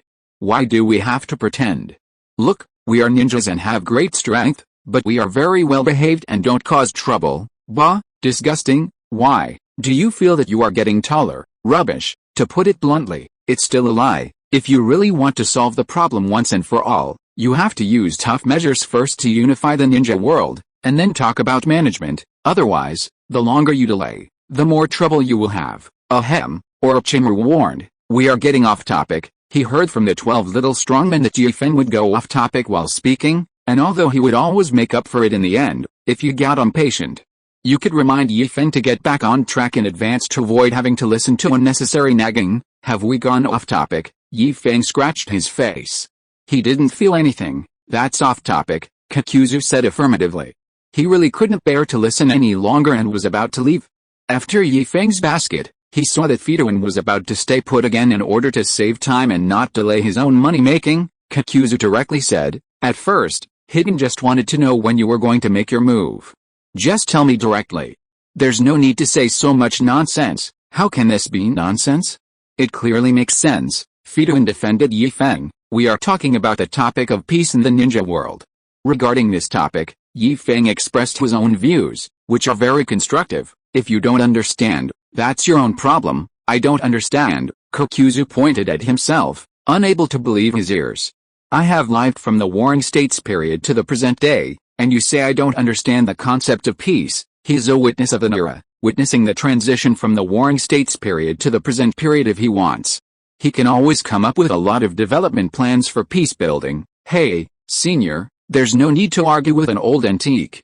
How can they understand the thoughts of us young people? Feng patted Fidouin's shoulder and said, some people become more timid and futile the longer they live. I think Kakuzu-kun still has the same old ideas. Let's not talk about anything else. Let's just talk about what Kakuzu-kun is most interested in, making money. I was about to get angry, but when I heard the key word money, the anger in my heart was immediately extinguished and my ears pricked up. Mr. Kakuzu must be thinking that the more chaotic the ninja world is, the better. It is said that war brings wealth, and only when the ninja world is in chaos can Mr. Kakuzu fish in troubled waters and have the best of both worlds. Although war money can be earned, the risks are also high. Of course, with Kakuzu-sama's ability, he will definitely make a lot of money, but compared to the dangerous war fortune, a peaceful world without war is the best place to make money. Think about it, there's a war going on. Even if civilians have money, they don't dare spend it. Who knows how long the war will last? They have to save their lives. It's different in peacetime. Civilians live and work in peace and contentment. with basic survival guarantees, they will definitely find ways to improve their quality of life. How do you improve it? The easiest way is to buy it with money. This is just like when you offered sacrifice to the evil god. Didn't you feel a sense of satisfaction? Yes, Fedouin nodded every time he made a sacrifice to the evil god. He not only felt satisfied, but also felt like he was floating in ecstasy. The feeling is indescribable. It just feels great and satisfying. That's right. Yi Feng clapped his hands and said, once they are physically satisfied, civilians will naturally pursue spiritual satisfaction. Just think about it, walking down the street, carrying bags of things you've spent money on, and it would be best if there was a beautiful woman by your side, with her arm around yours, taking out a handkerchief to wipe your sweat from time to time. Passers-by would be so envious when they see you. Oh, Hidden said with an embarrassed look on his face. I can't imagine it. He was not interested in money or beautiful women, so naturally he could not understand the scene described by Yi Feng. What a wrong decision, Yi Feng muttered to himself. Fedouin was only interested in sacrifice. With a turn of his eyes, Yi Feng changed his thought. Then let me put it another way. Take Orochimaru for example. Isn't he the one who loves research? After the peace in the ninja world, it is no longer dangerous for civilians to travel. There are no more highway robbers, and there are no borders between countries. No matter where you go, it is our own territory, but the ninja world is very small for ninjas, but very large for civilians. The distance and time of travel become a problem. In order to solve this problem, Orochimaru single-handedly developed a new type of transportation, which greatly shortened the travel time of civilians. At this point, distance is no longer an issue. Inspired by Orochimaru, the common people have begun to research tools or other things that are more convenient and quick to use in all aspects and suitable for various scenarios. There was an explosion of all kinds of new inventions, and in order to commemorate Orochimaru's guiding light in the development and reform of the ninja world co-authored by civilians, Orochimaru was recognized as the father of world science. The book only introduces him like this. Orochimaru was born in such and such a year, never married, dedicated his life to the development of science, is the cornerstone of modern science, and is the great father of world science. Orochimaru raised the corner of his mouth and was in a very good mood. Although he was not specialized in invention, Orochimaru believed that if he did other research, he would not be worse than anyone else. It's just a means of transportation that shortens travel time. It's no big deal. He has it ready-made now. For example, Kakuzu has lived for so long. If he conducts research and sees results, many people will waive money in exchange for Kakuzu's patents. The general meaning of a patent is that this thing was researched by me and you cannot copy it. If others want to have it, they have to pay for it. If anyone secretly uses it without paying, it would be a violation of the patent protection law. This way, Kakuzu-kun can count his endless money without leaving his house. Eternal money. Suddenly, Kakuzu's eyes turned into money symbols. Being able to count money until his hands cramped has always been his biggest dream, no doubt about it. Chapter 167 The final solution to the deception. For a long time, people in the ninja world have fallen into a certain misconception of thinking, or strictly speaking, it cannot be said to be a misconception. It is just the unequal strength that leads to polarization. Ninjas who are not directly involved in production and construction occupy a large amount of resources. Although the civilians possess the technology, they suffer from environmental turbulence and lack of resources, which results in the delay of scientific and technological research. Why is it said that the technological development in the ninja world is rather distorted? It is because there is no good scientific research environment. There are only a few divisions of ninjas, and their focus is on improving their own strength. The probability of researchers appearing is too low. Moreover, the major ninja villages will not share their achievements, but keep them hidden. That presents another problem. Yi Feng, who is making big plans, paused, and under Kakuzu's angry gaze, he calmly took out a pack of cigarettes from his pocket and gave way to Fedouin. Fedouin shook his head, indicating that he didn't smoke this thing. Don't smoke, uncle. Yi Feng handed the cigarette to Kakuzu again. I'll beat your uncle. Kakuzu cursed in his heart and said with a bad look, boy, has anyone ever told you that you are slow and long-winded? Orochimaru didn't have the habit of smoking, so Yi Feng, who had saved a few cigarettes, lit one for himself.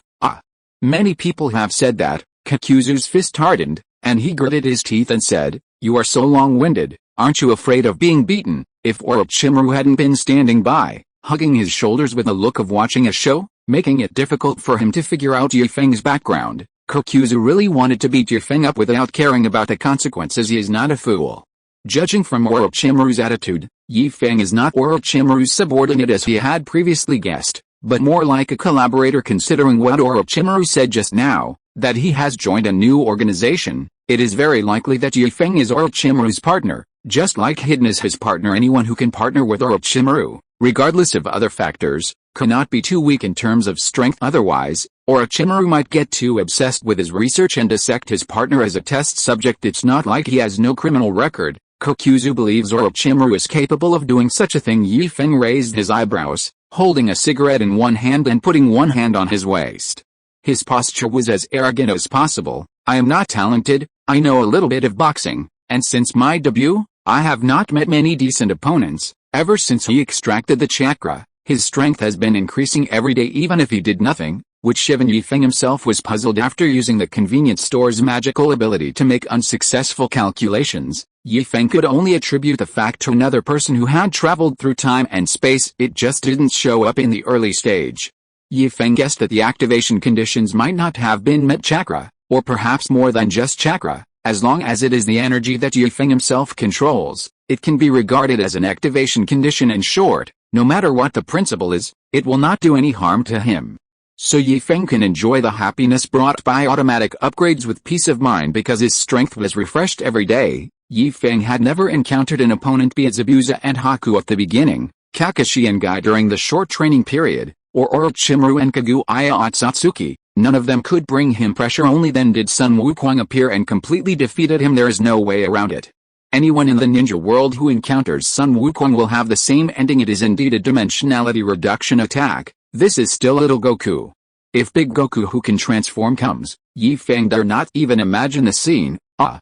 Fidouin pulled Yi Feng's clothes and said, "Youngster, the ninja world is still very big. Just because you haven't encountered it before doesn't mean you won't encounter it in the future." Without mentioning the distant past, let's just talk about the leader of their Akatsuki organization. Although he was very unhappy about calling himself a god, there was only one god, and that was the evil god he believed in. But it was undeniable that the leader's strength was indeed worthy of the title of god. In his entire life, Fidouin had never seen anyone stronger than his leader. Even Hashirama Senju, who was once known as the god of ninja, was considered by Fidouin to be inferior to his own leader. Of course, no matter how strong the leader is, he is still not as good as the evil god Yi Feng. This junior is quite to his liking. Having just joined the evil god cult, he has not yet received the blessing of the evil god and does not have an immortal body as a guarantee. Fidouin thinks that Yi Feng should keep a low profile, lest he offends the wrong people because of his outspokenness. One day, Senior said so, still in an arrogant posture. Yi Feng held a cigarette in his hand, gestured in front of him, and said passionately, "It's just that when I think about the fact that there are dozens of countries and dozens of living habits in such a small ninja world, I feel uncomfortable." Isn't this a betrayal to the evil god? Sacrifice. Forced sacrifice is a blasphemy against the evil god. Only by willingly devoting oneself can we show respect to the evil god. One day, I will unite the ninja world. I will let the light of the evil god spread to the entire ninja world. Think about it, Senior. Wherever the sun and moon shine, wherever the rivers flow, wherever there are people, there are believers in the evil god. Oh, Yi Feng sighed suddenly. What's wrong, Junior? Fidouin asked with concern. As expected, the junior he had high hopes for had a high level of ideological awareness. Why hadn't he thought of it before? That's how it should be. The glory of Lord Evil God should shine everywhere. His eyes were filled with relief as he looked at Yi Feng. Finally he found someone with the same ideals as him. It is only a matter of time before the ideological awareness of future generations surpasses his. He is only good at doing things but not at thinking. So he decides to assist Yi Feng in the future and try to spread the ideas of Lord Evil God to everyone in the ninja world. Hiss! The smoke was exhaled like a sharp arrow, and then slowly dissipated in the air. Yi Feng's tone was full of melancholy. Senior, I think the people in the ninja world are too pathetic. They have no beliefs, they don't even have a goal, and they are muddle-headed all day long. This is all because we haven't done enough. We should have spread the ideas of the evil god to them earlier. After having faith, the ninja world is no longer a stagnant pool. The ninja world is thriving and people are happy. PFFT, Hidden glared at Orochimaru. Is that funny? Is that funny? Two questions came one after another, each one louder than the last. This was obviously very touching, and he almost cried. PFFT Orochimaru, who tried to hold back but still couldn't hold back, waved his hands and said, sorry, I thought of something happy. One of my experiments is about to succeed, and I can't help but be happy. Don't mind me, you guys talk about your own things. As he spoke, Orochimaru turned his back, but his constantly shaking shoulders seemed to indicate that he was laughing happily, well, a silent laugh. Poor child, Orochimaru kept mourning for Hidden and his heart. This silly but cute guy has been fooled by Feng, and he believes whatever Feng says. If Orochimaru didn't know Feng's character, he might have believed him a little. However, a lazy guy said that he wanted to unify the ninja world, and said it so firmly. Orochimaru found it funny. No matter how he looked at it, still the evil god. The evil god is nothing. Even if Orochimaru were beaten to death, he would never believe that Feng would believe in the evil god. Even the founder of the ninja world, Kaguya Otsutsuki, was not Feng's opponent. Even he despised a native god of the ninja world, so how could Feng possibly believe in him? It was more like the other way around. Senior, don't mind his recklessness. Feng stopped Hidden, who was furious and wanted to argue with Orochimaru. Forgive his lack of knowledge. How can an ordinary person know the greatness of the evil god? Right, I'm an ordinary person, I don't have much experience. Orochimaru couldn't stop laughing in his heart. He couldn't wait to know what expression the leader of Akatsuki would have if he knew that his subordinates were fooled by a few words. He had no doubt at all that if Feng said now that he would take Fei Duan with him to spread some bullshit evil god belief, Fei Duan would follow Feng without hesitation. Evil god, you have no clue at all. You call yourself that, and you still want to spread your faith? This clearly tells others that I am not a good person. Humph, for your sake, I won't bother with him. Fei Duan snorted coldly. If he dares to disrespect the evil god again, I will let him see my methods. Just forget it. Kokuzu, feeling very impatient, could not help but roll his eyes. It is generally acknowledged that Orochimaru is difficult to kill.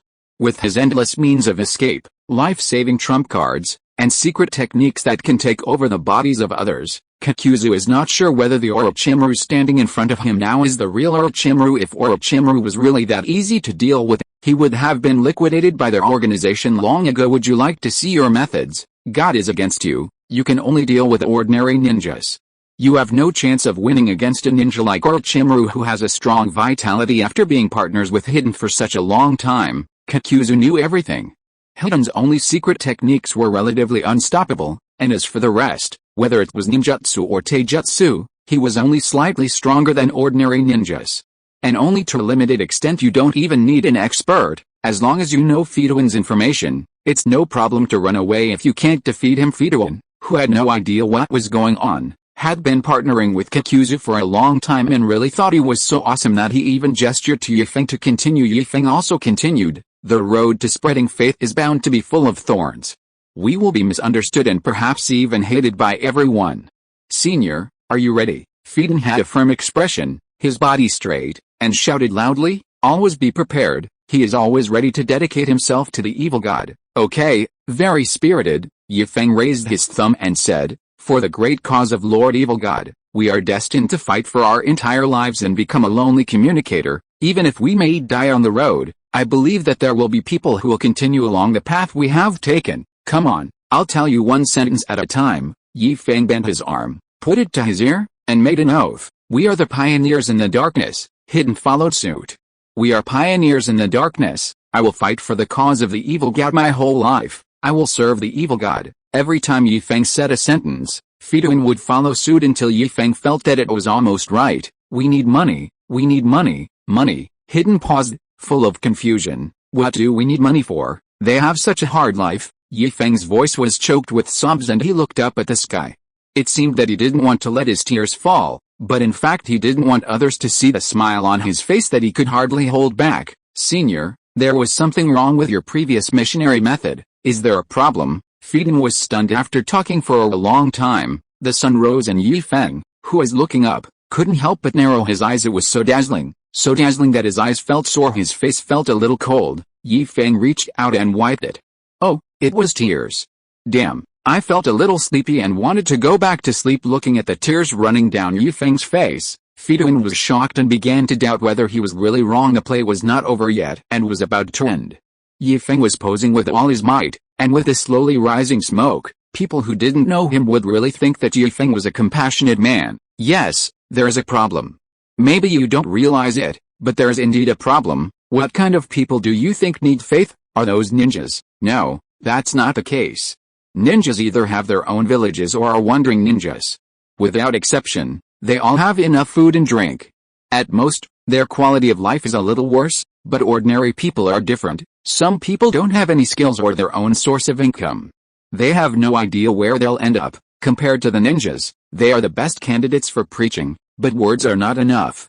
You can't just ask someone to do something, right? We have to let people see the actual benefits, whether it's food, clothing, or a rich life. As long as we give them hope, are we still afraid that they won't join? Hidden fell into deep thought. He had never thought about these things before, and his way of spreading his doctrine was very crude. He would find someone and ask if he was willing to join. If he was not willing, he would die thinking back carefully. It seemed that he had not even explained the teachings of their cult clearly to others, so it would be strange if anyone joined. This is just like when Akatsuki recruited him, they beat him up first. If he wasn't still useful and met Akatsuki's recruitment criteria, he might not be alive now even if he is immortal. There are many ways to deal with him, and the simplest way is to seal him. You're overthinking it. Let's not talk about the Akatsuki organization for now. Just as Feng said, if you give them a little sweetness, they might just surrender to you. Fidouin has been to many places, so he is naturally familiar with the lives of ordinary people, especially those at the bottom. If there is one more option, they don't care whether you are a cult or not. Can you eat enough? If you can, join us. It's that simple. Fidouin slapped his forehead, a little annoyed. Why didn't I meet you earlier? Chapter 168 Mental Stimulation. Because of his immortality, he had relatively low material needs and didn't care much about food and drink. He even gave all of his bonuses from missions to Kokuzu after keeping the most basic necessities just so that when he and Kokuzu were on a mission, he could perform the sacrificial ceremony without any worries. There is no other way. The sacrificial ceremony also has a procedure.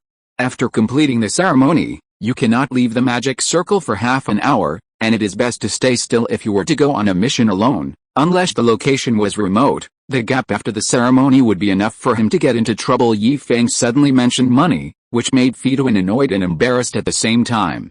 He really had no money. His clothes didn't even have a pocket, nor did he have any sealing scrolls. To be honest, he had nothing on his body except the clothes and the weapon on his back. It's okay, Senior. Feng lowered his head, turned around, and walked a few steps towards Orochimaru. I can't stand it anymore. I can't pretend to be deep while looking up. It's too irritating. Why is it so hot, Orochimaru, you shameless bastard? I've been fooling around here for quite some time, and you're hiding in the shade watching the show. Don't think I don't know you're laughing just because your back is turned looking at Feng's desolate back. Fidouin suddenly felt very ashamed. He is a veteran of the evil god cult.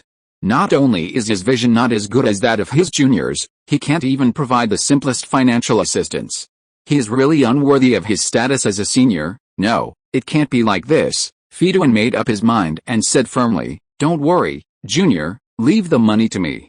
I will definitely give you a satisfactory answer. I know I'm not smart, but you are smarter than me, so from now on, I'll be responsible for making money, and you'll be responsible for spreading our teachings. You are hopeless. Kokuzu couldn't bear to look at it and couldn't help but complain in his heart. You still have some self-awareness and know that you are stupid. Kokuzu, who had always been very sensitive about money, came to his senses when he heard Feng mention money. He admitted that he had also been aroused by Feng's topic of making money, but after waking up, I found that everything was false and empty. Living long has nothing to do with research and patents.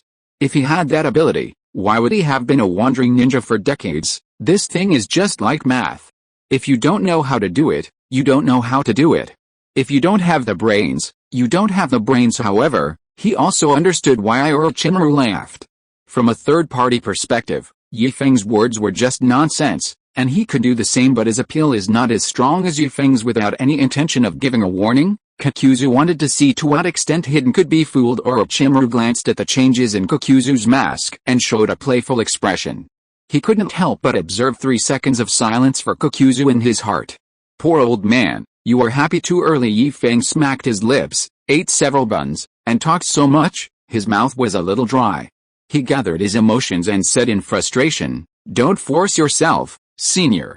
Perhaps, the road of preaching is lonely. I am enough as a pioneer. He turned around and looked directly into Hidden's eyes, the corners of his mouth slightly raised, as if he was nonchalant. and his tone trembled. Let me lead the way.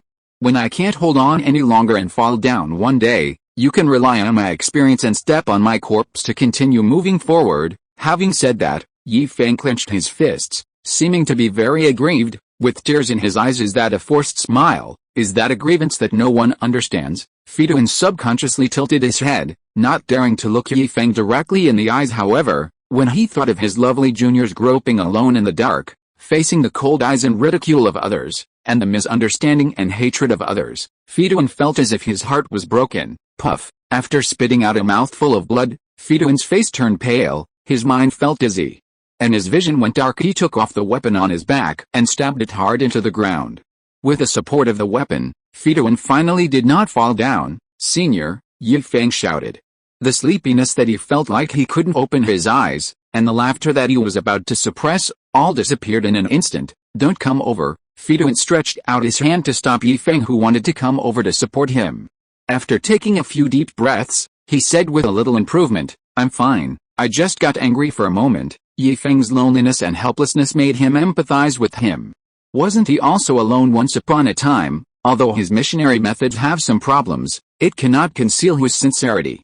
His belief in the evil god is pure and free from vulgarity. It's nice to have someone to keep you company. Youngster, you are right, the path of missionary work is indeed a lonely path, but with you, I am no longer lonely. Ha. That's great. Fidun smiled and murmured softly, What, senior, what did you say? Yi Feng was confused.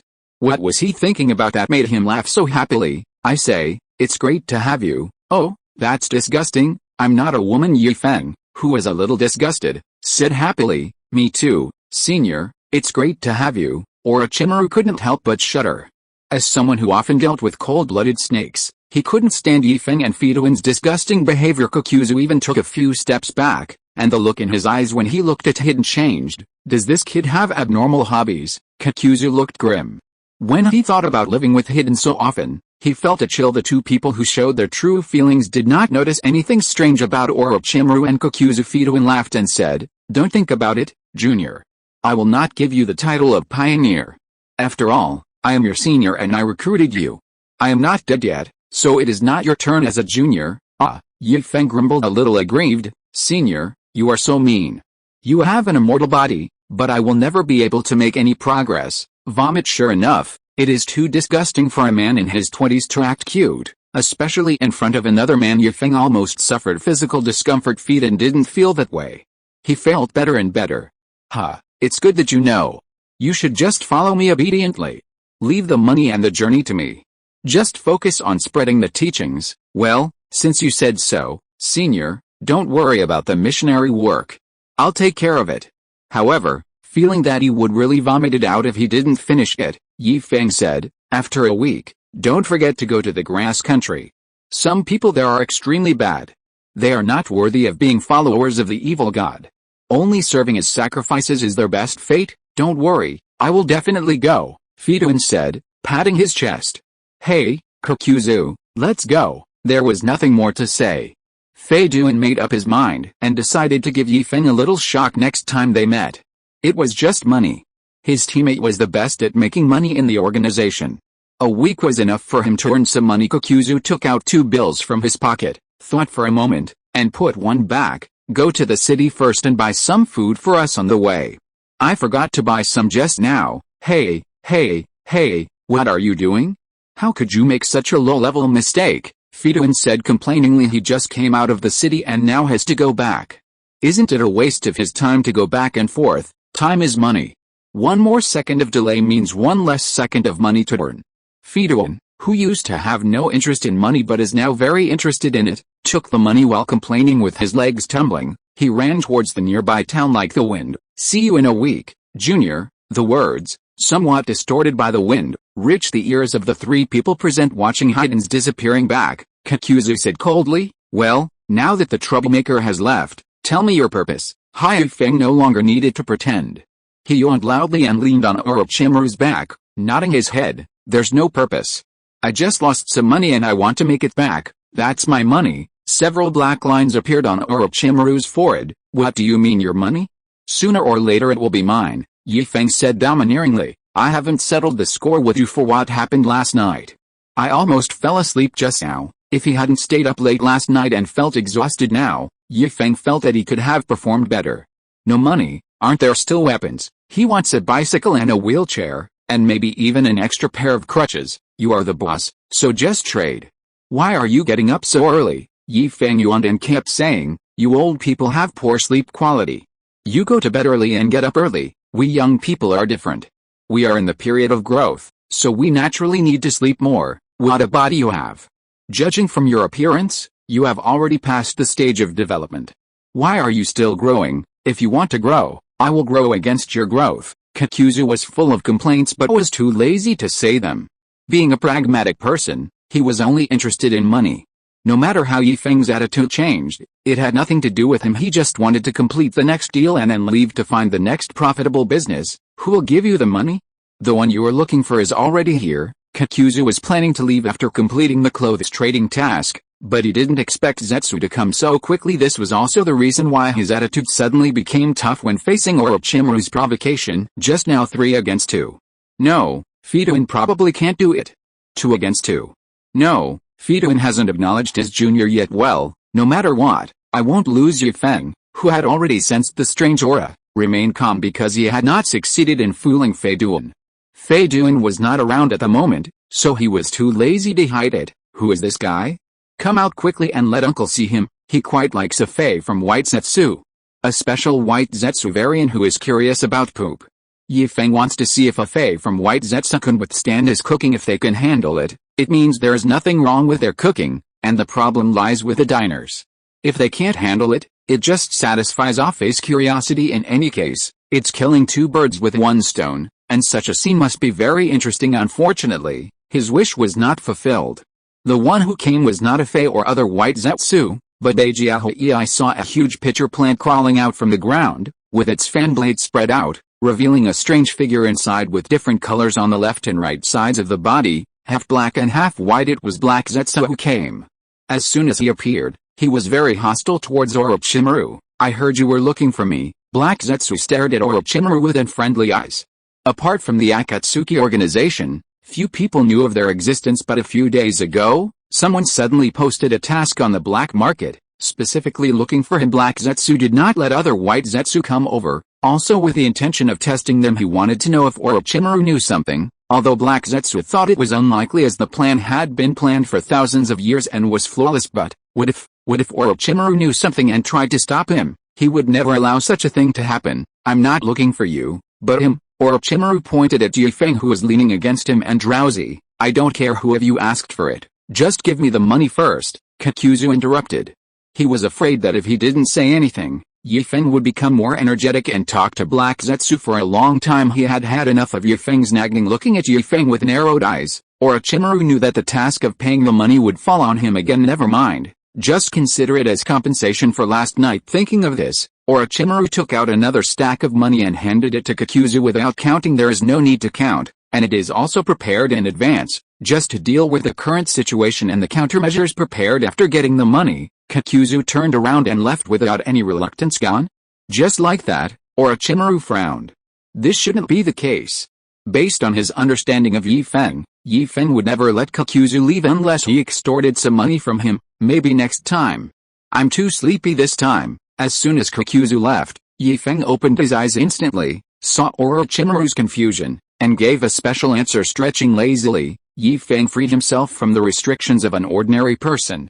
A huge amount of chakra burst out of his body and quickly enveloped the 3 people. Black Zetsu was shocked. He must have been mistaken. What a huge amount of chakra! He had only felt this amount of chakra in Indra and Ashura. Who had originally looked down on Yi Feng, instantly raised Yi Feng's danger level to the highest. Yi Feng's name was added to the list of people who might experience unexpected events that could lead to the failure of the plan. He ranks second on the list, only after Uchiha Madara. Even Uchiha Obito had to step back a little. Although his abilities were strange, in terms of hard power, he was not even as good as Uchiha Madara back then. What do you want to do? While speaking, Black Zetsu was also ready to escape. Even though he was not strong, his ability to escape was the best in the ninja world. Oh, to prevent others from eavesdropping on our conversation, Yi Feng explained. It's just right that Black Zetsu has arrived, so he doesn't need White Zetsu to relay the message. Black Zetsu sneered. He had always been the one eavesdropping on other people's conversations. When would others be able to eavesdrop on his conversations? Although he doesn't have the Byakugan, his perception ability is much stronger than the Byakugan. Chapter 169, Recognition is not recognition of kinship. I wasted too many brain cells fooling people just now. Let's keep it simple from now on, okay? Yi Feng took out his phone from his pocket, swiped it twice, found what he was looking for, pointed the screen at Heizetsu and said, "Does the person above look familiar?" Heizetsu did not answer. His whole body froze in place, his eyes wide open, as if he had seen something incredible. "Yes, a little," he stammered, not quite sure. Although Heizetsu did not recognize the object in Yi Feng's hand, he still knew the photo. It's enough to know. Yi Feng slid his finger lightly and changed another photo. "You were familiar with the previous photo, so you must be more familiar with this one." Both photos are of Kaguya Otsutsuki.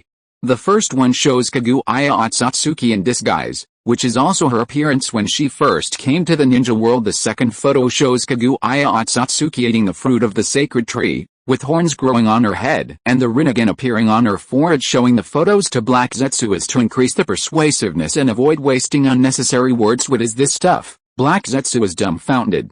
He looked familiar in the first photo, but he just didn't dare to believe it. As for the second photo, damn, it was simply a different person. "Are you kidding me?" Heizetsu's eyes were cold, as if he was looking at a dead person. He didn't know how Yi Feng knew what his mother looked like. Photos? Photos could also be synthesized. He had seen this technology before. If you want to threaten him just because of a photo, then you are underestimating him. "Do you think I'm the same as my two stupid brothers?" He is Black Zetsu, the Black Zetsu who has been planning to save his mother for 1,000 years. Now the plan is about to enter the final stage. In a few years, he will be able to capture the tailed beast and successfully rescue his mother. He can do anything to save his mother. "How did I trick you?" Yi Feng's sleepy mind was puzzled. "The photo is almost right next to your face. Are you blind and can't see it? Why does Kaguya Otsutsuki have such an iconic appearance?" "Oh, I get it. The child has grown up and entered the rebellious period." Yi Feng, who was full of wild thoughts, was ready to call number one and ask Kaguya Otsutsuki to appear on camera to prove himself. "As soon as I turned the phone over, I saw Gar making a V gesture for taking a photo, his lifeless eyes staring straight ahead with a ferocious face. Damn, I rode in the wrong direction." Yi Feng cursed softly. No wonder Black Zetsu's attitude changed so much. Yi Feng, who had made a mistake, immediately put on a smiling face. "Don't get excited, it's not like you don't know Gaara, Captain Black Zetsu, who specializes in intelligence and is in charge of many intelligence team members. White Zetsu naturally knows Gaara since the day Gaara became the Jinchuriki. He has entered their field of vision. Not only Gaara, but all the Jinchuriki's information is known to them. Even if the Jinchuriki is replaced in the middle, they will follow up in real time. After all, it is related to the 1,000-year plan to save his mother, so Black Zetsu naturally pays special attention to the relevant information about the tailed beasts. "I don't care who you are. If this is the deal you're talking about, then there's no need for us to continue talking," Heiju said coldly. If he hadn't figured out Yi Feng's background and Orochimaru was watching him closely, he would have taken action immediately. Just because Yi Feng might know about his mother, whether it was to capture him alive and interrogate him, or to kill him to eliminate the trouble forever, he would nip in the bud any unexpected event that might disrupt his plan. Orochimaru folded his arms and watched the excitement from the side. He was also very curious about why Yi Feng was looking for Black Zetsu. As far as he knew, Black Zetsu's strength was not that strong, but he was good at escaping, hiding, and investigating within the Akatsuki organization. He also does intelligence gathering work. This was what puzzled him the most. Yi Feng himself knew a lot of secrets of the ninja world, so he shouldn't need Black Zetsu. "Look, why are you so anxious? You've been waiting for thousands of years, and you can't even wait for a few words." As he spoke, Yi Feng dialed number one after another magical modification. The mobile phone can now make calls. Although cross-world calls are still not possible, it is still possible to make calls within the planet. A huge wave of emotion surged in Black Zetsu's heart.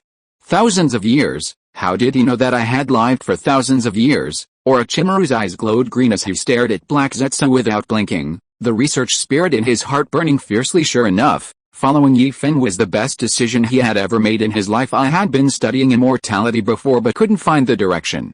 After following Yi Feng for just a few days, I saw two immortality species. He doesn't have any hope of defeating Kaguya Otsutsuki. as he cannot but after comparing his own strength with Black Zetsu, Orochimaru laughed, this is acceptable, so what if he can hide? He just doesn't believe that Black Chu won't reveal any clues. Black Zetsu was filled with horror and felt cold all over for no reason. He thought that Feng had revealed his secret and did not notice the change in Orochimaru's eyes at all. The call was connected with a beeping sound. Hello? What's wrong, uncle? You idiot, don't get so close to your ear. I'm making a video call. Feng, who had sharp eyes, saw the earwax on number one. Oh, number one muttered and rolled over, propping up his phone on the pillow next to him. Is this okay? Okay, you're awesome. Feng's teeth were chattering. This brat didn't even open his eyes and didn't even notice that his phone fell. Is something wrong, uncle? I just fell asleep. Number one curled up in the quilt and said in a daze he played with his phone all night and didn't go to bed until Feng and Orochimaru left. You little brat, go to sleep later and give the phone to Sister Wei. I have something to talk to her about. Feng shouted loudly. He was afraid that number one would fall asleep if he didn't speak too loudly. With his phone down, he couldn't see anything, but he heard number one snoring softly. Understood. Startled by Feng's yell, number one opened his eyes reluctantly and knocked on the door of the next room reluctantly. Sister Wei, uncle is looking for you. The door opened with a creak, and before number one could see who was coming, he was punched on the head. I know, who was wearing pajamas, growled in a low voice. You idiot, disturbing my sweet dreams so early in the morning. Don't you see what time it is now, uncle? Is it noon yet? Ino's punch was quite powerful. Number one, who was already confused, became even more confused. If you give him a pillow, he can fall asleep now. It's really uncle who's looking for you. Number one felt aggrieved.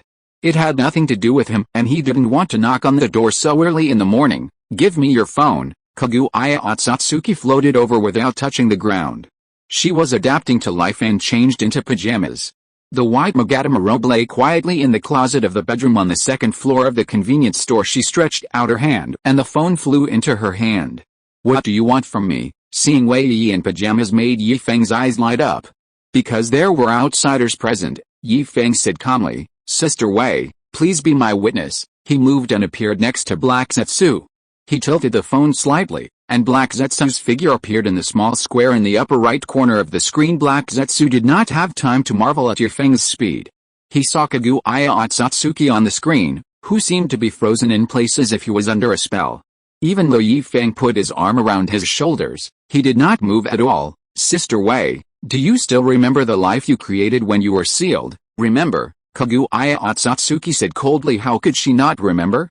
That was the backup plan she left behind, although she didn't hold much hope.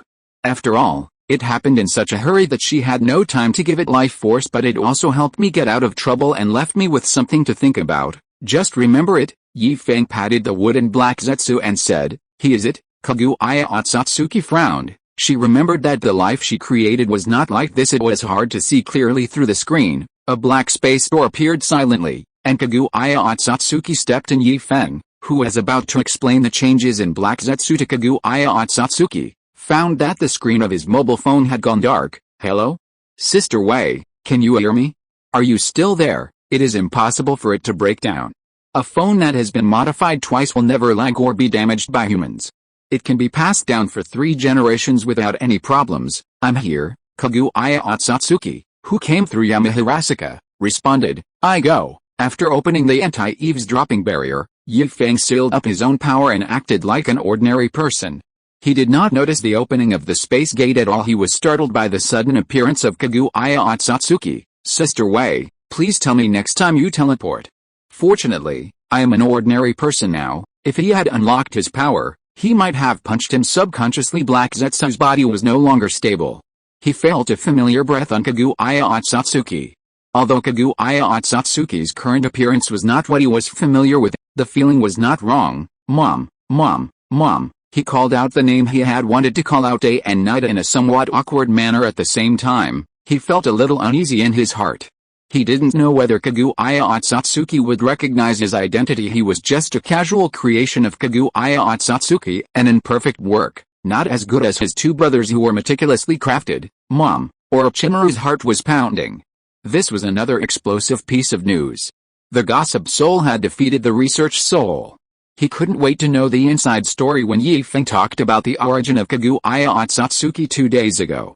He did not mention that the six-path sage had 2 younger brothers. It would be strange if the six-path sage knew that he had a younger brother.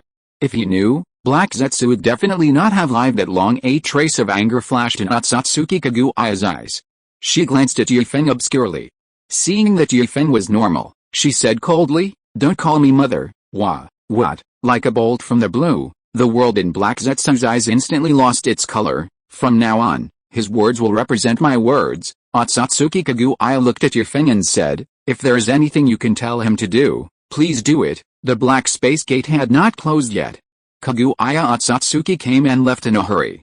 After leaving these 2 sentences, she passed through the space gate and went back. This made Feng, who had prepared a lot of explanations for Black Zetsu's changes, feel a little frustrated, and also made Orochimaru, who was ready to watch the show, a little disappointed. The space door closed and disappeared.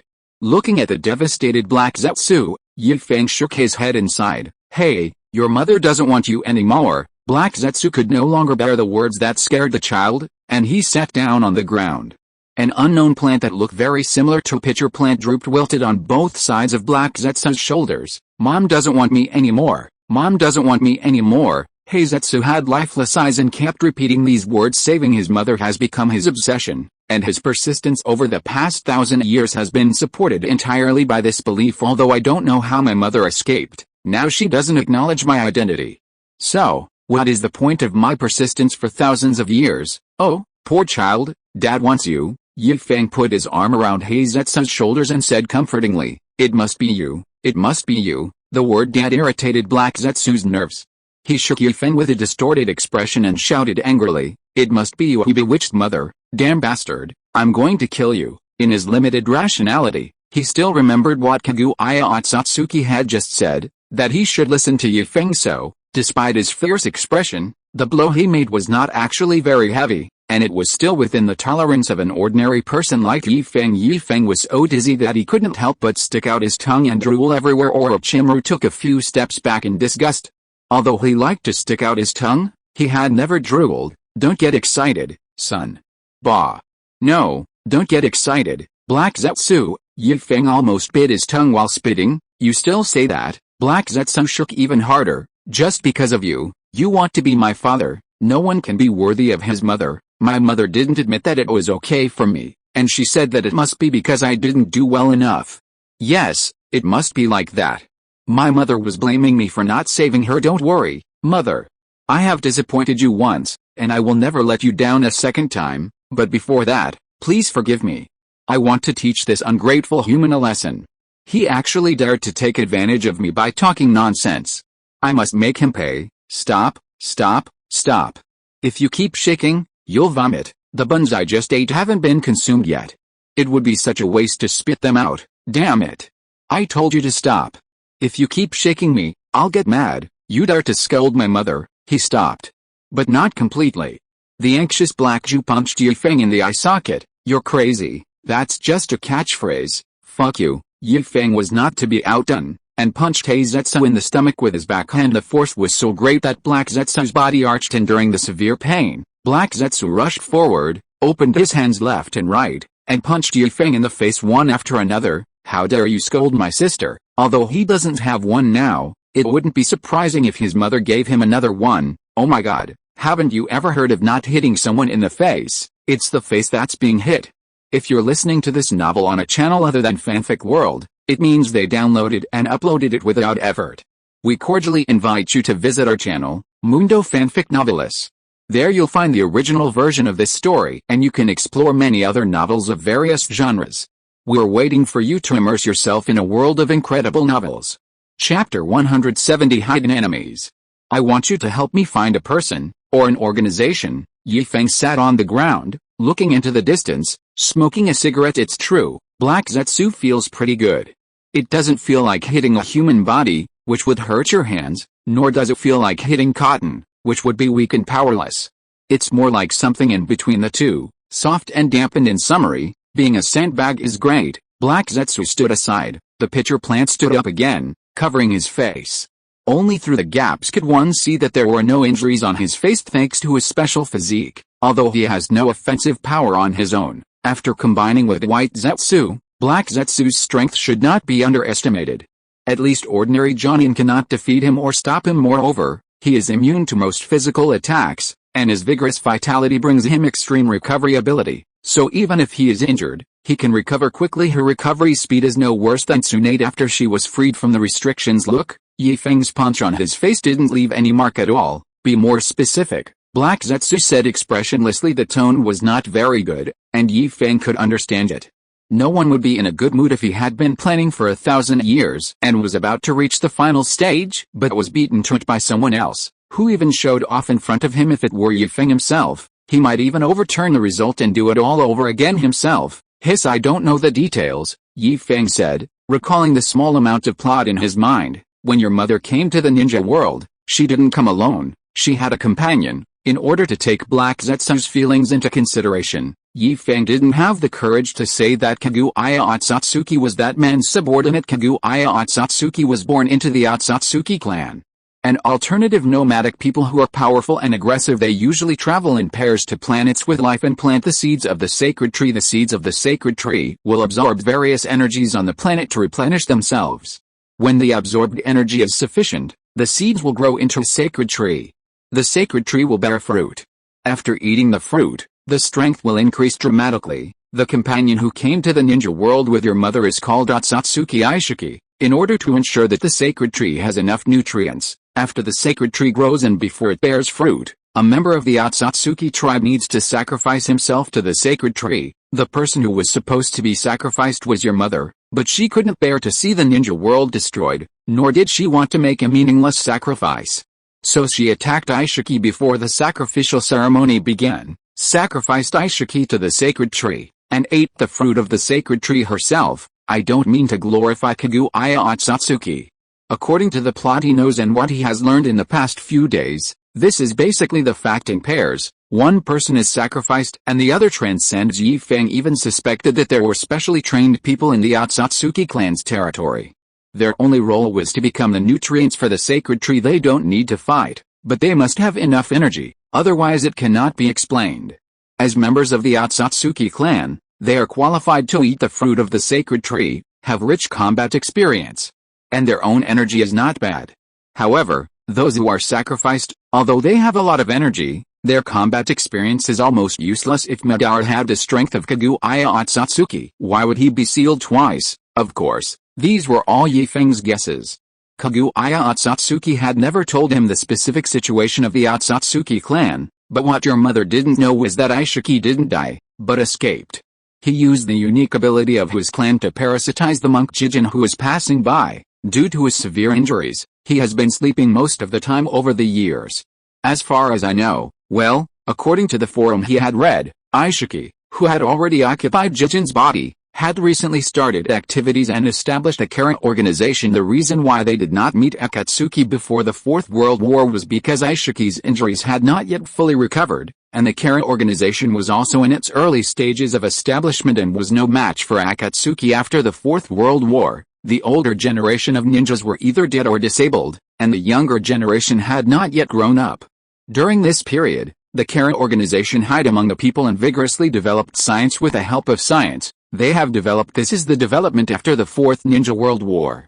As many netizens have said, although Naruto and Naruto next generations have the same worldview, they are not the same world. What happened in Boruto may not necessarily happen in Naruto's time, so Yi Feng is not quite sure whether there really is such a person as Aishiki. The reason why Black Zetsu was asked to come was to verify it through Black Zetsu's intelligence network. From what I know, Yashiki established an organization, Shell, which means breaking out of the cocoon and being reborn. Yi Feng did not directly say what had not been proven, and concealed part of it.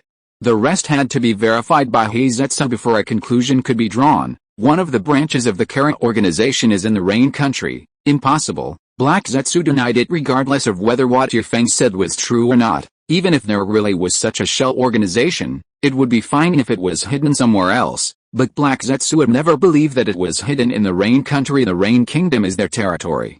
Heizetsu is confident that every move of the Rain Kingdom cannot escape his eyes. If he wants, He can even know how many eggs the queen ant in the ant nest has laid. If there really was an organization hiding in their territory, there was no way he wouldn't know about it. Feng also found it ridiculous, but this was what he knew. Although the base of the current organization was not exposed until more than 10 years after the Fourth World War, there might be members active in the Rain Country right now who made the Rain Country closed all year round. Foreign ninjas simply cannot move around in the Rain Country. Is it possible? You will know if you take a look. Feng snapped his fingers and said, "The reason I asked you to come here is to let you see if there are any traces of the current organization's activities in the Rain Country. They are hiding very deeply. As far as I know, the only place where they might be is the Rain Country. If there is none in the Rain Country, then you can shift your future goals to other countries, the entire ninja world, and any place where people have been active. You should look for them. We have plenty of time, but if we don't find a formula, it will always be a hidden danger." Black Zetsu, you don't want your mother to be sacrificed, right? Okay, I promise you, Black Zetsu said with a gloomy face. For him who is committed to rescuing his mother, anyone who stands in his way will become a stepping stone. Although his mother has been rescued now, Black Zetsu swears that he will never let that person go if anyone dares to steal her again. Even if he is not his opponent for the time being, so what? He has already waited for 1,000 years and doesn't mind waiting another 1,000 years. What's more, this time it's not as simple as a seal. If it's really like what Feng said, and he was sacrificed, then there is really no way to deal with it. This is the logo of their organization. Feng took out a piece of paper and handed it to Black Zetsu. You can pay attention to it. Also, their organization likes to do scientific research. If you can't find it in the Rain Country, you can pay attention to researchers from various countries. The people in their organization may have been transformed, and their fighting style may be somewhat different from that of ninjas. Okay, any more? Black Zetsu took the paper, took a look at it, memorized the logo on it, then took out a lighter and lit the paper. This way of ignition left Feng stunned. It was different from what he had imagined. In his opinion, the ninja's method of destroying evidence is more advanced, such as releasing a fire escape, or using chakra to directly annihilate the paper. I didn't expect Black Zetsu to be so simple and took out a lighter. What's wrong? Is there any problem? Feng's weird look made Zetsu think that he had done something wrong. Throwing aside those nonsense, Feng shook his head. It's okay, that's all I know. He hasn't even finished watching Naruto, let alone Boruto, Next Generations. Although he can watch it in convenience stores and on his mobile phone, Feng can't change his habit of not watching the animation until it's finished. Instead of being anxious to catch up, it's better to wait until the end and watch it to your heart's content. To him, it makes no difference whether he sees it or not. With his strength, no matter what the form is, if a form really appears in front of him, he can turn it into a ritual. A ritual of death. A group of members of the Shell organization who couldn't even break through a planet were not qualified to fight him. These are enough. Black Zetsu nodded, indicating that he was fine having the organization's logo and some of the organization's information is enough for Black Zetsu. He didn't know this before, but now that he knows, Black Zetsu is confident that he can find the trace of this group of people in the Rain Country. No matter how deep they hide, can they be better than him who has been hiding for 1,000 years? He can't find it, but there is still the Akatsuki organization. The entire Rain Country is within the range of the Akatsuki leader's ninjutsu. Wherever there is rain, the Akatsuki leader is watching. Unless those people hide in the house and don't come out, they will be noticed by the leader of Akatsuki if they come out. As for how to convince the leader of Akatsuki, Black Zetsu already has an idea. Well, we will pass by the Rain Country in a while. Don't worry if you find it. We will take action naturally. Feng thought about it and said, it doesn't matter if we don't find it. When the time comes, help me introduce your leader. I will do something. When going to the Rain Country, how can we not see the elegance of the heavenly Deo? And Nagato, there are two people in the family. One is half a member of the Uzumaki clan, so it is not impossible to have one more. I can also treat Nagato's injuries. If I can't do it myself, I still have Kaguya Otsutsuki. If they can create life, then healing Nagato should be a piece of cake. Okay, sure, Black Zetsu asked carefully, is there nothing else? Hiss, throwing the cigarette butt on the ground and stamping it out with his foot. Feng, who had once again contributed a cigarette butt to this desolate suburb, said, that's all. The reason he sought out Black Zetsu was because of his reconnaissance abilities. Although he could do it himself, the mental power that covered the entire ninja world would inevitably make Ishiki, who had been hiding for 1,000 years, even more afraid to show up. Maybe even the current organization would shrink back into hiding. He heard from netizens on the forum that the real base of the current organization is in an alien space, which is a space opened up by Aishiki using his own abilities, similar to Kaguya Otsutsuki's Aim no Mikoto. But what is different from Aim no Mikoto is that the different space opened up by Aishiki is suitable for human survival and is similar to the outside environment.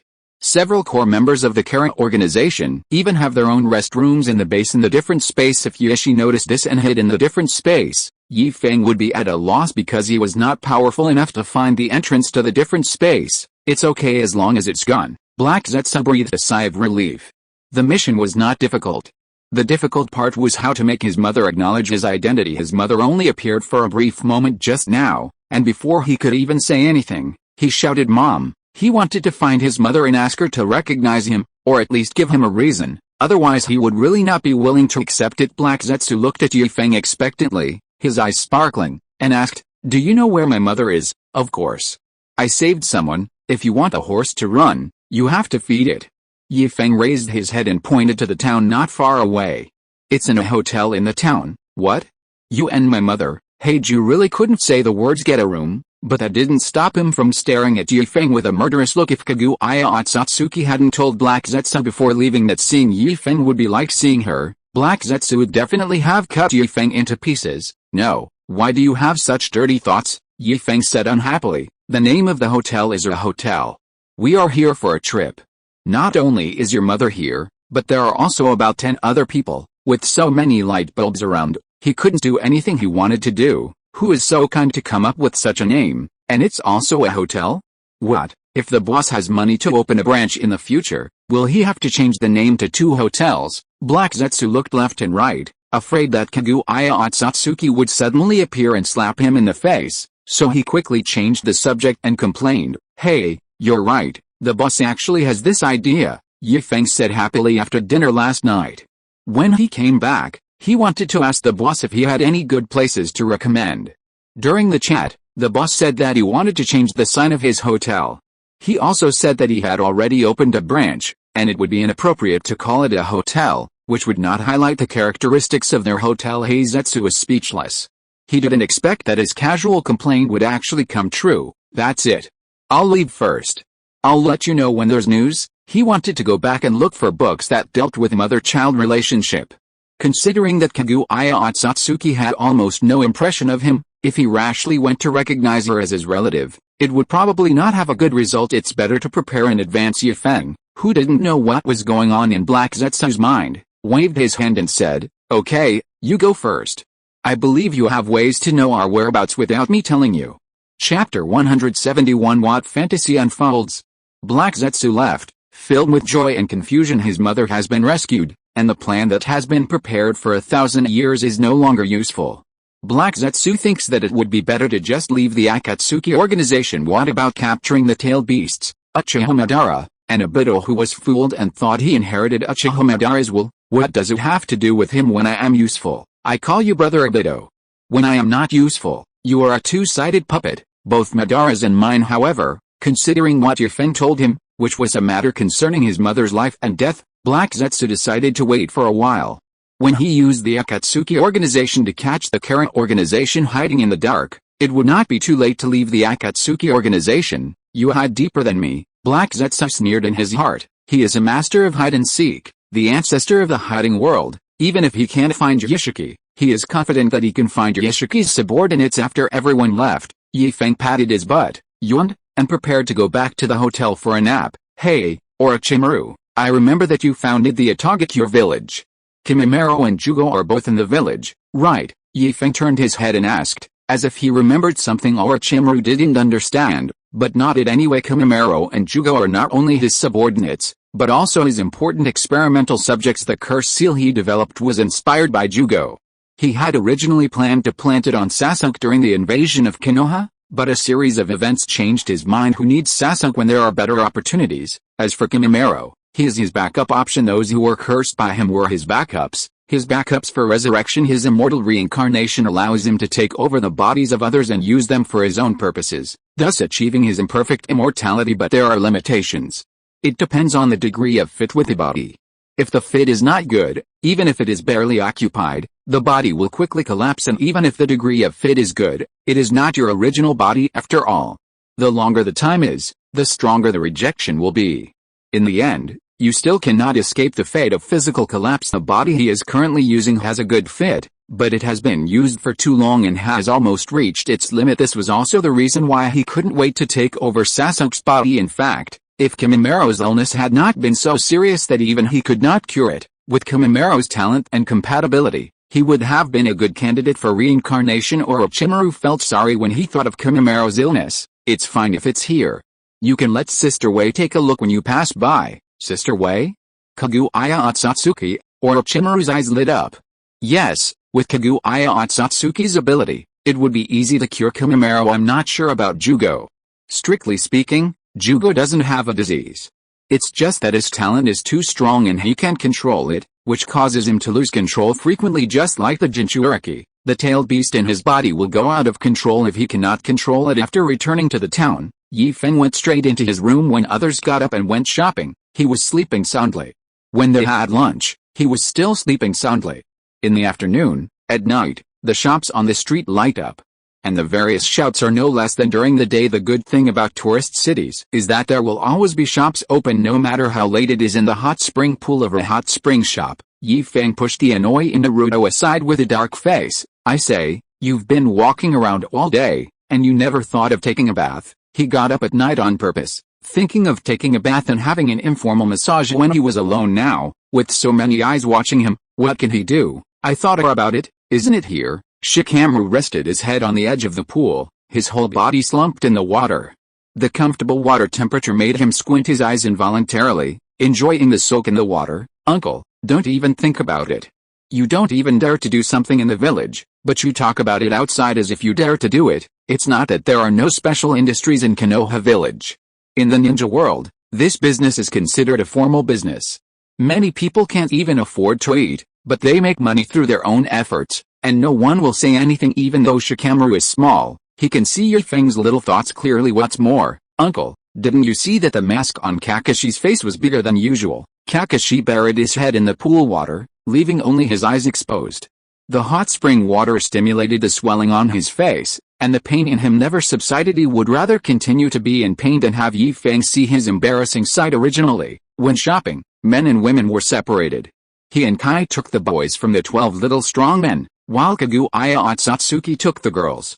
The two groups did not disturb each other and went shopping on their own. As it happened, he paused for a moment when he passed by a special store. Really? He swore, he really just paused for a moment and had no other thoughts at all. As a result, he was seen by Kaguya Otsutsuki and others who were passing by, with Ano and others adding fuel to the fire in their explanations. He didn't even have the chance to explain.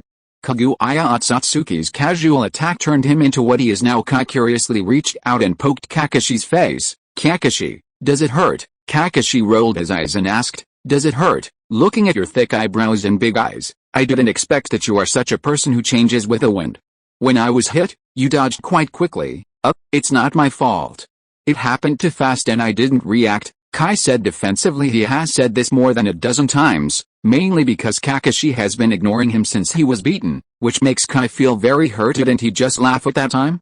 He wasn't the only one who laughed. Many people laughed. Kakashi couldn't help but say, you didn't react? You didn't react? Why did you step back? He saw clearly that when Kaguya Otsutsuki raised her hand to slap, no one else moved, only Kai took a few steps back. I saw a familiar back figure. Kai scratched his head and said uncertainly. Kakashi blocked his view, and when he took a few steps back and his vision cleared, he only saw a flash of green. How, do you think I will believe it? Kakashi said with his eyes squinted. He saw someone who looked familiar, a person with long white hair, carrying a large scroll on his back and wearing a red sleeveless robe, was very consistent with his impression of Jiraiya. One of the three ninjas. It was because he saw this familiar figure that he paused for a moment without even waiting for confirmation. He was hit by a punch or a palm. Anyway, when he came to his senses, the familiar figure had disappeared. He also found an excuse, left the side of Naruto and the others and went back to look for it, but he couldn't find it anywhere. A series of hearty laughter reached everyone's ears, followed by a splash, and the pool water exploded instantly. Naruto, who was still swimming in the pool, screamed and hit his head against a pool wall. Kai reacted quickly and took an alert posture. If he hadn't sensed hostility from the person who came, he would have kicked forward by now. You're slow to react. Kakashi on the side didn't know what to say. You can laugh at me if you want, but you're slow to react, and you have a familiar back. What excuses are you making? Jiraiya, whose diving posture scored 0 points, poked his head out of the pool and spit out a mouthful of pool water. Puff.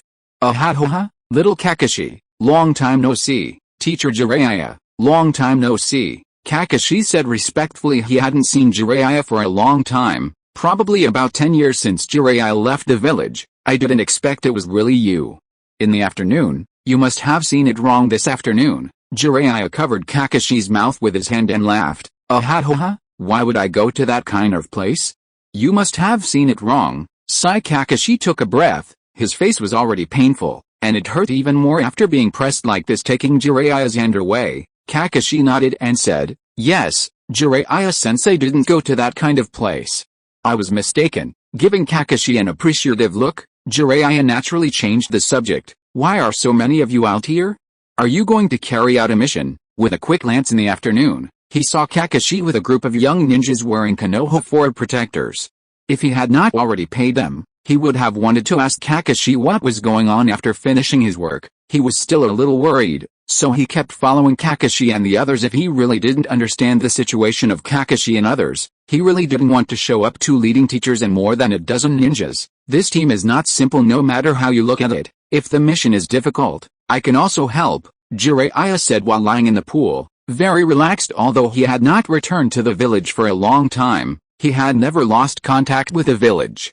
Every once in a while, he would report the information he had collected back to the village. If it was anyone else in the village, he might have pretended not to see it, but Kakashi was his student, so he couldn't pretend not to see it. Guy, and everyone else, it's okay, this is my teacher, Kakashi said, letting everyone who was on alert let down their guard first. There's no mission. Isn't it still a month before the 3rd round of the Chunin exam? Everyone is here for special training. Special training? Jiraiya's mouth twitched. This doesn't look like special training. Who would have special training in the bathhouse? He had been following them for the entire afternoon, but he didn't see any tension from the special training in the crowd. Instead, it seemed like they were just out for fun. What could Kakashi say? He couldn't reveal it to anyone without Feng's permission, so he had to bite the bullet and say, combining work and rest, in order to prevent Jiraiya from asking further questions. Kakashi quickly said, by the way, Jiraiya-sensei, why are you here? When talking about this, Jiraiya became serious. I got the news that Orochimaru might be harmful to the village, so I plan to go back to the village to take a look. Jiraiya knew very well that few people in the village now could be a match for Orochimaru. He understood Orochimaru's methods. He was a poisonous snake hiding in the dark. If it didn't move, it would be fine. But once it moved, it would be a fatal blow. If the village is not prepared, it will definitely suffer a great loss. Jiraiya, who had been away for many years, had a clear view of the situation in the ninja world. The 5 major ninja villages were in conflict with each other. Once one side shows weakness, the other ninja villages will definitely pounce on it without mercy. If the major ninja villages move, the ninja world that has been peaceful for more than 10 years will be in turmoil again, and the 4th ninja world war may even break out. In order to prevent a possible war, he had to go back and check, regardless of whether the news of Orochimaru's attack on the village was true or false. On the way back, he was stopped by the beautiful scenery.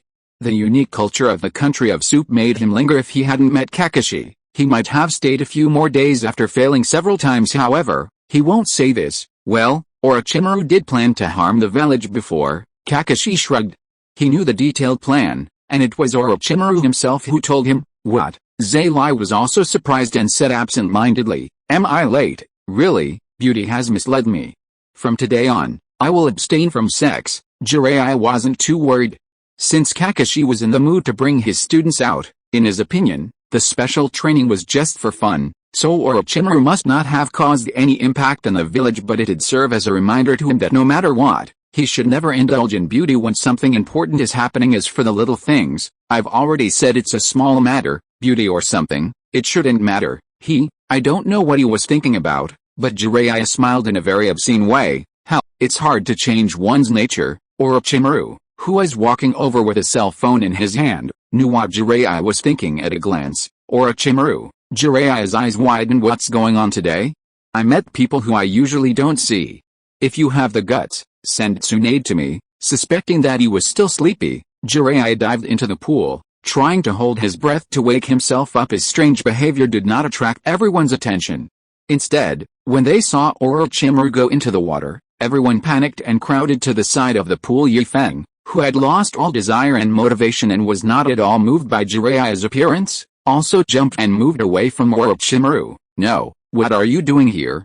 Feng covered his important parts and said in a panic, just go play with your phone. Why are you here to join in the fun? When Feng took a nap in the morning, in order to prevent Orochimaru from disturbing him, he lent his cell phone to Orochimaru and asked him not to disturb him. Orochimaru was very obedient and did not disturb him. He even carried the sleeping one to another room so that Feng could have a good sleep. I paid for your hot spring bath, why can't I come? Orochimaru said without raising his head while swiping his phone. Shouldn't you go to another pool? Feng closed his eyes and pointed to the side. Isn't the body you are using now a woman's? He remembered that the body that Orochimaru was currently parasitizing was originally a female. When he told everyone about this, they didn't believe it. In the end, it was Orochimaru himself who admitted it. Female, Jiraiya, who received the key words, raised his head excitedly and looked left and right. Where's the female? Chapter 172 Sexuality and Invisibility. Beside, Orochimaru said unhappily, the women's bath is separated from the men's bath by a wall. Kaguya Otsutsuki and others are taking a bath in the women's bath. Jiraiya subconsciously followed Orochimaru's line of sight, his eyes shining, as if he could penetrate the wall and see the beautiful scenery on the opposite side. Unfortunately, he had made a wrong idea.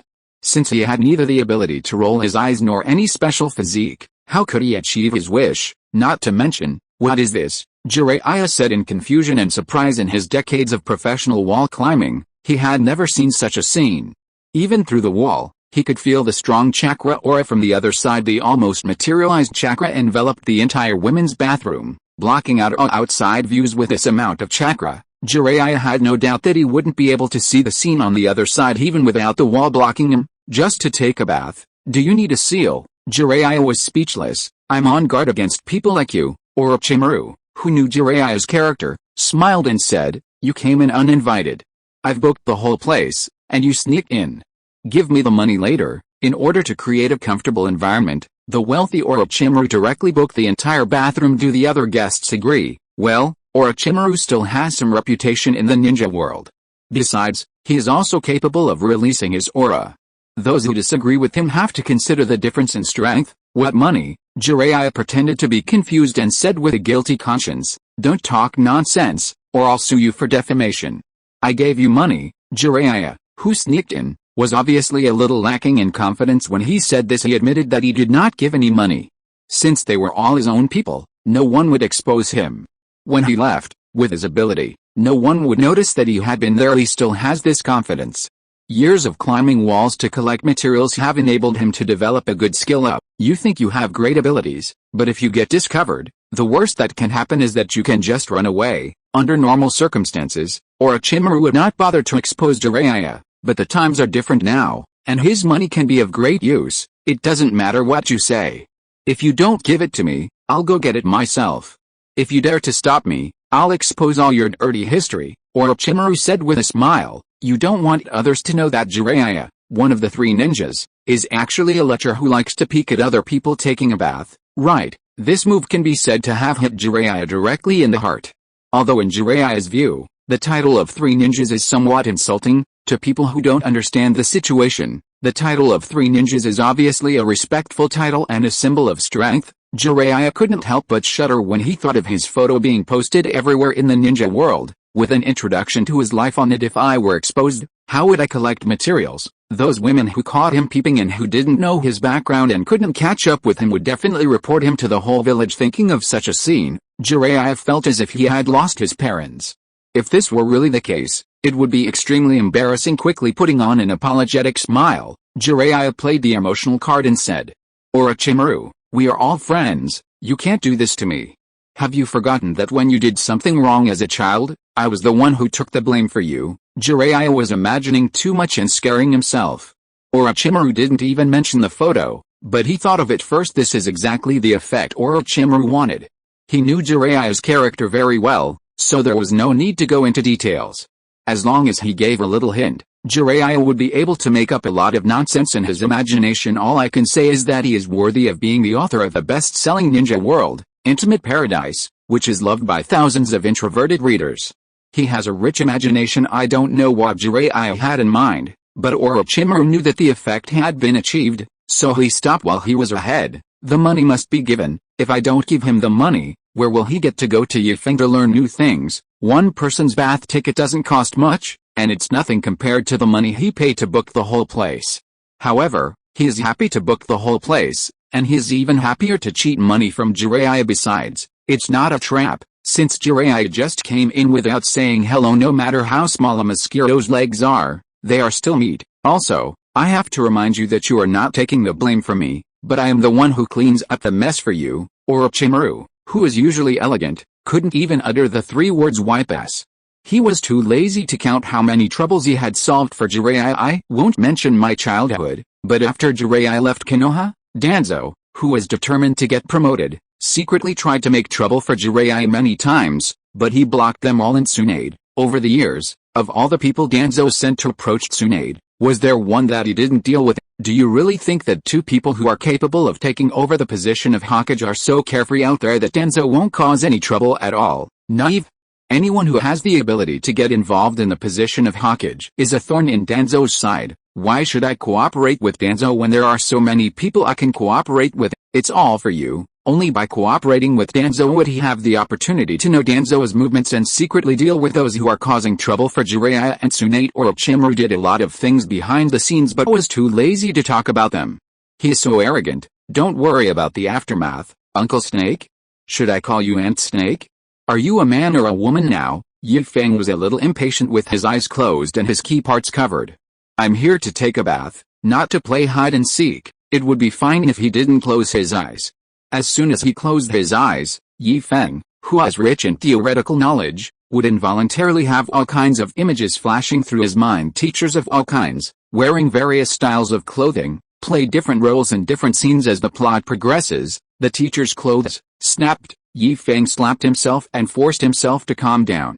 He stopped thinking about it or something serious would happen. Do you want to know? Orochimaru smiled evilly. Open your eyes and take a look, then you will know. Really? What are the young people nowadays thinking?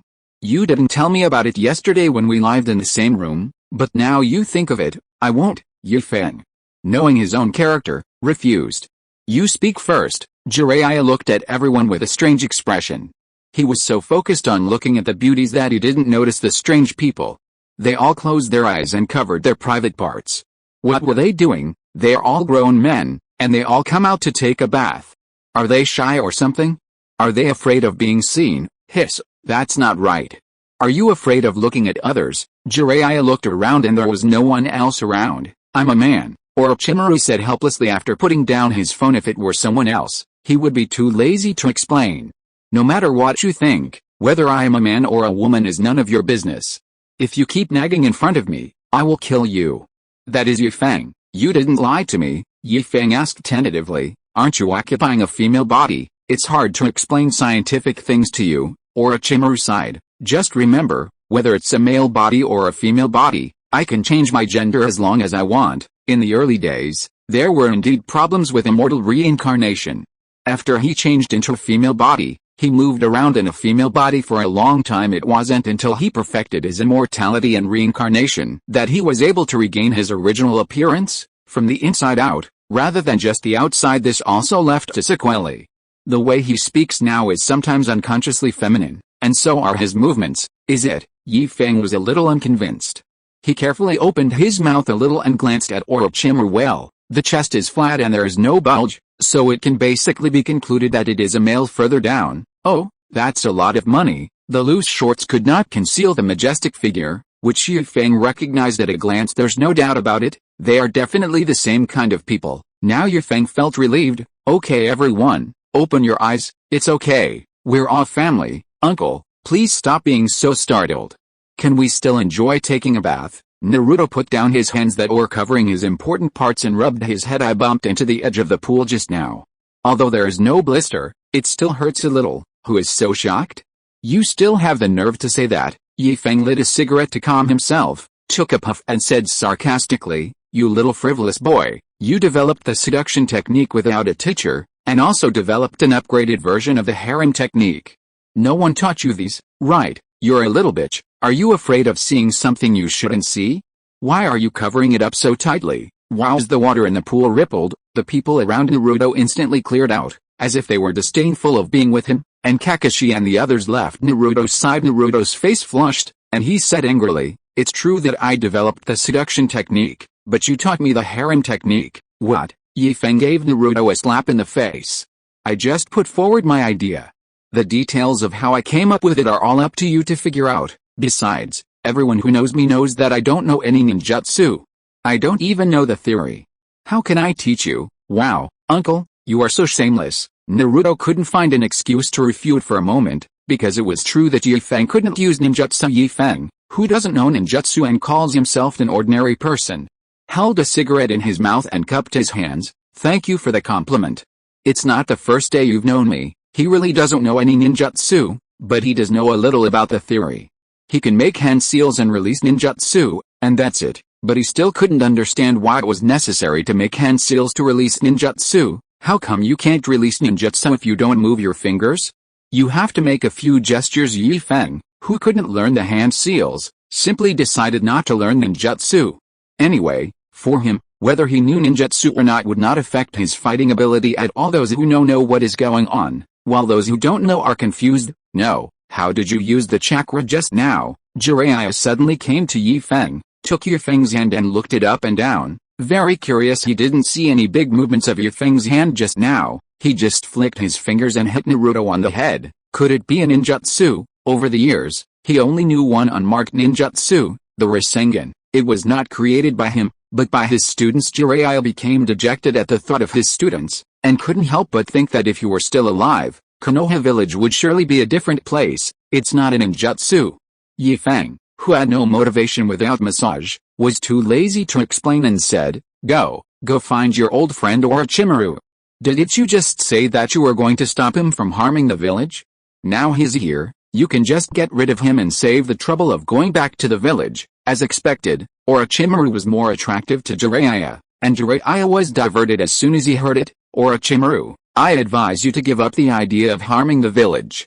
I don't want to fight with you. When you say this, can you let go of my hand? After pulling it a few times, Yi Feng failed to pull his hand free, so he had no choice but to let Jiraiya hold it. Orochimaru didn't say anything, but let go of the phone.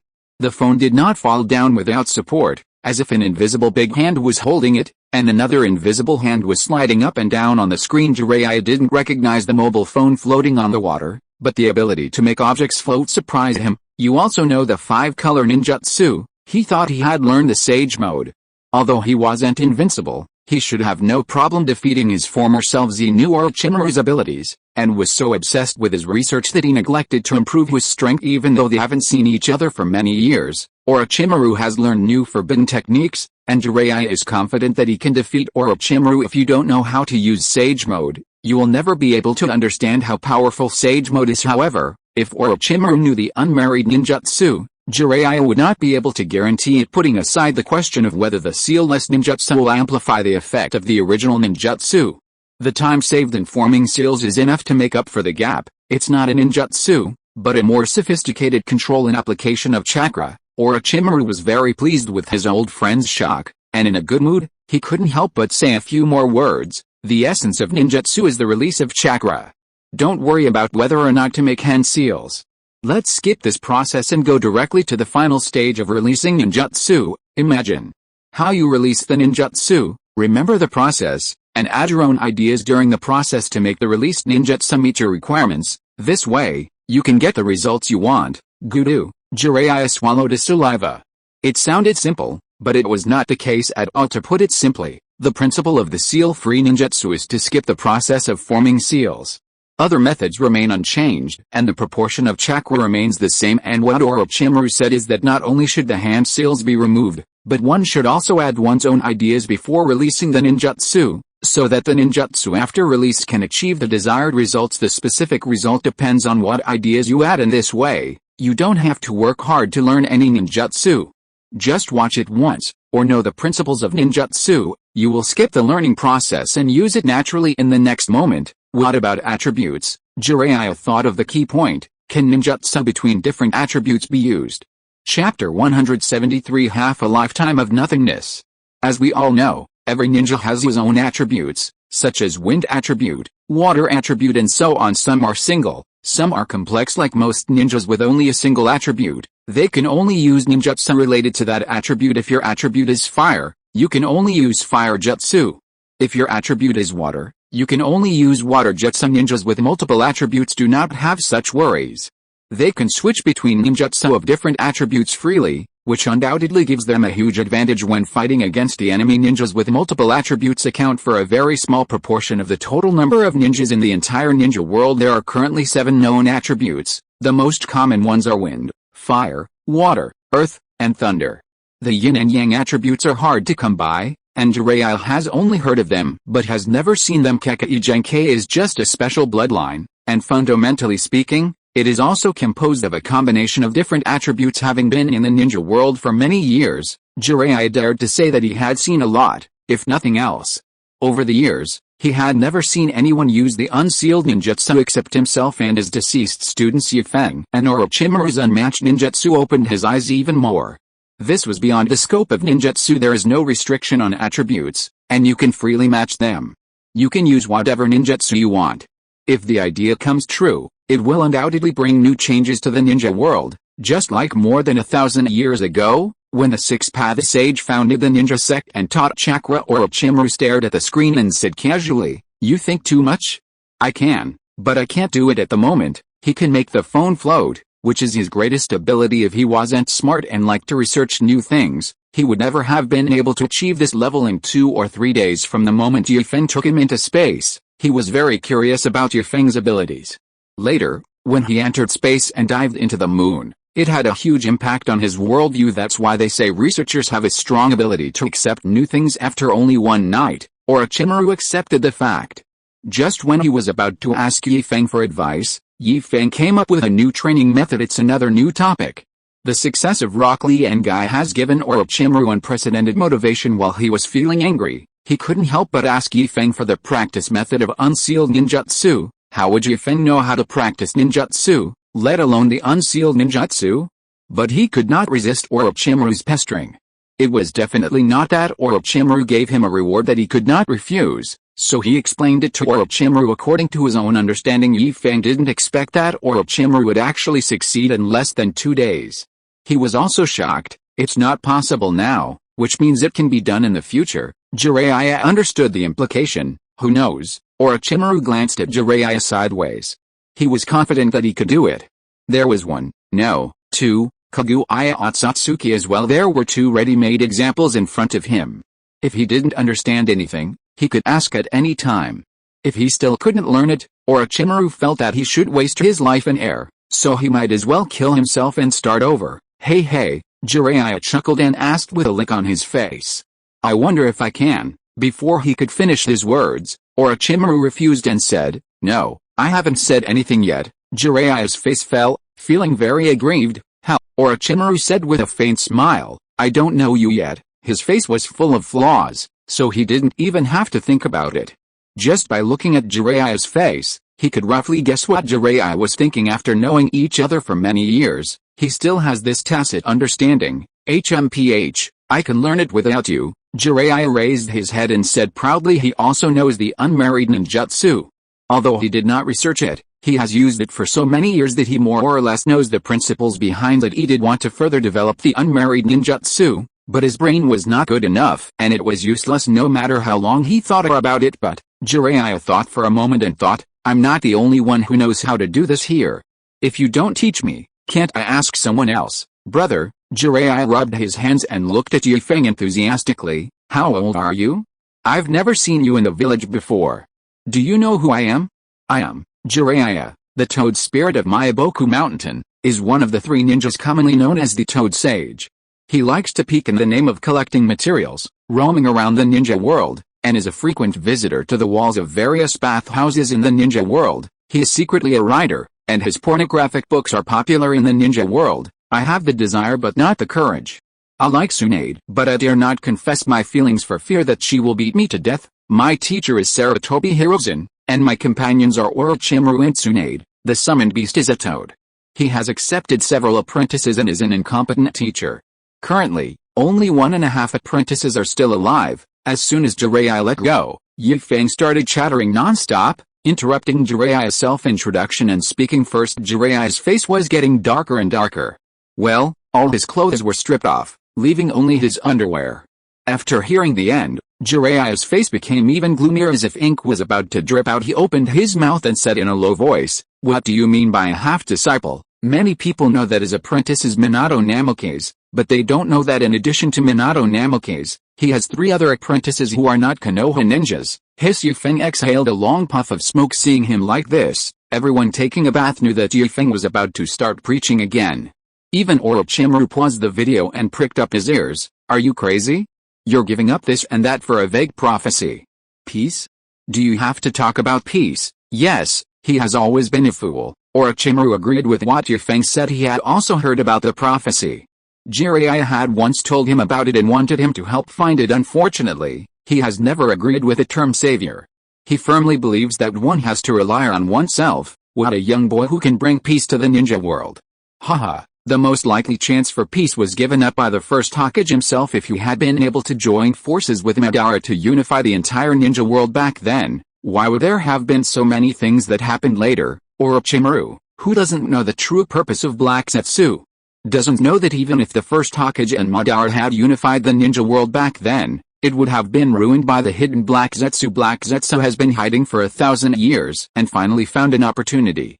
How could he just stand by and watch peace in the ninja world? The more chaotic it is, the greater his chances will be. Feng's preaching had just begun. The truth is only within the scope of ninjutsu. What is ninjutsu for? It is to make people listen to you. If someone doesn't listen, beat him until he obeys. Why are other ninja villages so nervous? It's because they always stop at the right time, and one side can completely overwhelm the other. Why didn't other ninja villages dare to start a war when the first generation was alive? Because everyone knew that they couldn't defeat the first generation. Didn't you see that the first ninja world war broke out as soon as the first generation died? Then came the second and third wars.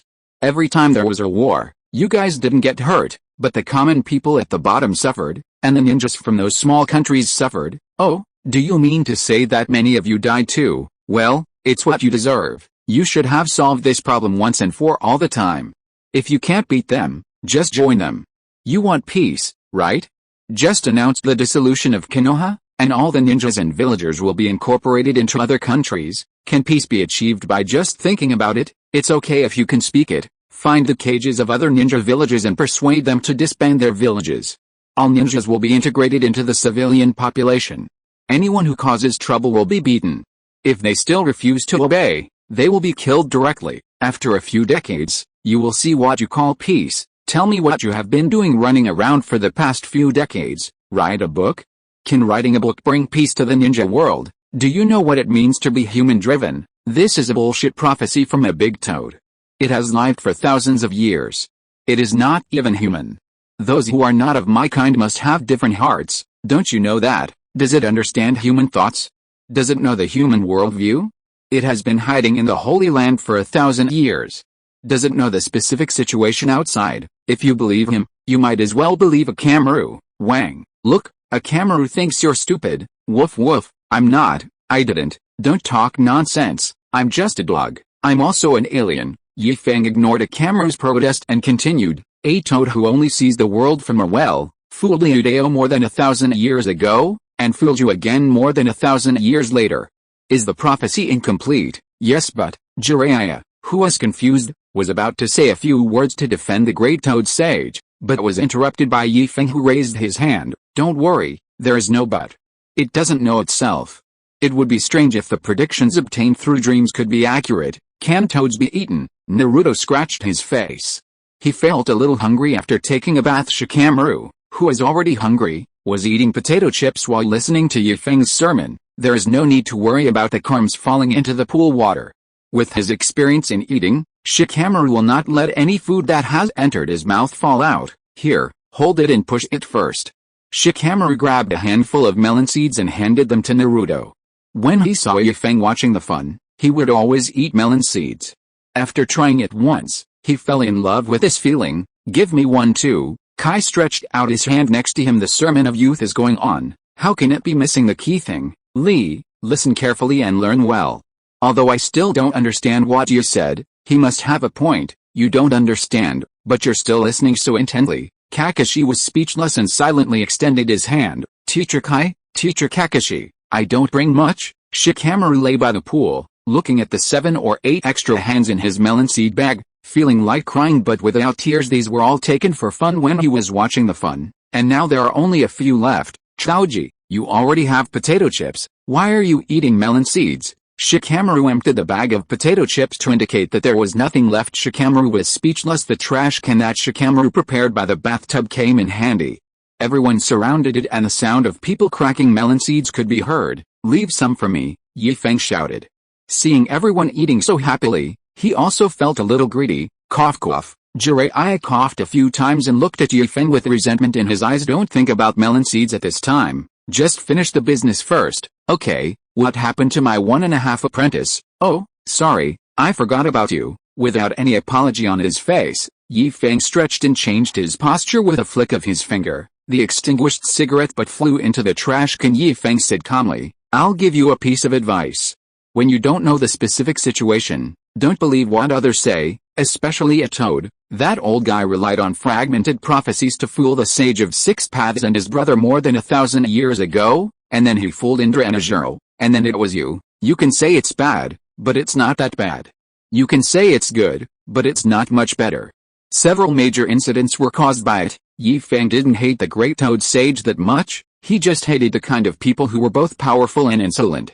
Can't you learn from the other 2 holy places, making prophecies left and right, and always meddling in the affairs of the ninja world? Kaguya Otsutsuki was sealed because of you. The brothers Indra and Ashura turned against each other. Jiraiya was fooled by you and wasted decades, looking for the so-called savior in the whole ninja world. 2 of his 4 apprentices died, 1 was disabled, and the only one left was intact and forgot what it felt like to laugh. You are sitting alone in the Holy Land, and nothing is happening. Hey, Feng suddenly sighed. Jiraiya, I want to ask you, where were you when Minato died? Jiraiya clenched his fists. He had always felt guilty for Minato's death. He was not in the village during the Nine Tails Rebellion, and by the time he got the news, Minato's funeral was almost over. Let's not talk about Minato for now. Let's talk about your other 3 disciples, Nagato who has the Rinnegan, the cute and simple Konan, and the passionate Chihiko. These 3 little guys were still immature when they met you. Influenced by your teachings, they have been working hard for peace. They have taken substantive actions to improve their country. They have learned a lot from you. Except for one thing they haven't learned. Human nature is evil. You said when you teach the whole thing. Don't just teach the good side. The good times didn't last long. Hanzo of the Salamander thought that their existence threatened his rule, so he teamed up with Danzo, set a trap, and took Konan hostage. The naive Yahiko thought that if he traded his life for another, Hanzo and Danzo would let their companions go. The result is predictable. If it weren't for Nagato's outburst, he and Konan would have died there. Just like that, his legs were also broken, and he became a disabled person. Hanzo of the Salamander? Danzo. Jiraiya opened his mouth in disbelief, his eyes almost bulging out. Hanzo of the Salamander, Orochimaru, who is usually calm, couldn't help but exclaim in surprise. Chapter 174 Sacrifice Yourself for Others. When Orochimaru heard the name of Hanzo of the Salamander, he instantly thought of a lot of things: the Hidden Rain Village, the Akatsuki organization, Konan, Yahiko, everything is connected. I see, Orochimaru muttered to himself, saying that the leader of the Akatsuki organization looked so familiar, and it turned out to be the kid he had seen before. But why is the Samsara eye on a dead person? Orochimaru couldn't quite understand this. Where did Nagato go again? He remembered that the Rinnegan was originally in Nagato. He had never seen Nagato show up in the Akatsuki organization. Is Danzo involved in this? Jiraiya's teeth were chattering, and he wished he could go back to Konoha right now. Grab Danzo's collar and ask him what was going on. How rare, Feng sneered. Danzo's shadow is behind many things. I've said this once before. I'm too lazy to repeat it. If you have time, go ask Kakashi yourself. He knows it too. Jiraiya turned to look at Kakashi. Kakashi paused in cracking sunflower seeds and nodded silently. Jiraiya turned his head back and asked through gritted teeth, "Where is Hanzo?" Why would he? In his impression, Salamander Hanzo would not do such a thing. Taking advantage of others and setting traps is not in Salamander Hanzo's character. He's old, and coupled with a double-edged sword of power, Hanzo is no longer the same person he once was. And with Hanzo stirring up trouble and fanning the flames, it's become like this. Yi Feng was very puzzled. So what have you been looking for all these years? Salamander Hanzo has been dead for many years. It's useless to just look for the child of prophecy. Why don't you check the cause of the war, the civil strife in the Water Kingdom, the organization in the Rain Kingdom, the dragon veins in Laolin Kingdom? If you investigate any of them, you will find the root cause of the problem. Before Obito took control of the Mizukage, many netizens speculated that the previous Mizukage had been controlled by Uchiha Madara. Yi Feng also thought so, otherwise it would be impossible to explain the various anti-human orders that the previous Mizukage gave to the village. Although the Akatsuki organization of the Rain Country is not well known at present, it is the source of the Fourth Ninja World War. The Dragon Vein of Laolin Kingdom possesses incredible power that allows people to travel through time and space. Since it can allow people to go back to decades ago, it may not be impossible to go back to decades later. Jiraiya could rely on the power of the Dragon Vein to confirm the so-called child of prophecy. I don't even want to tell you that with the way you look for him, you wouldn't be able to recognize the son of prophecy even if he appeared in front of you. Jiraiya opened his mouth and wanted to say something, but Yi Feng didn't listen at all. Don't rush to refute. Let's use an example to illustrate. Take Minato for example. Minato's talent and strength are both top-notch. The Rasengan you use was invented by him. The Seal Ninjutsu is also unique, right? If he is given time to grow, he may become what you call the child of prophecy, and the Nagato you're optimistic about, possesses the sage's eyes you mentioned. Needless to say, his talent is great, and as for his strength, I can tell you that it's no exaggeration to say that he's the best under the sage. Kai is an exception. Yi Feng did not include him in the list. He can only use the 8 gates once, which is a fighting style of mutual destruction in today's ninja world. There is no sage-level fighter, also known as the 6 paths level fighter, and Nagato is the undisputed number 1. This is when he is disabled. He would undoubtedly be even more terrifying in his prime. The Rinnegan is not his own, which is the same situation as Kakashi. But even Nagato, who does not have the Rinnegan, is not someone that a cage-level strongman can challenge. Thinking of what happened to Minato and Nagato, Yi Feng felt heartbroken and said with regret, if you could teach one of these two people well, the ninja world wouldn't be like this now. You don't believe in the savior who is right in front of you, and you go looking for the illusory son of prophecy.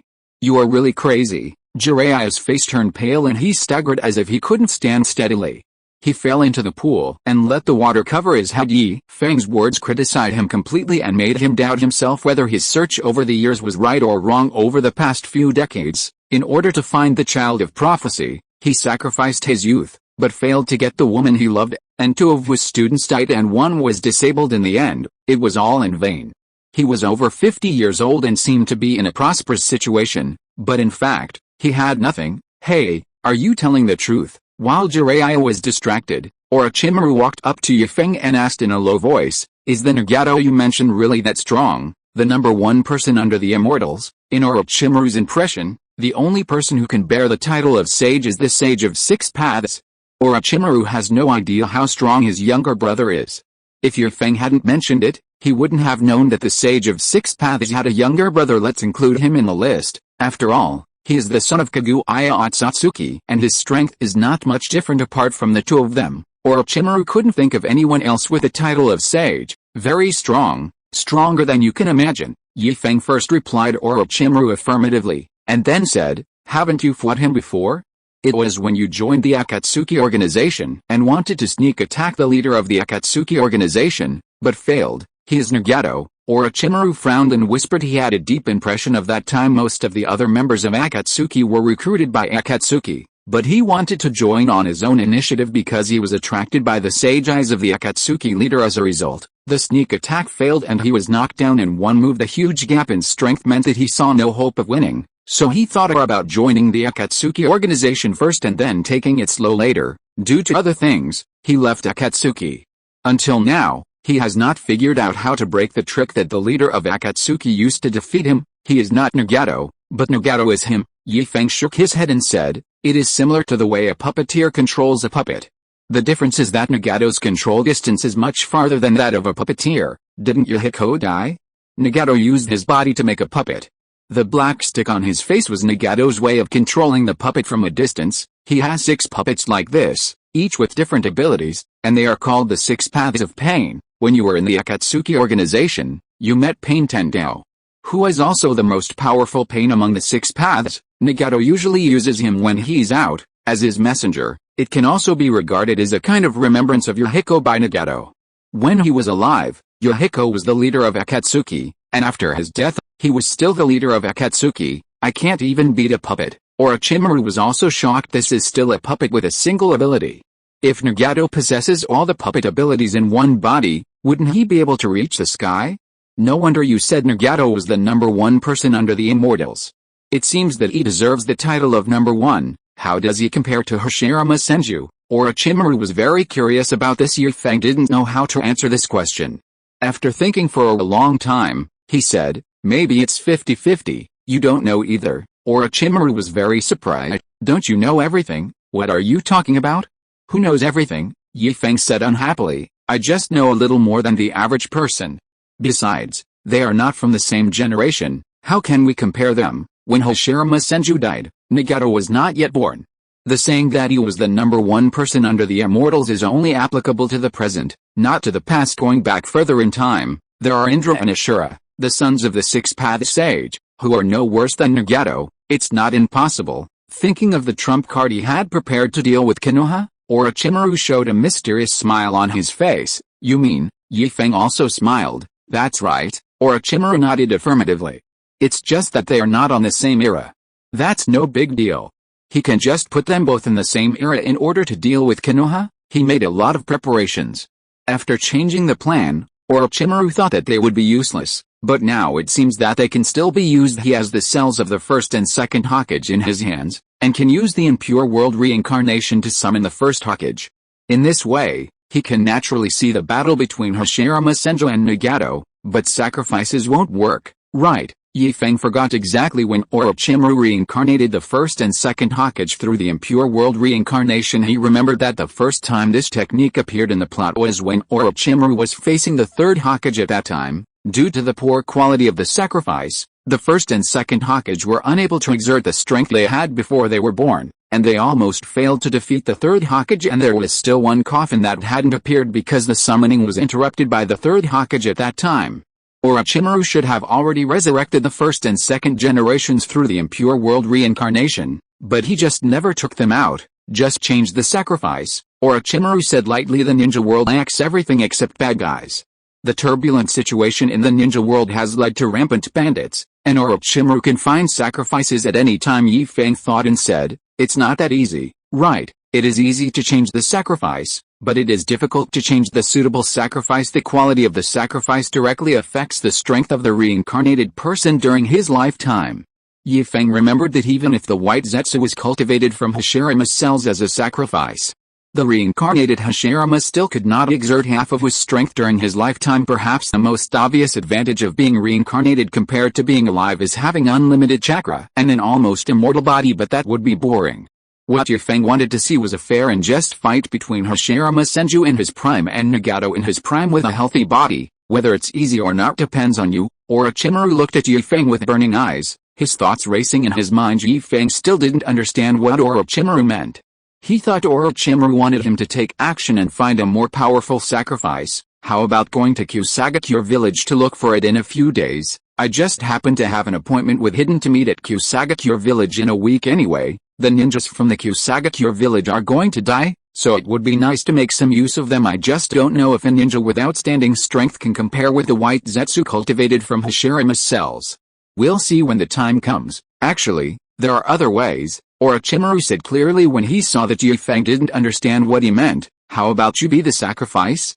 With your strength?" "That's bullshit." Yi Feng slapped the water with his palm, ignoring the water splashing into his eyes, and said unhappily, "Why don't you be a sacrifice? Anyway, your body is about to expire, so it's a good opportunity to use it." "I want to, too," Orochimaru said frankly. "It's because it's about to expire. and as a sacrifice, its quality is not as good as that of an ordinary ninja. Even though he can use this body to exert considerable combat power, it is because he has gone through years of running in and is familiar with every aspect of this body and can use it with ease. It might not be the same if someone else came with so many holes inside. It would be a shame if that person could make him move. Even Orochimaru would have to admire him if it weren't for the serious overdraft. Orochimaru wouldn't be in a hurry to cultivate a new reincarnation container. It can be used as a sacrifice for the impure world reincarnation, but the quality is not good enough, and it is even more impossible to display the strength that Hashirama had when he was alive. Fuck. Have you really thought about yourself? How else do you think I got my current body? Orochimaru said disapprovingly. You won't die, so let's try using you as a sacrifice. He still hadn't given up his plan to use Ye Feng as a sacrifice. Who told you that I won't die? Ye Feng stood up angrily, feeling a chill in his lower body. Ye Feng sat down suddenly again. He forgot that he was not wearing any clothes. It doesn't matter if everyone takes off their clothes, but it would be embarrassing if only one person takes off his clothes among a large group of people, a bunch of shameless people, all wearing shorts and not saying a word. Ye Feng, who had never taken a hot spring bath before and thought it was no different from an ordinary bathhouse, came in naked, while the others were all wearing large shorts that looked like swimming trunks. Naruto said so. Orochimaru looked up at Naruto. A group of spectators found a new entertainment project, which is to see how long Jiraiya can hold his breath underwater. Even when Ye Feng stood up excitedly, he failed to attract their attention. They were all men, so what was there to see? He had it too. Apparently they still felt that Jiraiya, with his butt sticking up and his head buried in the water, holding his breath, was more interesting to watch. That big mouth, how did he know that? Ye Feng didn't remember telling Naruto that he would not die as the owner of a convenience store. He has many benefits, one of which is being able to be resurrected in the convenience store after death, but he remembered that he hadn't told anyone except number one. So this is true. Orochimaru's eyes flashed and he became excited. Why did he do research? Wasn't it to pry into the secret of immortality?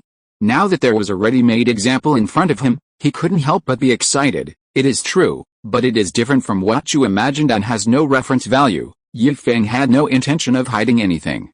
He had already promised Orochimaru that he would take him to see other worlds in the world of Dragon Ball alone. There are many ways to make people live forever. Ye Feng naturally knew what Orochimaru desired most, but he still had to make it clear in advance. Eternal life and immortality are two different concepts.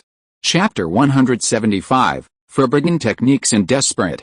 According to Ye Feng's own understanding, immortality is simply living a long life, which is also subdivided into the issue of youth. Just like normal people's physical functions will gradually decline over time, their appearance will also change, with their hair turning gray and their face full of wrinkles. His frail and old appearance did not match Ye Feng's idea of immortality. To achieve true immortality, your appearance should always remain at its peak, or at the moment you achieve immortality, your appearance will be frozen at that moment, and no matter how time changes, your appearance, including your body, will never change. Even if it changes, it will only change for the better, not for the worse. This is youth.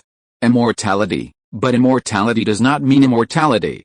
Resurrection is another matter. If it is just pure immortality, it will be useless if given to an ordinary person who has no power.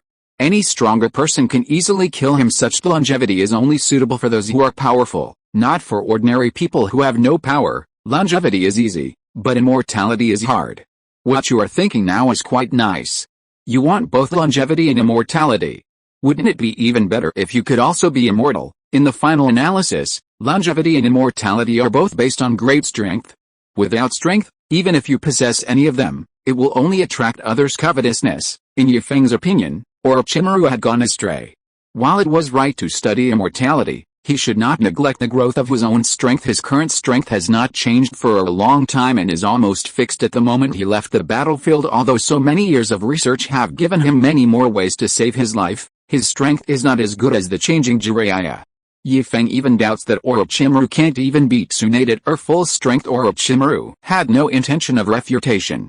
He knew better than anyone where his problem lay. If we can't find a suitable sacrifice, the first generation of the impure world reincarnation won't be able to exert much power. Ye Feng certainly knew. Forget it, there is no point in fighting or not. Although he wanted to see a fight between Hashirama Senju and Nagato, he didn't have to watch it. Since the impure world reincarnation is of little use, why don't you just resurrect the first generation? Orochimaru asked tentatively, seemingly nonchalantly. but in fact with a purpose. He heard that Feng had the ability to resurrect the dead. Although Feng had never used this trick, he firmly believed that even if Feng couldn't do it, there must be other ways. It seems to be of no use whether we revive him or not. Feng, who had no idea of Orochimaru's thoughts, said frankly others resurrected the first generation either because they valued his fighting power or his influence, but Feng had enough of the former and he didn't need the latter. He can't say that his own strength is invincible. I heard that the Otsutsuki clan has a godlike existence who only exists in the background of the plot and his strength is unknown apart from him. If we just talk based on the worldview of Naruto, Feng is not inferior to anyone with strength. Influence will naturally come, but he had no intention of fighting for power and profit. Influence was of no use to him. Can you really be resurrected? Feng's frankness surprised Orochimaru again. He was just testing him. What a fuss. Feng also reacted. Damn, Orochimaru was trying to trick him, but it doesn't matter. The reason is still the same. There are more ways to resurrect people in the Dragon Ball world. Besides, there are limitations to his ability to resurrect others. It is related to the convenience store and involves employee welfare. There was no need to tell Orochimaru about this, as he was not an employee of the store, so Feng just said, my resurrection method does not match your imagination. There are other resurrection methods in the ninja world. The Samsara Eye, which you call the Sage's Eye, can perform a technique called Samsara. This resurrection technique can revive the dead on a large scale, or it can specify a single person for resurrection. The consequence is a life exchange, and the caster will die. There is also a reincarnation, which is a jutsu that exchanges life for life, and can also revive the dead. As for whether there are others, I don't know, but both of these techniques have flaws. They must be performed on people who have recently died. Orochimaru doesn't care about this. There is no perfect technique. It's fine as long as it can be used. At worst, he can improve it slowly later. Do you know the second technique? He also added aptly, I'll pay, but to his disappointment, Feng shook his head. I can't, but, the word but made Orochimaru's heart rise again. But I know who will. I'll give you money when we get out. Orochimaru suppressed his inner excitement. He needed to calm his beating heart. Yes, Feng was not afraid that Orochimaru would deny his debt, and said with a low laugh, you are lucky. The person who can perform the reincarnation technique is in the Sand Village. Aren't you cooperating with the Sand Village? I believe that with your ability, it will not be a problem to obtain this technique. Orochimaru also laughed. He only had a pair of Rinnegan, and it was hard to say how many times he could use Rinnegan. What's more, he couldn't beat Nagato. Reincarnation is different. Feng said it very clearly. It is a ninjutsu. As long as it is a ninjutsu, it can be learned by anyone. Even if the learning conditions are harsh, there will always be someone who meets the requirements. In the vast ninja world, it is unrealistic to challenge the entire ninja village by one's own strength, but although the Sand Village is one of the 5 major ninja villages, the living environment is extremely harsh. Orochimaru has plenty of ways to make the people of the Sand Village willingly and voluntarily hand over the reincarnation to her. Feng was very happy having made another deal and had no intention of worrying about the Sand Village at all. In his opinion, it was just a ninjutsu. Even if it was listed as a forbidden technique, it was not the kind of forbidden technique that could cause large-scale destruction.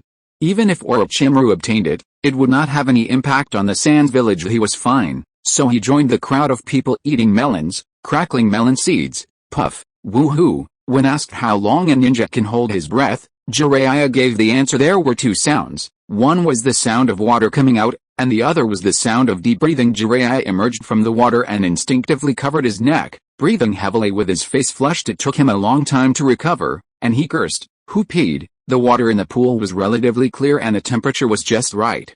Under the water, Zille could see everything clearly and his vision was not affected much. I was already doubting myself, and then I saw a yellow hot current, different from the color of the pool water, floating towards me. Having done this kind of thing before, he knew immediately that someone had urinated in the pool. It was obvious that the person who was urinating had been feeling irritated recently, so the urine was diluted by the water and the color was still so dark. Feng, who was eating melon seeds, stopped. When he came to his senses, he didn't care that he was not wearing any clothes and jumped into another pool. Who is it? Who is so wicked? If it was just you, it would be fine, but how could you have the nerve to pee in front of so many people? The others reacted quickly as well, and one by one, they all moved their positions. For a moment, Jiraiya was the only one left in the pool. Jiraiya was dumbfounded. No, It was as if I had peed myself. Ye Feng looked at the changes in everyone's expressions and found nothing unusual. He couldn't help but look at Jiraiya and asked suspiciously, Jiraiya, are you the thief? Crying thief? Among all the men's baths, the one where Jiraiya was the largest, so large that Naruto had been swimming in it before. The bathing pool was smaller after the transfer. With more than 10 people soaking in it, it seemed a bit crowded and a lot of water overflowed from the pool. Jiraiya had an unpleasant look on his face, and the way he said this made it sound as if he wanted to monopolize the big bath alone, which was why he did such a wicked thing. Am I like that kind of person? It's not like you, it's you. Orochimaru said without thinking, I won't talk to you. Jiraiya looked at Kakashi. Kakashi, am I that kind of person?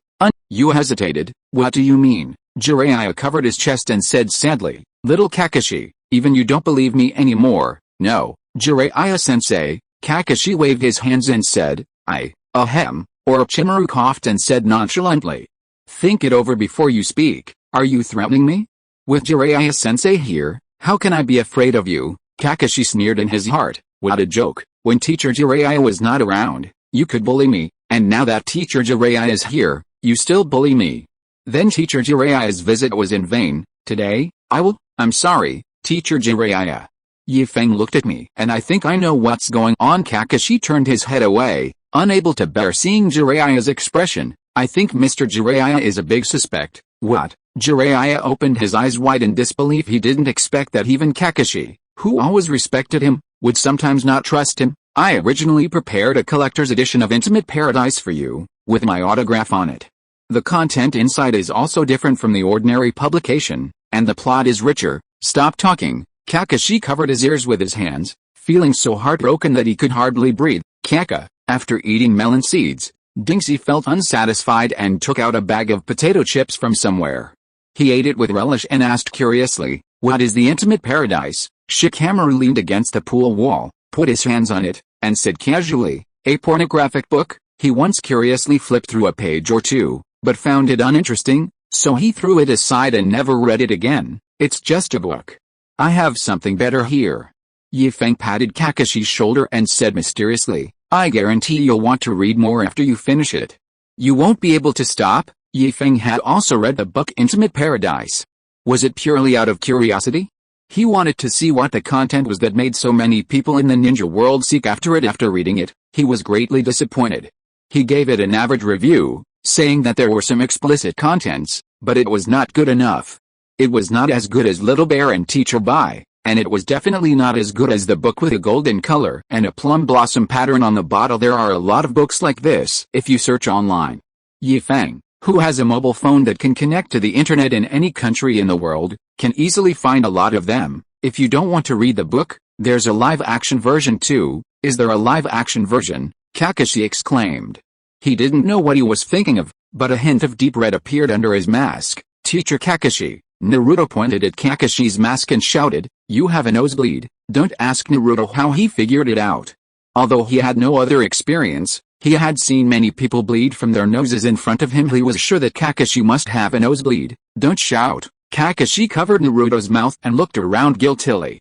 He found that everyone's eyes were focused on his mask, and he couldn't help feeling embarrassed. He laughed and said, you guys soak first. I suddenly remembered that I have some soup stewing in my room. I'll go back and close the quilt first. Looking at Kakashi's fleeing back, Ye Feng laughed loudly. Ha. The sudden appearance of the big face startled him. Jiraiya asked coyly, can I see the live-action version you mentioned? Having wandered the ninja world for many years, he had seen all kinds of scenes, but he had never seen a real-life version. Facing Orochimaru's contemptuous gaze, Jiraiya didn't feel embarrassed at all, and continued to argue, don't get me wrong, I'm a writer, and I often need to take samples, you know. Sometimes inspiration doesn't just come. I don't really want to see it, I just want to inspire some inspiration, you know what I mean. No matter what he said, Ye Feng, who knew Jiraiya's character, didn't believe a word he said, but he didn't expose him. Instead, he said in line with Jiraiya's meaning, I understand. You are doing a great thing, writing your experiences in a book to benefit the majority of male compatriots, right? Jiraiya grinned, winked and said, you see it but don't say it out loud. He is not that great, it's just a real-life version. After this interruption, Jiraiya no longer looked dazed. Ye Feng's words had a great impact on him, But he did not believe them completely, as they were just empty words. He just made up his mind to put the search for the child of prophecy on hold and go to the hidden rain village to see what was going on with his disciples, if it is really as Feng said. Then, Hanzo of the salamander is dead, but there is still Danzo.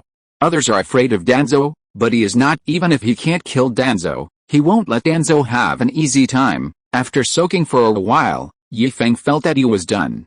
He knocked on the wall and shouted, "Sister Wei, we are ready here. We will wait for you outside first." After saying that, Feng and his group came to the locker room. After drying their bodies with towels, Feng opened the door of the closet where clothes were stored. Feng let out a mournful cry, "Where are my clothes? Which wicked person stole my clothes?" Heiju, who was walking across the land and wearing a black robe with red clouds, suddenly sneezed. He casually dropped the clothes he was holding and cursed, "Damn bastard, you want to seduce my mom? Go back with your naked ass." Underground, for Black Zetsu, it was like a dragon entering the sea. With a flash, Black Zetsu disappeared. Only a full set of clothes was left in the unknown depth of the ground up, and shoes. End of this chapter. Thank you very much for reaching the end. Don't forget to like. Looking for more exclusive content and immediate access? Subscribe to our Patreon. Remember, every like, subscription, or donation encourages us to continue.